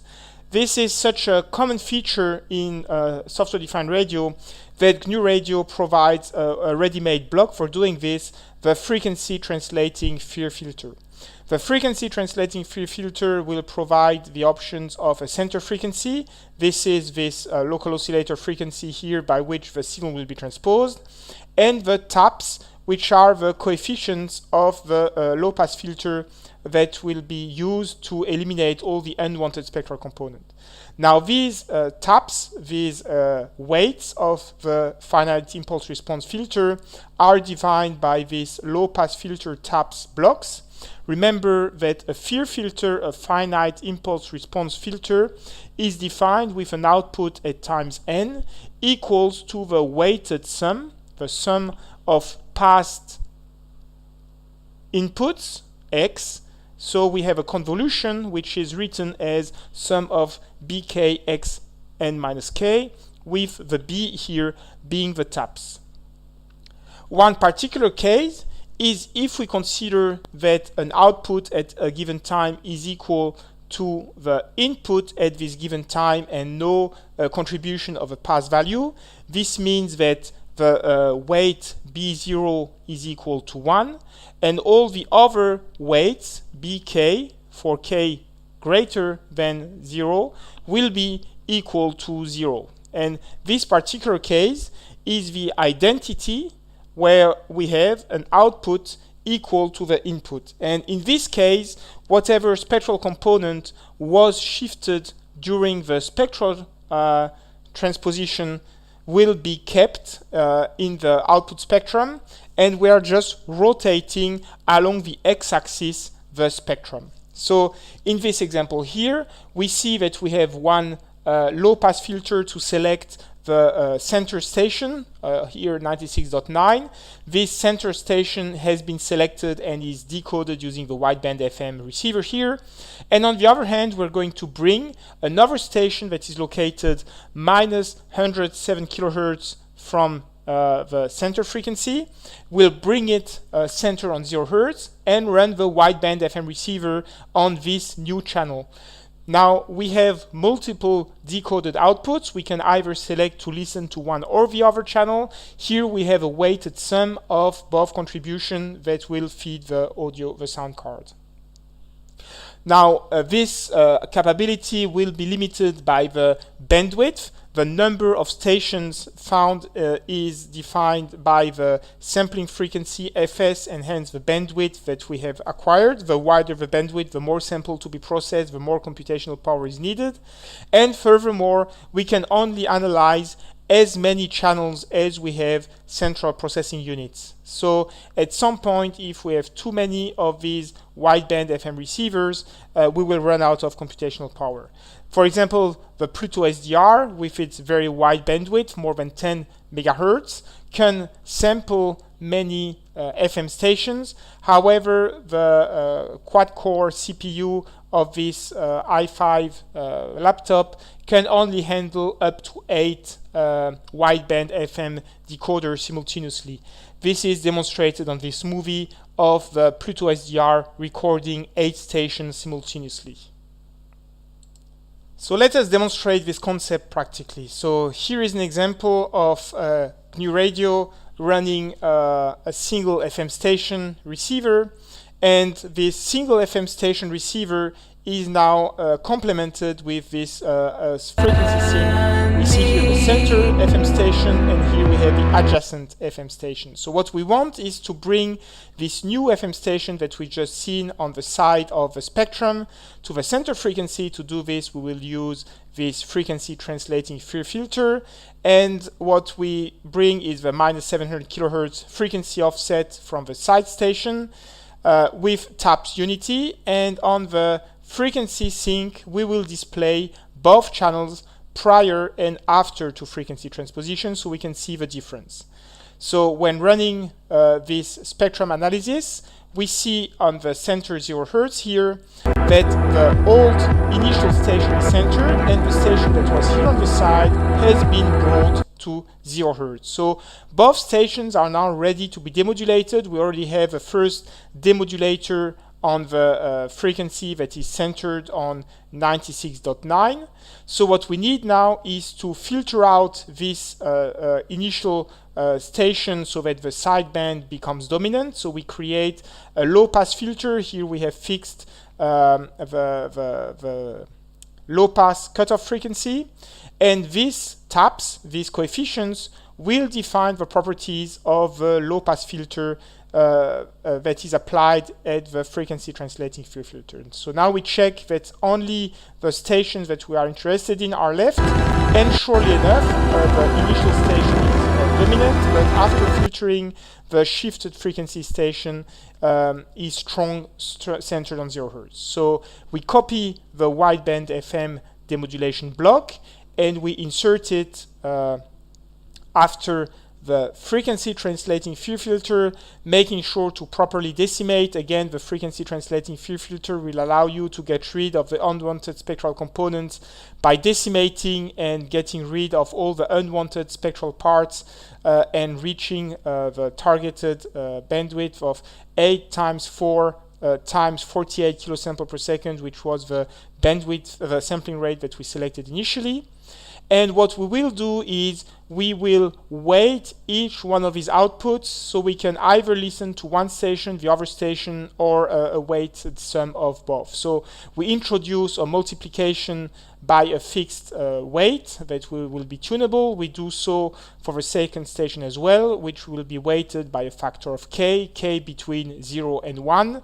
And the second station will be weighted by 1 minus k, so we can jump from one station to the other.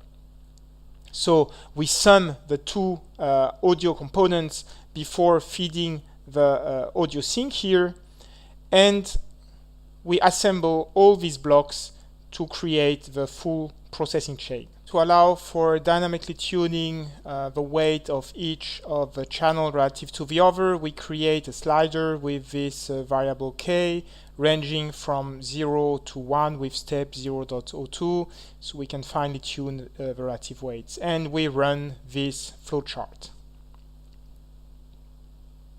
So here we have both stations.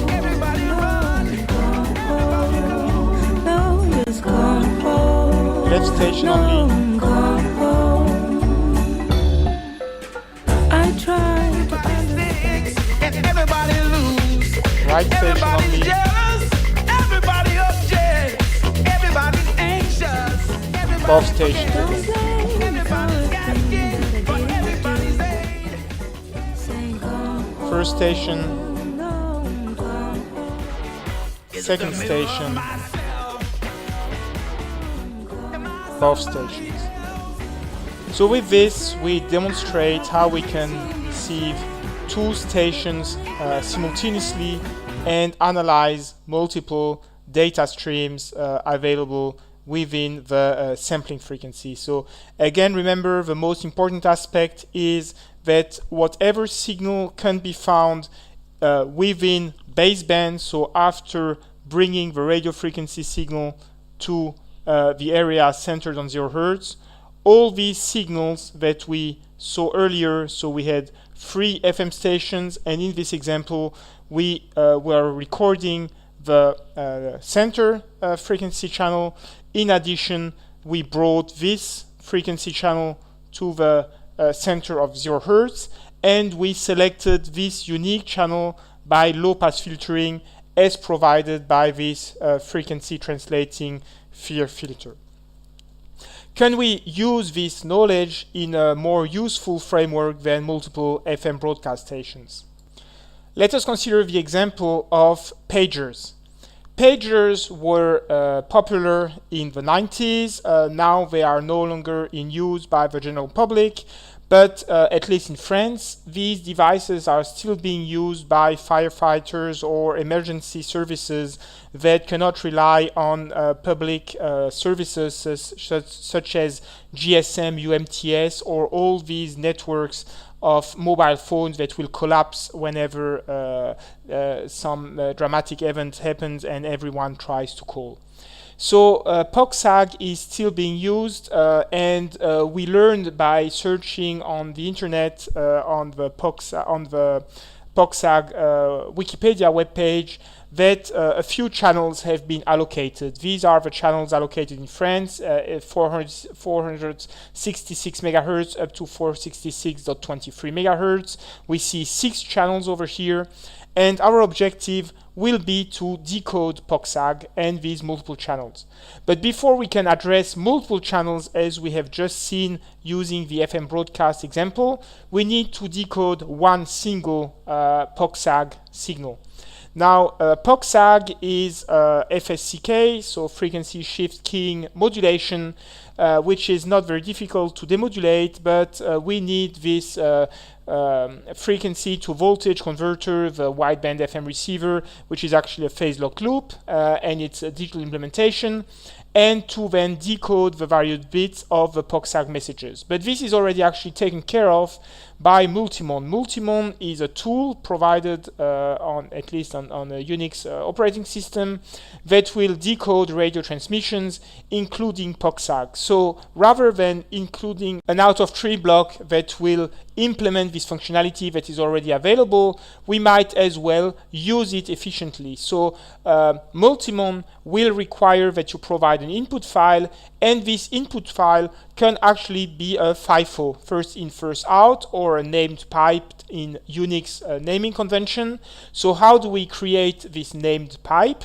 We MK FIFO, we create this FIFO. Here we use a writable directory TMP, and we select the file sync over here to point to this FIFO. So this way, the Osmocom source will select a single channel, will demodulate the channel. We're taking the best out of GNU Radio for processing radio frequency signals, and having decoded this signal, we wish to feed it to Multimon, and it's a new generation implementation which accepts the raw data. So these are short integers, signed integers, as provided by the float to short block, assuming 22 kilosample per second data rate. So here you see that we have selected the data rate of 22 kilosample per second times 64, 64 being the decimation by a factor of 8 over here, and the decimation a factor of 8, which brings us above 1 megasample per second, which is the lower limit of the sampling rate of the Osmocom RTL SDR. So we need to magnify the signal and feed them to the signal processing block. Let us discuss this bandpass filter after demonstrating reception of a POCSAG message. So in this example, here is the Osmocom source with its file sync that we have selected, and in the TMP block we create this FIFO by MK FIFO, and when we run Multimon new generation decoder on this file sync by saying that we have a raw input, we disable all decoder -C, we enable the scope, we enable the various POCSAG encodings by adding these decoders to the list of processing steps of Multimon, and we will see the spectrum as well as the scope. This data stream will not start prior to both ends of the pipes being connected, so we need to run GNU Radio for the data stream to start. So here is the frequency output of GNU Radio. It's this block over here, this spectrum analyzer. We've just seen one transmission. This is live streaming. I have not edited the video to remove unnecessary times. So now we have run the scope output of Multimon, and we wait for some communication to occur. What is going to happen is that this frequency to voltage converter will exhibit some offset. Here is one new communication if the frequency is not at the center frequency of a receiver. So here is, we've seen the preamble with its oscillations, and then we've seen a message which has been decoded by Multimon over here. So we've seen one message, here's another message with its preamble first, and then the message that has been decoded again as a sentence by using Multimon new generation. So here the objective of this bandpass filter is to remove the DC component on the voltage output of this frequency to voltage converter due to the slight frequency offset between our receiver local oscillator and the transmitter local oscillator. We see here the 4 channels of POCSAG that are widely available in the area. Here is yet another transmission that is not decoded because here we are centered too far from this transmission.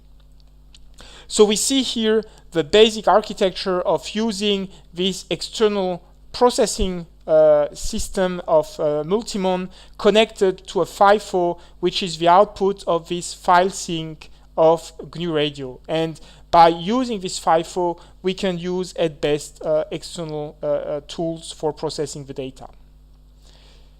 This is the last message that has been transmitted before stopping this analysis. So we see here that this bandpass filter acts as a zero crossing detector. Otherwise, the output here of Multimon would be offset, the voltage output would be offset, and would prevent the zero crossing detection, which marks the beginning of a new bit transmission. So once we understand how to decode one Multimon instance of a POCSAG single channel, then we've seen that there are at least 6 channels that are active. We've seen 4 of them in the prior spectrum. So now we can just duplicate, this is the power of software-defined radio, adding more channels that not require taking the soldering iron out and analyzing the performance of a new hardware implementation of new reception channels. We just need to copy paste all these channels, replacing the first low pass filter with frequency translating FIR filter instances. So this is what it actually looks like. It might look impressive at first sight, but if we look closely, these are the various channels that we can find in France. So the channel spacing is about 50 kilohertz, and we see that the complete span is less than a megahertz, so well within the sampling frequency of an SDR DVB-T receiver. So the first channel is the low-pass filter, wideband FM receiver, bandpass filter for getting rid of the DC component, and the scaling of the floating point number between minus and plus 1 to a short, assigned 16-bit integer, feeding one multimon new generation instance.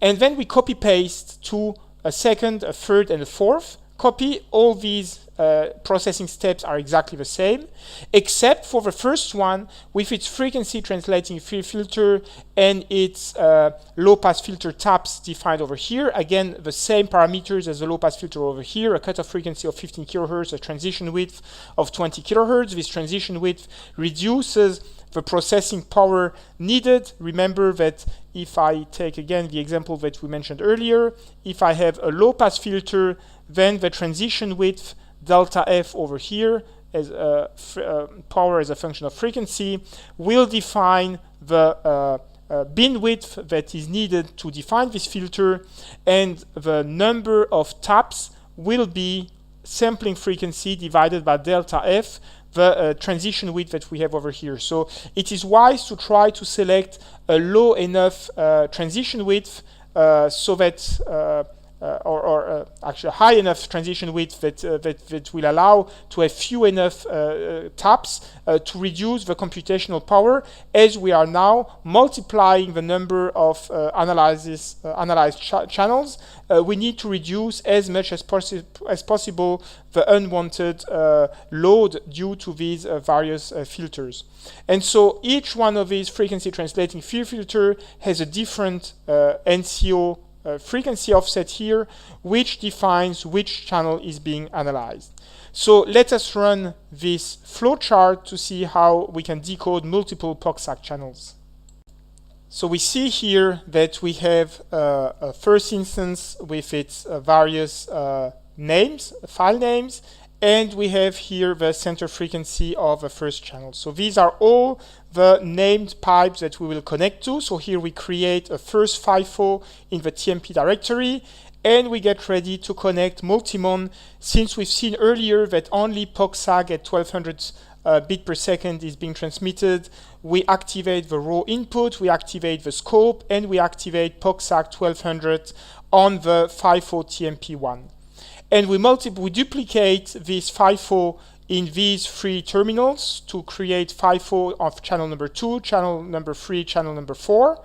And we will run 4 copies of multimon new generation. Here we see the scope starting. Of course, each data stream is waiting for the second end of a pipe to be connected. So waiting for GNU Radio to start streaming data. So all these instances of multimon new generation are waiting. And here we start the stream from GNU Radio Companion.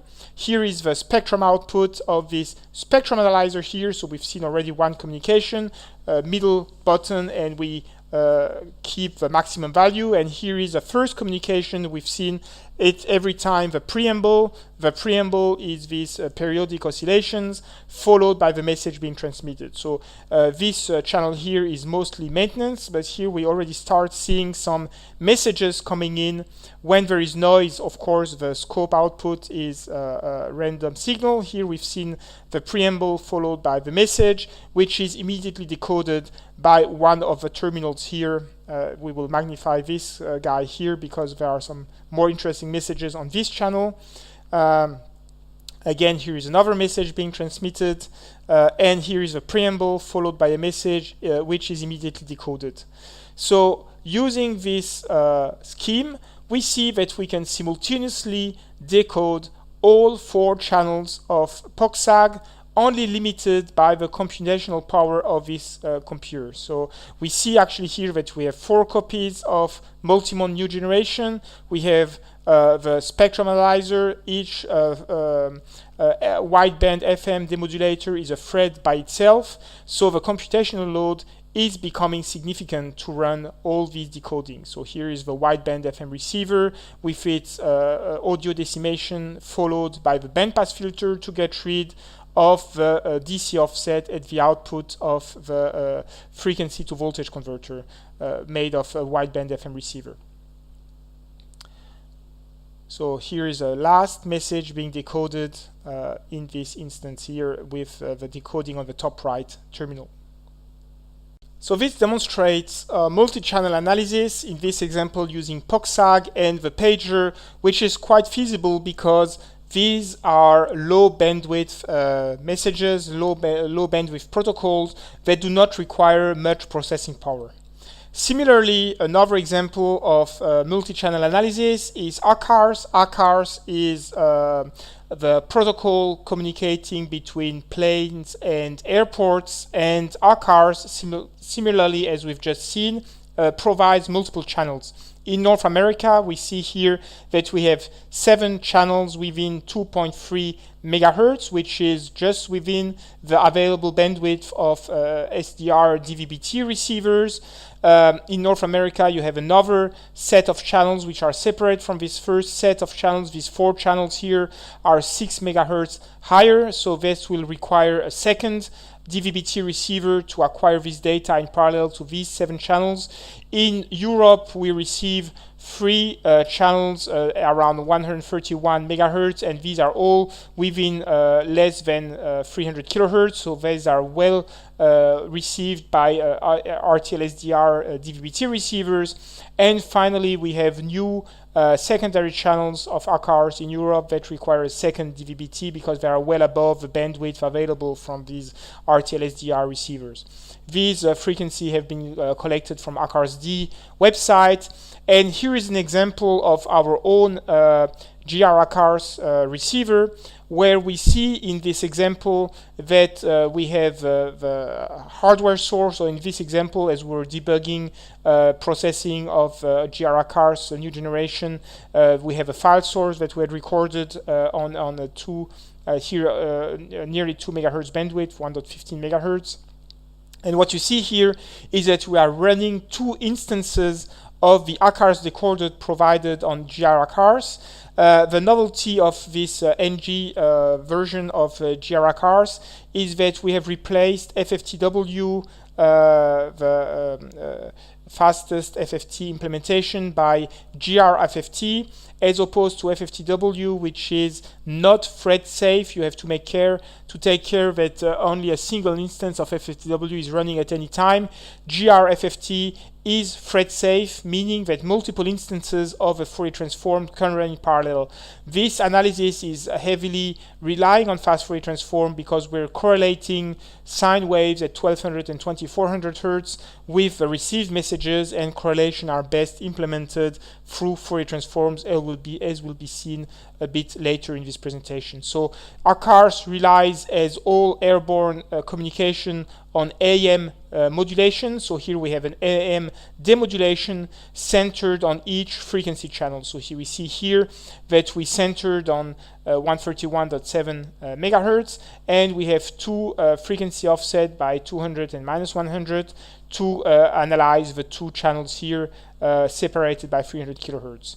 And this allows us to collect all the ACARS messages of the planes flying in the area. Here we have a consistent identification, immatriculation of a plane, which is found in our ACARS decoding, and you see that ACARS is typically feeding information about fuel consumption, localization of a plane, or this kind of information. So again, the same story as we just demonstrated with POCSAG is feasible on ACARS, thanks to the thread-safe implementation of GR ACARS for decoding ACARS messages.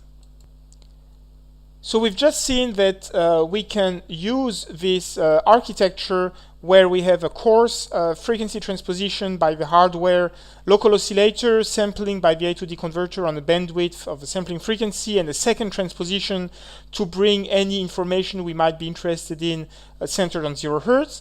But can we use this information differently?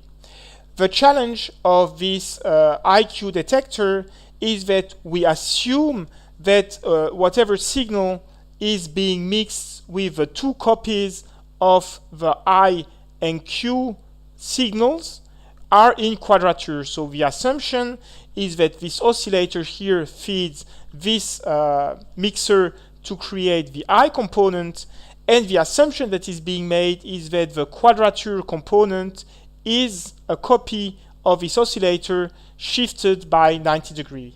The practical implementation of analog IQ detector is flawed with these two issues of, if we assume that I is perfect, then Q might exhibit some imbalance in terms of amplitude. The amplitude might not be exactly 1, but this phase shifter might introduce some amplitude variation.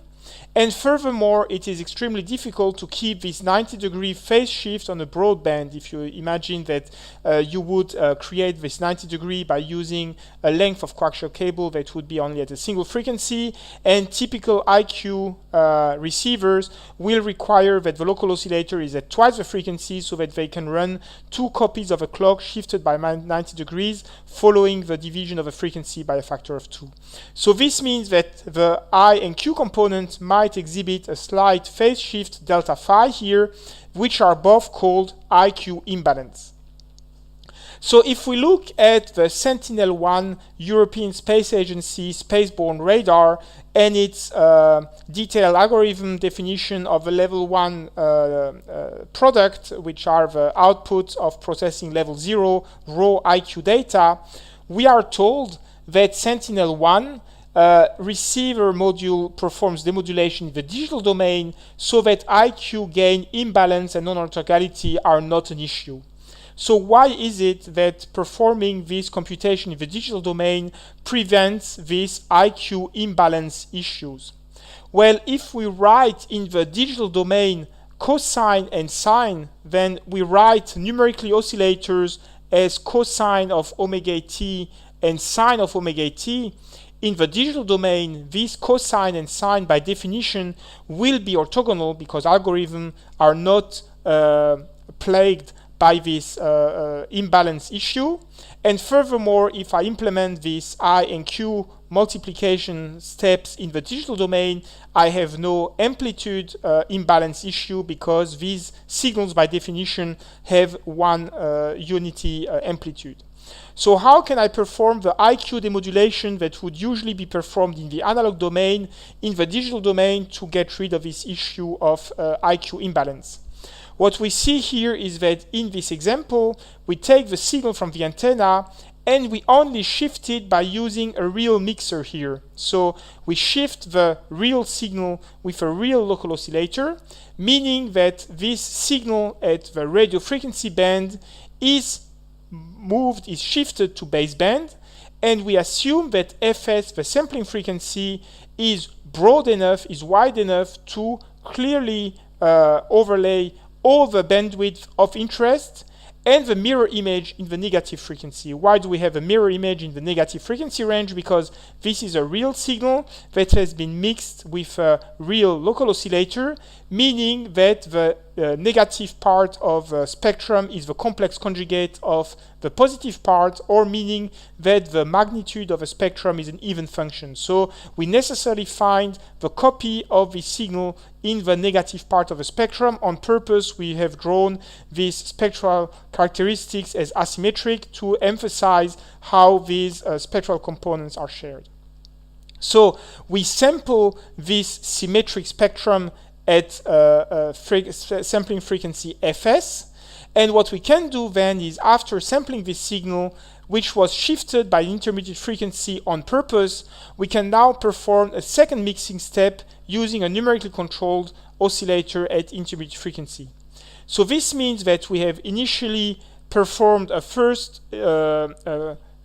mixing step by exponential of j omega LO minus IF t, and then we multiply this with a new exponential of j omega IF, and by taking the product of these two complex exponential, this is equal to exponential of omega, j omega, of course, LO times t. And we are only left with the local oscillator, and we have removed the intermediate frequency intermediate step spectral component. So this is illustrated over here by mixing this A to D output with the IF frequency of this numerically controlled oscillator. We take both spectral components, bringing this spectral component centered on 0.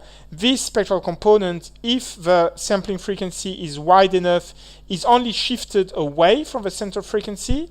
And by taking this low pass filter here in purple, this is this low pass filter over here, we get rid of the image and we only keep the original signal. And this original signal here is the baseband copy of the radio frequency signal that was over here, except that this time this signal has been transposed to baseband with a perfect IQ quadrature components, because we have removed the issue of amplitude imbalance and quadrature inorthogonality as described in this Sentinel-1 processing step. So you see here that digital processing allows you to achieve results that could not be achievable using analog electronics. This concept of two-step frequency transposition from radio frequency band to baseband and then from the intermediate frequency to 0 Hertz is actually used in a low-cost vector network analyzer, the Nano VNA, as described in this presentation here.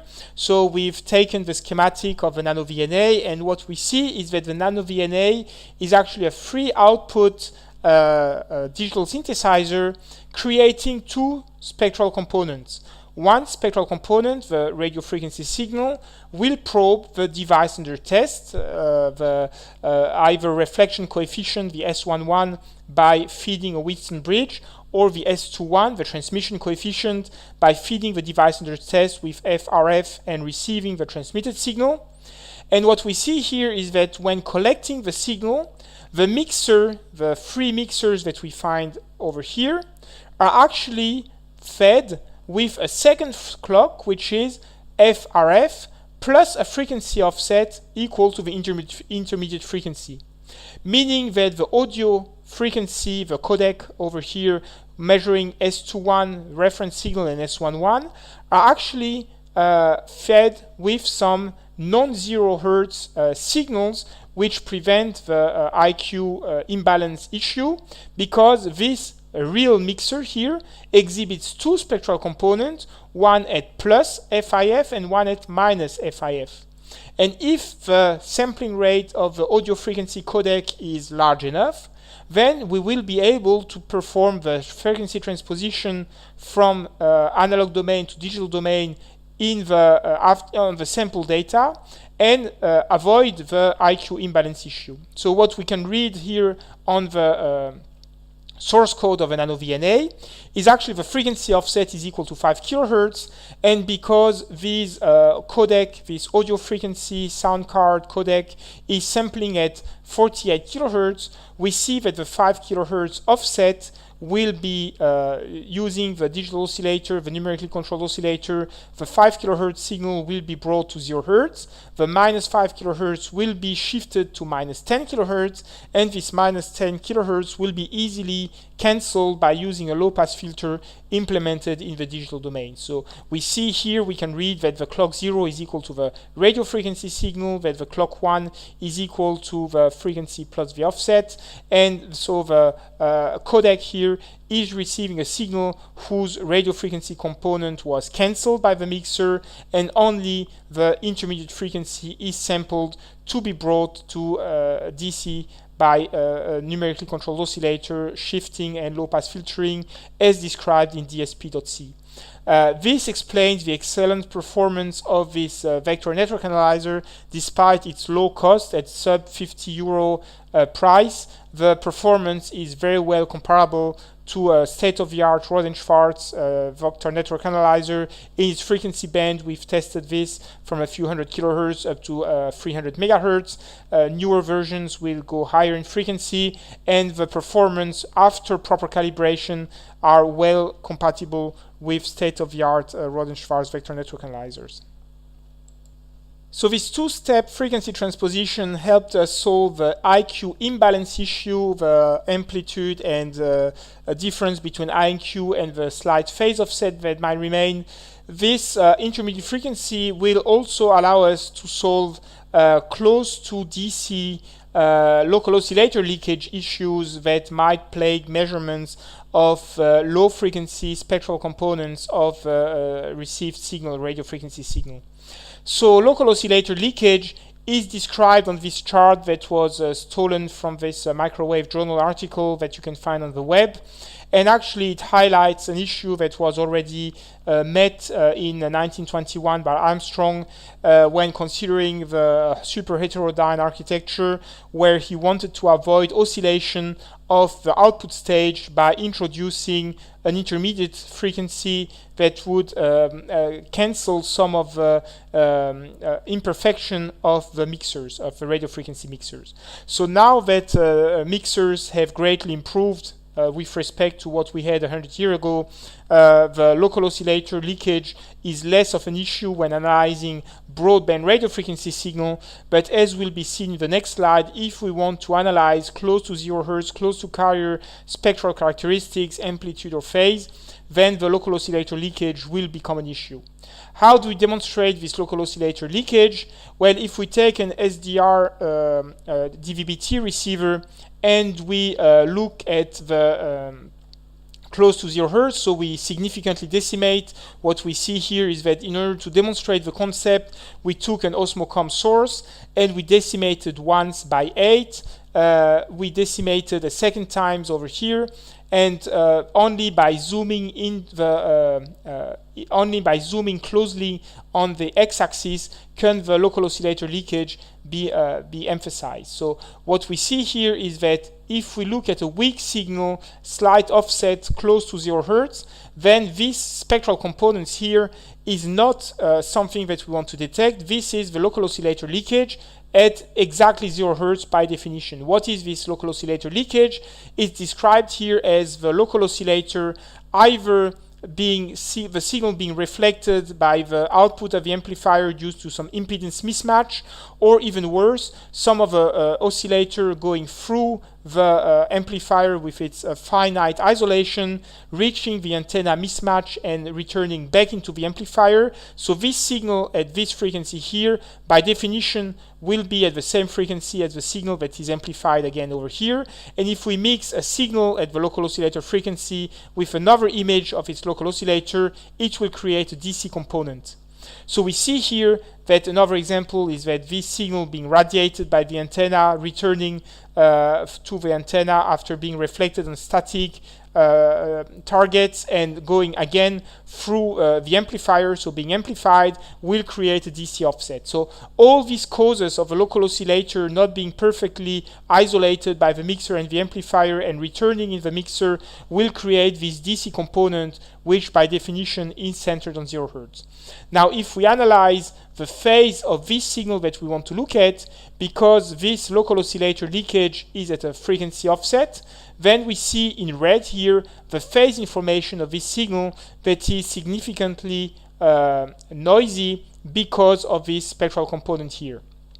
So what we can do to avoid this issue is, in this example, we've introduced a frequency translating filter, which creates the intermediate frequency that was initially introduced by Armstrong in his super heterodyne architecture.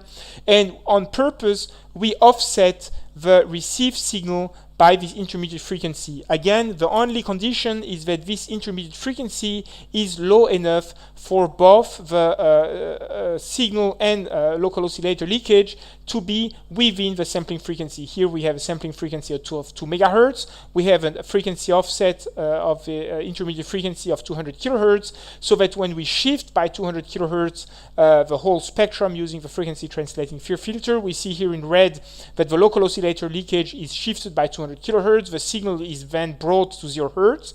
And by adding this low-pass filter, we made it explicit here so that we can display the frequency transpose signal and the low-pass filter signal. Of course, you could introduce this low-pass filter as the taps of your frequency translating filter here.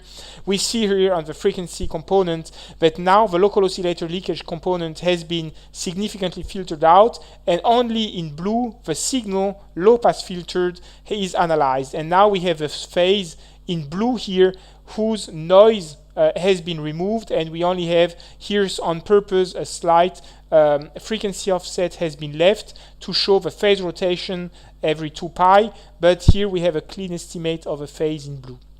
When are we using this kind of analysis of the phase characteristic of a radio frequency oscillator? Here is an experiment that we run in the lab where we wish to characterize the out-of-plane radio frequency surface acoustic wave device vibration amplitude. So we have a device under test. This device under test is a radio frequency bulk acoustic or surface acoustic wave transducer. Bulk acoustic as a resonator like your 8 megahertz quartz oscillator, or radio frequency surface acoustic wave devices for radio frequency filters as you will find in your mobile phone. And we wish to know not only the electrical characteristics, but because these are based on piezoelectric substrates, we wish to know the vibration amplitude of the mechanical wave, the acoustic wave propagating on these piezoelectric substrates. The typical approach is to use a Michelson interferometer where we illuminate with a light beam, a laser beam, the sample, and we wish to know the interference fringes between the direct wave, the reference path of the Michelson interferometer, and the second path that is reflected on this device under test. Now, the challenge with this measurement is that this reference path with respect to the measurement path will be plagued by some static phase variation due to the environment, temperature, moisture, all kind of effects that change the optical index of air. So the classical approach, similar to the super heterodyne measurement technique, is to introduce a frequency offset, in this case this acousto-optic modulator running at 80 megahertz will shift the frequency from the helium neon laser by 80 megahertz prior to illuminating the sample over here, and the sample reflected signal goes back to through the acousto-optic modulator to be shifted by another 80 megahertz, so 2 times 80 is 160 megahertz. This signal will be reflected on the front lens of the laser acting as a mirror, and the reflected signal will be reflected in the beam splitter to interfere with the direct signal coming from the helium neon laser, the length of the path here being shorter than the coherence length of the laser. So on the radio frequency step, what we would usually do is collect this optical signal that has been shifted by 2 times 80 megahertz, so that's 160 megahertz, plus the frequency of the vibrating sample here, the radio frequency sample that is being analyzed. And we wish to detect the phase and magnitude of this information. How do we detect this? Well, we can detect this by analyzing the output of a photodiode directly measured at twice the omega output of the acousto-optic modulator. And if we mix this output with the signal that was used to drive the sample over here, then we will shift 2 times omega 0 plus omega minus omega, the frequency driving the signal, brings us back to 2 times omega 0. So here we have a carrier frequency, which is the reflected intensity from the sample. The carrier frequency is simply the signal that went twice through the acousto-optic modulator without considering the vibration amplitude. This is representative only of the reflected intensity, reflectance of a signal. And then we have the signal that has been shifted by omega, the operating frequency of this device, and that is electrically shifted by another omega to bring it back to 2 omega 0. And your classical measurement would use the lock-in amplifier to detect this phase and magnitude. Here is a picture of the experiment with its two spectrum analyzer, its two synthesizer, the lock-in amplifier, a fancy experiment. We wish to get rid of all these equipment that our colleagues will steal whenever we are not using the experiment, and replace all this expensive hardware with a B210 dual-channel software-defined radio receiver. So you see that all this hardware is actually replaced by software-defined radio processing, where we will collect channel 1 and channel 2 of the two channels of the B210. We will display magnitude of channel 1, magnitude of channel 2 as the sideband and the carrier frequency magnitude, and the ratio of these two quantities will give us the vibration of the sample, and the phase of the ratio of these two quantities, of these two complex quantities, will give us the phase difference between the reference and the sideband, and hence the phase of the acoustic wave, which is related to the acoustic velocity. So in this example, we not only bring the flexibility of software-defined radio by tuning the parameters whenever we run a new experiment. We have a radio frequency front end with a very broad spectral range, 70 to 6,000 megahertz, and we will be analyzing the signal as the sample is moved under the optical microscope here. So we will map the acoustic field by scanning, by raster scanning the sample under the table. So this brings us to the actual signal processing flowchart. We have here the USRP source of the B210. Because we wish to get rid of the noise that we have just addressed of the phase measurement, we have these two frequency translating filter acting as heterodyne measurement, and we will display the complex to magnitude. So we will display the magnitude of both spectral components, as well as here is the division. That's the division of the two spectral components, which will give us the phase output, so hence the phase difference between these two harmonic components, and all this data will be streamed to the laptop collecting the data. Why do we actually stream the data? Because we need to synchronize the data stream that is generated by GNU Radio with the positioning table that scans the sample under the optical microscope lens here. Now, GNU Radio could handle stage positioning, and we will see in the next slides that we believe that the most efficient approach is to share resources between GNU Radio running processing radio frequency processing steps and external software. In this case, this is GNU Octave. GNU Octave has an instrument control toolbox, and this instrument control can communicate through a serial link with, for example, this positioner stage. So in this example, which will be described further in the next slides, here we use the streaming procedure of 0MQ. 0MQ is a UDP-like data stream that will send data from GNU Radio to the laptop. Whenever the Octave software is ready to process data, it will receive data for further processing. If the stage is being moved, then the data are irrelevant, if only because the stage is not in a static position, and the data will just be lost and not be neither collected nor processed. And here we see that whenever we are not collecting data, we will send the command to the table for moving the sample and raster scanning. So here is an example of sharing processing, radio frequency processing using GNU Radio, and data processing or instrument control using GNU Octave. So here are some examples. This is a bulk acoustic resonator, typically like the one you would find in microcontrollers for generating the 8 or 16 megahertz reference clock of microcontroller. This is the carrier signal, optical carrier, which is the reflectivity. Here we see the keyhole-like electrode on a piezoelectric substrate, in this case quartz. Here we have a sum of acoustic vibration plus the reflectivity, and here we divide this measurement by this one, so we get rid of the reflectivity and we only get the magnitude and the phase of the acoustic wave propagating in the piezoelectric substrate, defining the frequency of the resonator. These are overtones, so if you look at some of the spurious modes, you see these nice patterns here. Again, carrier frequency, vibration plus carrier, and by taking the ratio of these two quantities, acoustic field, magnitude, and phase. We can do the same with surface acoustic wave device. These are 444 resonators used as temperature sensors. You would find the same in filters, in the 444 megahertz ISM band filters. This is the reflectivity, so the pattern of two parallel resonators. The first resonator at 433 megahertz, the 434 megahertz, the first resonator at 433. How do I know which one is which?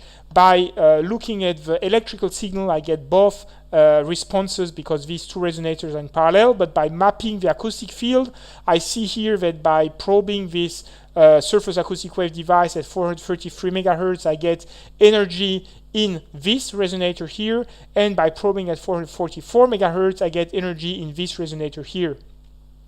Interestingly enough, if I look at a spurious mode at 432 megahertz, I see that the energy is in this resonator here, so the one closest to 433. So this allows us not only to identify the cause of spurious modes, but possibly also to alter the geometry of surface acoustic wave filters by knowing where the energy is concentrated. If we map the phase as a function of position along the electrodes, we see here the standing wave pattern in the Bragg mirrors on the sides of a resonator or in the interdigitated transducers, and where the acoustic wave is propagating, the phase is 2 pi f tau, f the frequency, tau the time delay, so that the phase here provides the acoustic velocity, because tau is d over v, the distance that has been traveled by the acoustic wave divided by its velocity. So here we see that from the slope of a phase as a function of position, we can deduce the velocity of the acoustic wave, which closely matches the 3,100 meter per second, well known for the Rayleigh wave on piezoelectric substrate made of quartz. So here you see how we can make a lab experiment using software-defined radio after getting rid of the local oscillator leakage that would otherwise prevent a fine measurement of the phase information at the output of this measurement. So not only does sharing resources between GNU Radio and GNU Octave allow for taking the best of the two worlds, the radio frequency processing from GNU Radio and signal processing or instrument control from Octave, but also this will allow us to only analyze bursts of data and not necessarily continuous streams, thanks to the 0MQ publish subscribe streaming mechanism. This is an example of a noise radar that was implemented using two radio frequency system. In this example, we use either a Wi-Fi dongle or a Pluto SDR as a pseudo-random signal source, and this pseudo-random signal source is recorded by a B210. So the B210 Etus Research software-defined radio is a dual-channel coherent receiver.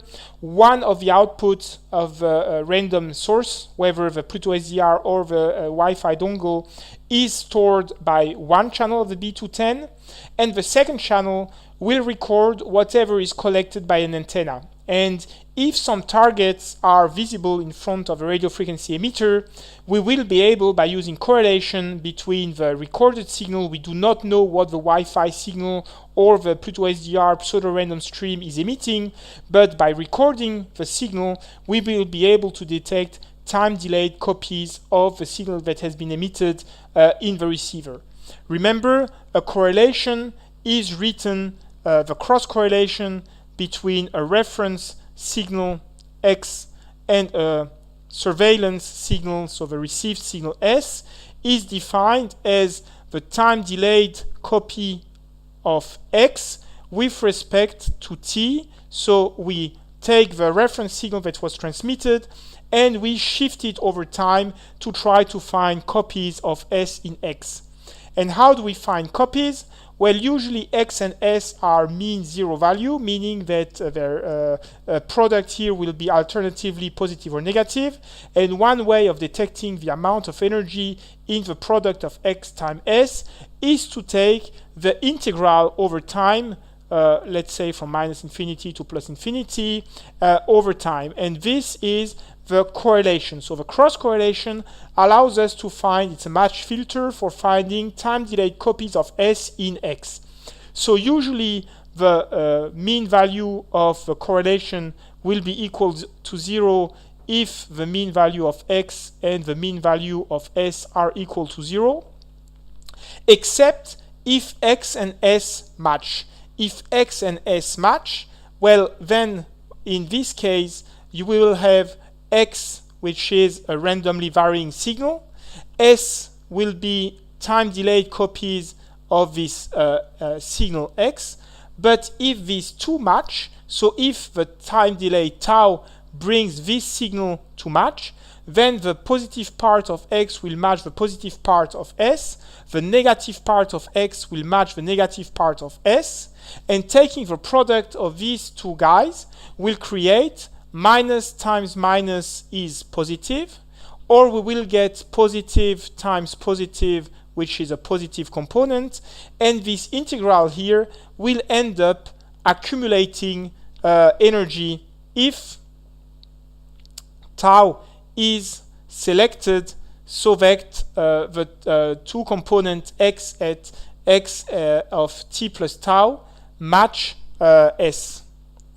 So this is what cross correlation is about, trying to find this time delay tau so that the two quantities match and accumulate energy coherently. So this is how a radar is implemented. We send a noisy signal. This noisy signal reflects on the target, is received on the receiver side, and only when the right time delay is detected by using the correlation will we have a non-null correlation output. Now we can do better by sweeping the receiving antenna over distance, so we can complement the range, which is the distance of the source to the target, by complementing with azimuth information, and this is called synthetic aperture radar. In a synthetic aperture radar, we repeat the measurement by sweeping the position of the receiving antenna along a linear path, and by taking the correlation of these time domain signal at various positions, we can demonstrate that we can not only compress the pulse in the range direction, but also in the azimuth direction, and have a localization of the target with an angle resolution determined by the length of the rail here of this ground-based synthetic aperture radar, GBSAR. So if we only focus on the range resolution is determined by the ability to finely detect the position of this pulse in the time domain. So this is time over here, and what we wish is to finely detect in the time domain when this pulse is located. Now we can intuitively think that the time resolution here will be given as 1 over the bandwidth of the signal B. The bandwidth B is the spectral spreading of the transmitted signal, and the time resolution will be given as the inverse of the bandwidth. So that if we have a two-way trip, well, the range resolution will be inverse of twice the bandwidth. That's simply because the radar signal will go from the transmitter to the target and then back to the receiver. So that's half of the two-way trip that we measure, and we convert the time of flight into a range by multiplying by the speed of light, C0, 300 meters per microsecond. So the range resolution is C0 over 2b. Now this means that we wish to maximize the bandwidth B of the signal being transmitted to maximize the range resolution, to improve the range resolution.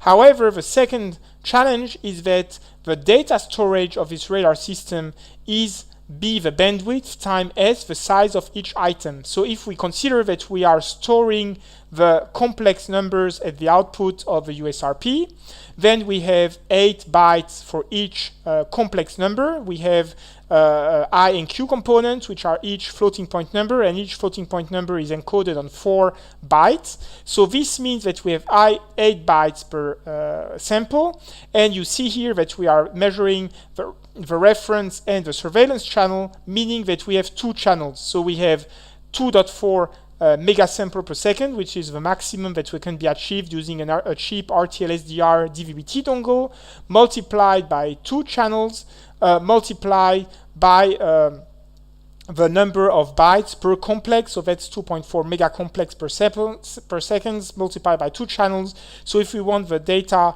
rate per minute, we multiply this quantity and we find 2.3 gigabyte per minute. So this is a huge amount of information to store if we want to measure a few minutes worth of radar measurements. And the challenge here is that this motion of the antenna along its rail, first of all, will not benefit from any measurement as the antenna is moving from one step to another, because as the antenna is moving, the signal is unstable, so there is no point in recording this data. And furthermore, we only need to collect a burst of data when the antenna is stable and not as it is moving. And here the screw that is moving an antenna means that the antenna will require about half an hour to move along this 1.2 meter path length. So this would mean that we would record about 100 gigabytes with only very few samples being worth collecting. So what we will consider now is how to best use external software, in this case streaming the 0MQ data so that GNU Octave can fetch the data only when the antenna is stable, and furthermore so that GNU Octave can control the motor here to give the order for the antenna motion whenever data have been collected. So rather than demonstrate the concept on a full-fledged radar system, let us demonstrate on this much more simple data stream. In this synthetic signal example, we have created two signal sources, two sine waves, whose frequency is defined by a acute graphical user interface range, so that's a slider, and we will display the frequency output from GNU Radio. What we will do is we are going to interleave these two data sets, throttle, because there is no hardware means for GNU Radio to know what is the data rate, and we will send this to a 0MQ publish sync. You will see that this publish sync will act similarly to UDP, meaning that the data will be transferred and lost if there is no listener, or will be received by GNU Octave. In GNU Octave, a 0MQ library allows you to open such a socket. We need to have a consistent data rate. So here we have a sampling frequency of 1 megasample per second, consistent with the 1 megasample per second over here. And we will see that we stream 2048 data chunks, which is consistent with a vector length of 2048 sample over here. We open the socket, we collect data from port 5555, which is consistent with the port that we have opened here. We fetch the data. Sometimes the data blocks will be smaller than the expected length, and so we loop until we get the right number of data. In this example, we will plot the spectrum of the data that has been transferred. So let us demonstrate this concept on an actual flowchart. So here we have prepared two signal sources, which are defined by the FLO, the local oscillator, frequency defined as range over here, and we stream the data to a 0MQ publish sync. So here we've defined the local host 127.0.0.1 as the IP address with port 5555, which is the same as this GNU Octave script, where we have the sampling frequency, the number of data that are collected, and here we see that we connect to the local host port 5555, which matches. So if we run the GNU Radio flowchart here, we see that indeed we have our two frequencies which can be shifted, and we see that even if there is no Octave listening at the data stream, the flowchart is still running, as opposed to the previous example when we were running the FIFO, where both ends of the pipe had to be connected for the data to start streaming. And if in this example we start Octave, we see that we have a tick and a tock, so we have a duration of the execution. And if we start moving the data over here, we see that indeed we have both quantities shifting at the same time. So we demonstrate the real-time data streaming from Octave to from GNU Radio to Octave, and indeed the ability to fetch the data and process the data, in this case by taking the Fourier transform of the signal to display the spectrum. Now maybe we want to do something a bit more interesting than just displaying the spectrum, because this was just designed to demonstrate that consistent data could be streamed from GNU Radio to Octave. So if we go back to this presentation, but rather than having two sine waves which have no timing capability, we replace these with correlation sources. So now we can try to replace the signal source as a sine wave with a noise source. So let us go back to GNU Radio. And in this case here, we see that we've replaced the same data stream, except that this time we have a noise source. So a noise source with bandwidth B will allow us to find the time delay with a single beam width, because a noise only correlates at 0 time offset with a beam width of 1, so inverse of a bandwidth.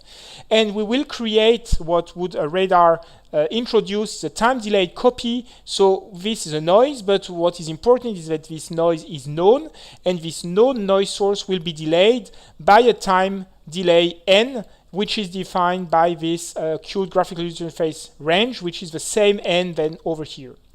So we interleave again the noise source with the delayed copy, and what we will do is this time in Octave, rather than plotting the spectrum, which is of little interest in a noise source, we will display the correlation. So again, we fetch at sampling frequency consistent with the flowchart in GNU Radio, and this time what we see is we connect again to 001 5555 port. We fetch the streams, but this time we will run the cross correlation. So the cross correlation will be the match filter to search for time delayed copies of the noise in the reference signal. So if we run this flowchart, we have the time domain display. This is the time sink. And we can actually run the correlation in Octave by running this demo script and by running the sampling here.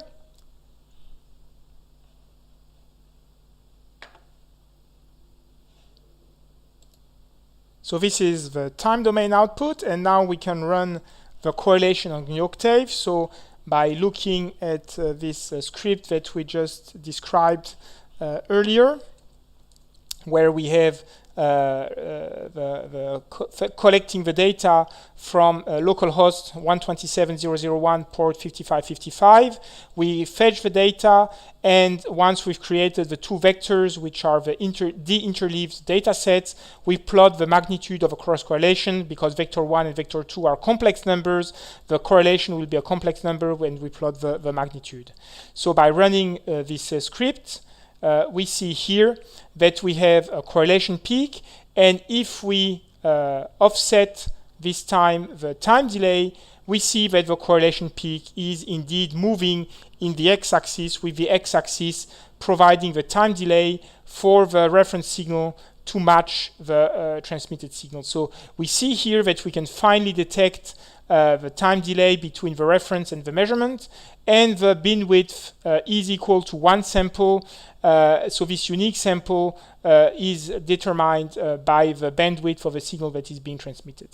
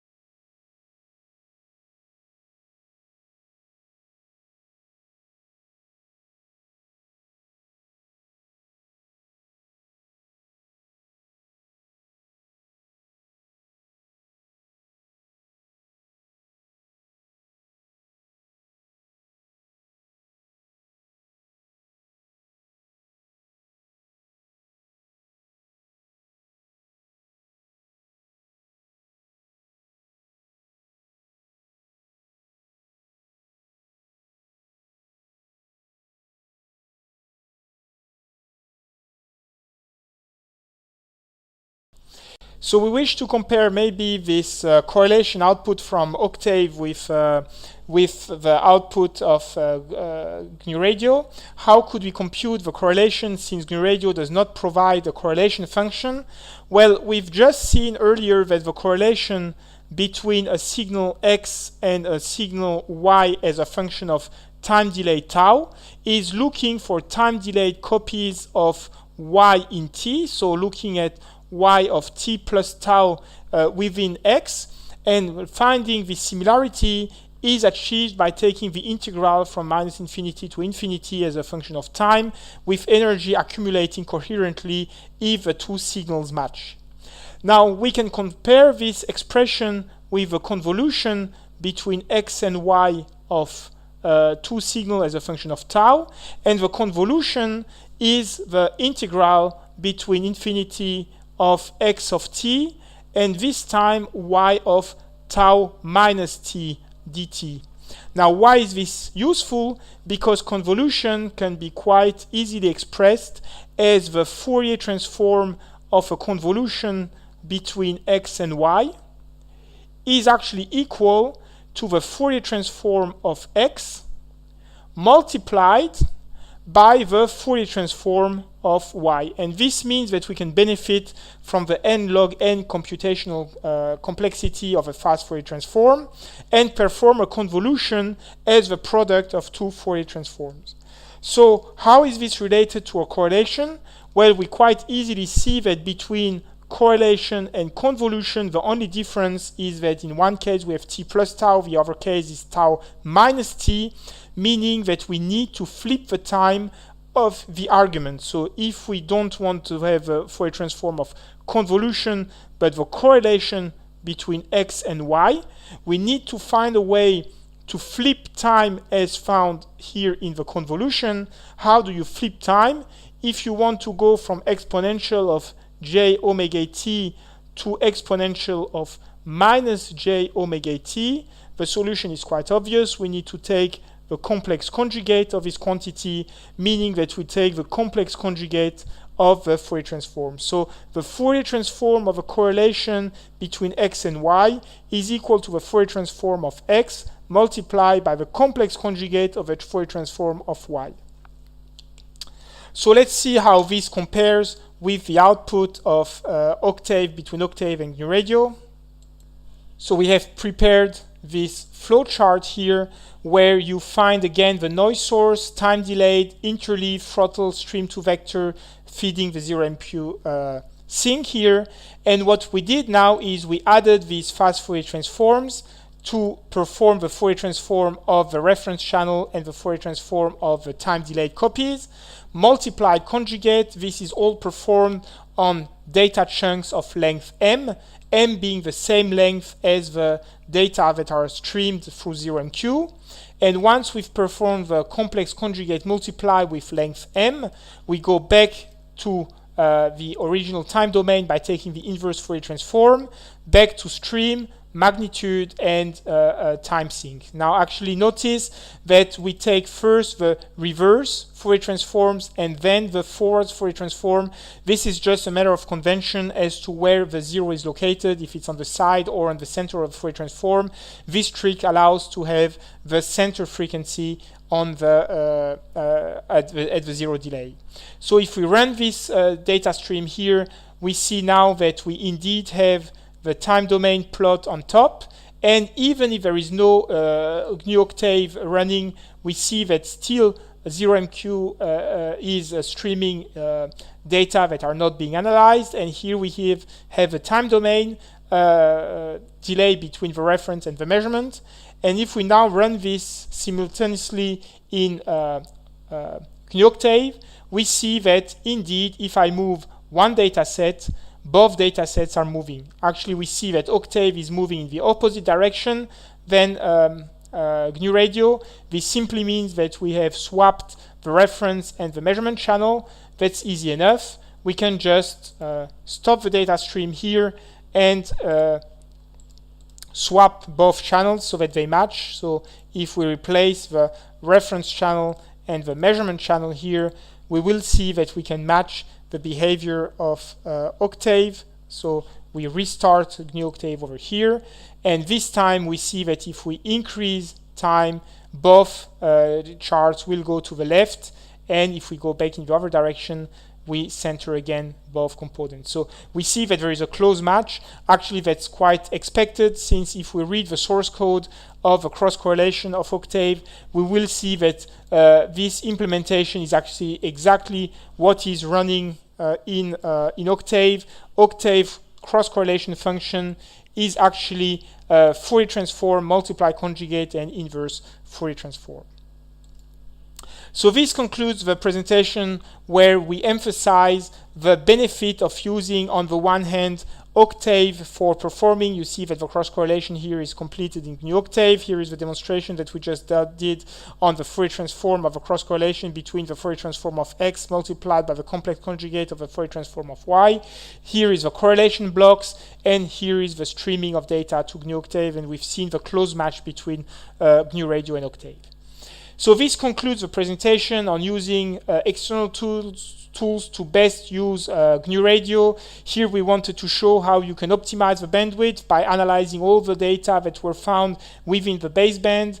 We've seen that actually radio frequency does not matter, only bandwidth matters, and actually this also defines what kind of protocol can be addressed using software-defined radio, limited by the bandwidth of the sampling frequency and the signal that has been spectrum spread by introducing information. We've seen that we can efficiently use external tools, and this means that maybe it's worth considering whether writing a new out-of-tree block is the best solution with respect to using external data tools. And here we've illustrated streaming through 0MQ data to GNU Octave. Here is a demonstration of passive radar using a Wi-Fi non-cooperative source. Here is my balcony. I was streaming Wi-Fi signals, not for streaming actual data, but for illuminating buildings. These are buildings opposite to my balcony, whose reflections are detected by cross-correlating the transmitted data with the reflected data. This has been presented at the GRCon in 2020. With this conclusion, I thank you for your attention and hope you will enjoy playing both with GNU Radio and GNU Octave.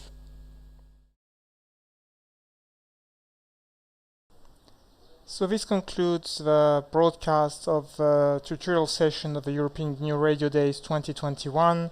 I hope you had as much fun watching this video and learning these new topics than we had recording them and training for this presentation. And now I must leave you because my setup for recording Sentinel-1, which is about to fly over Besançon in France, is ready, and I cannot wait for the satellite to join.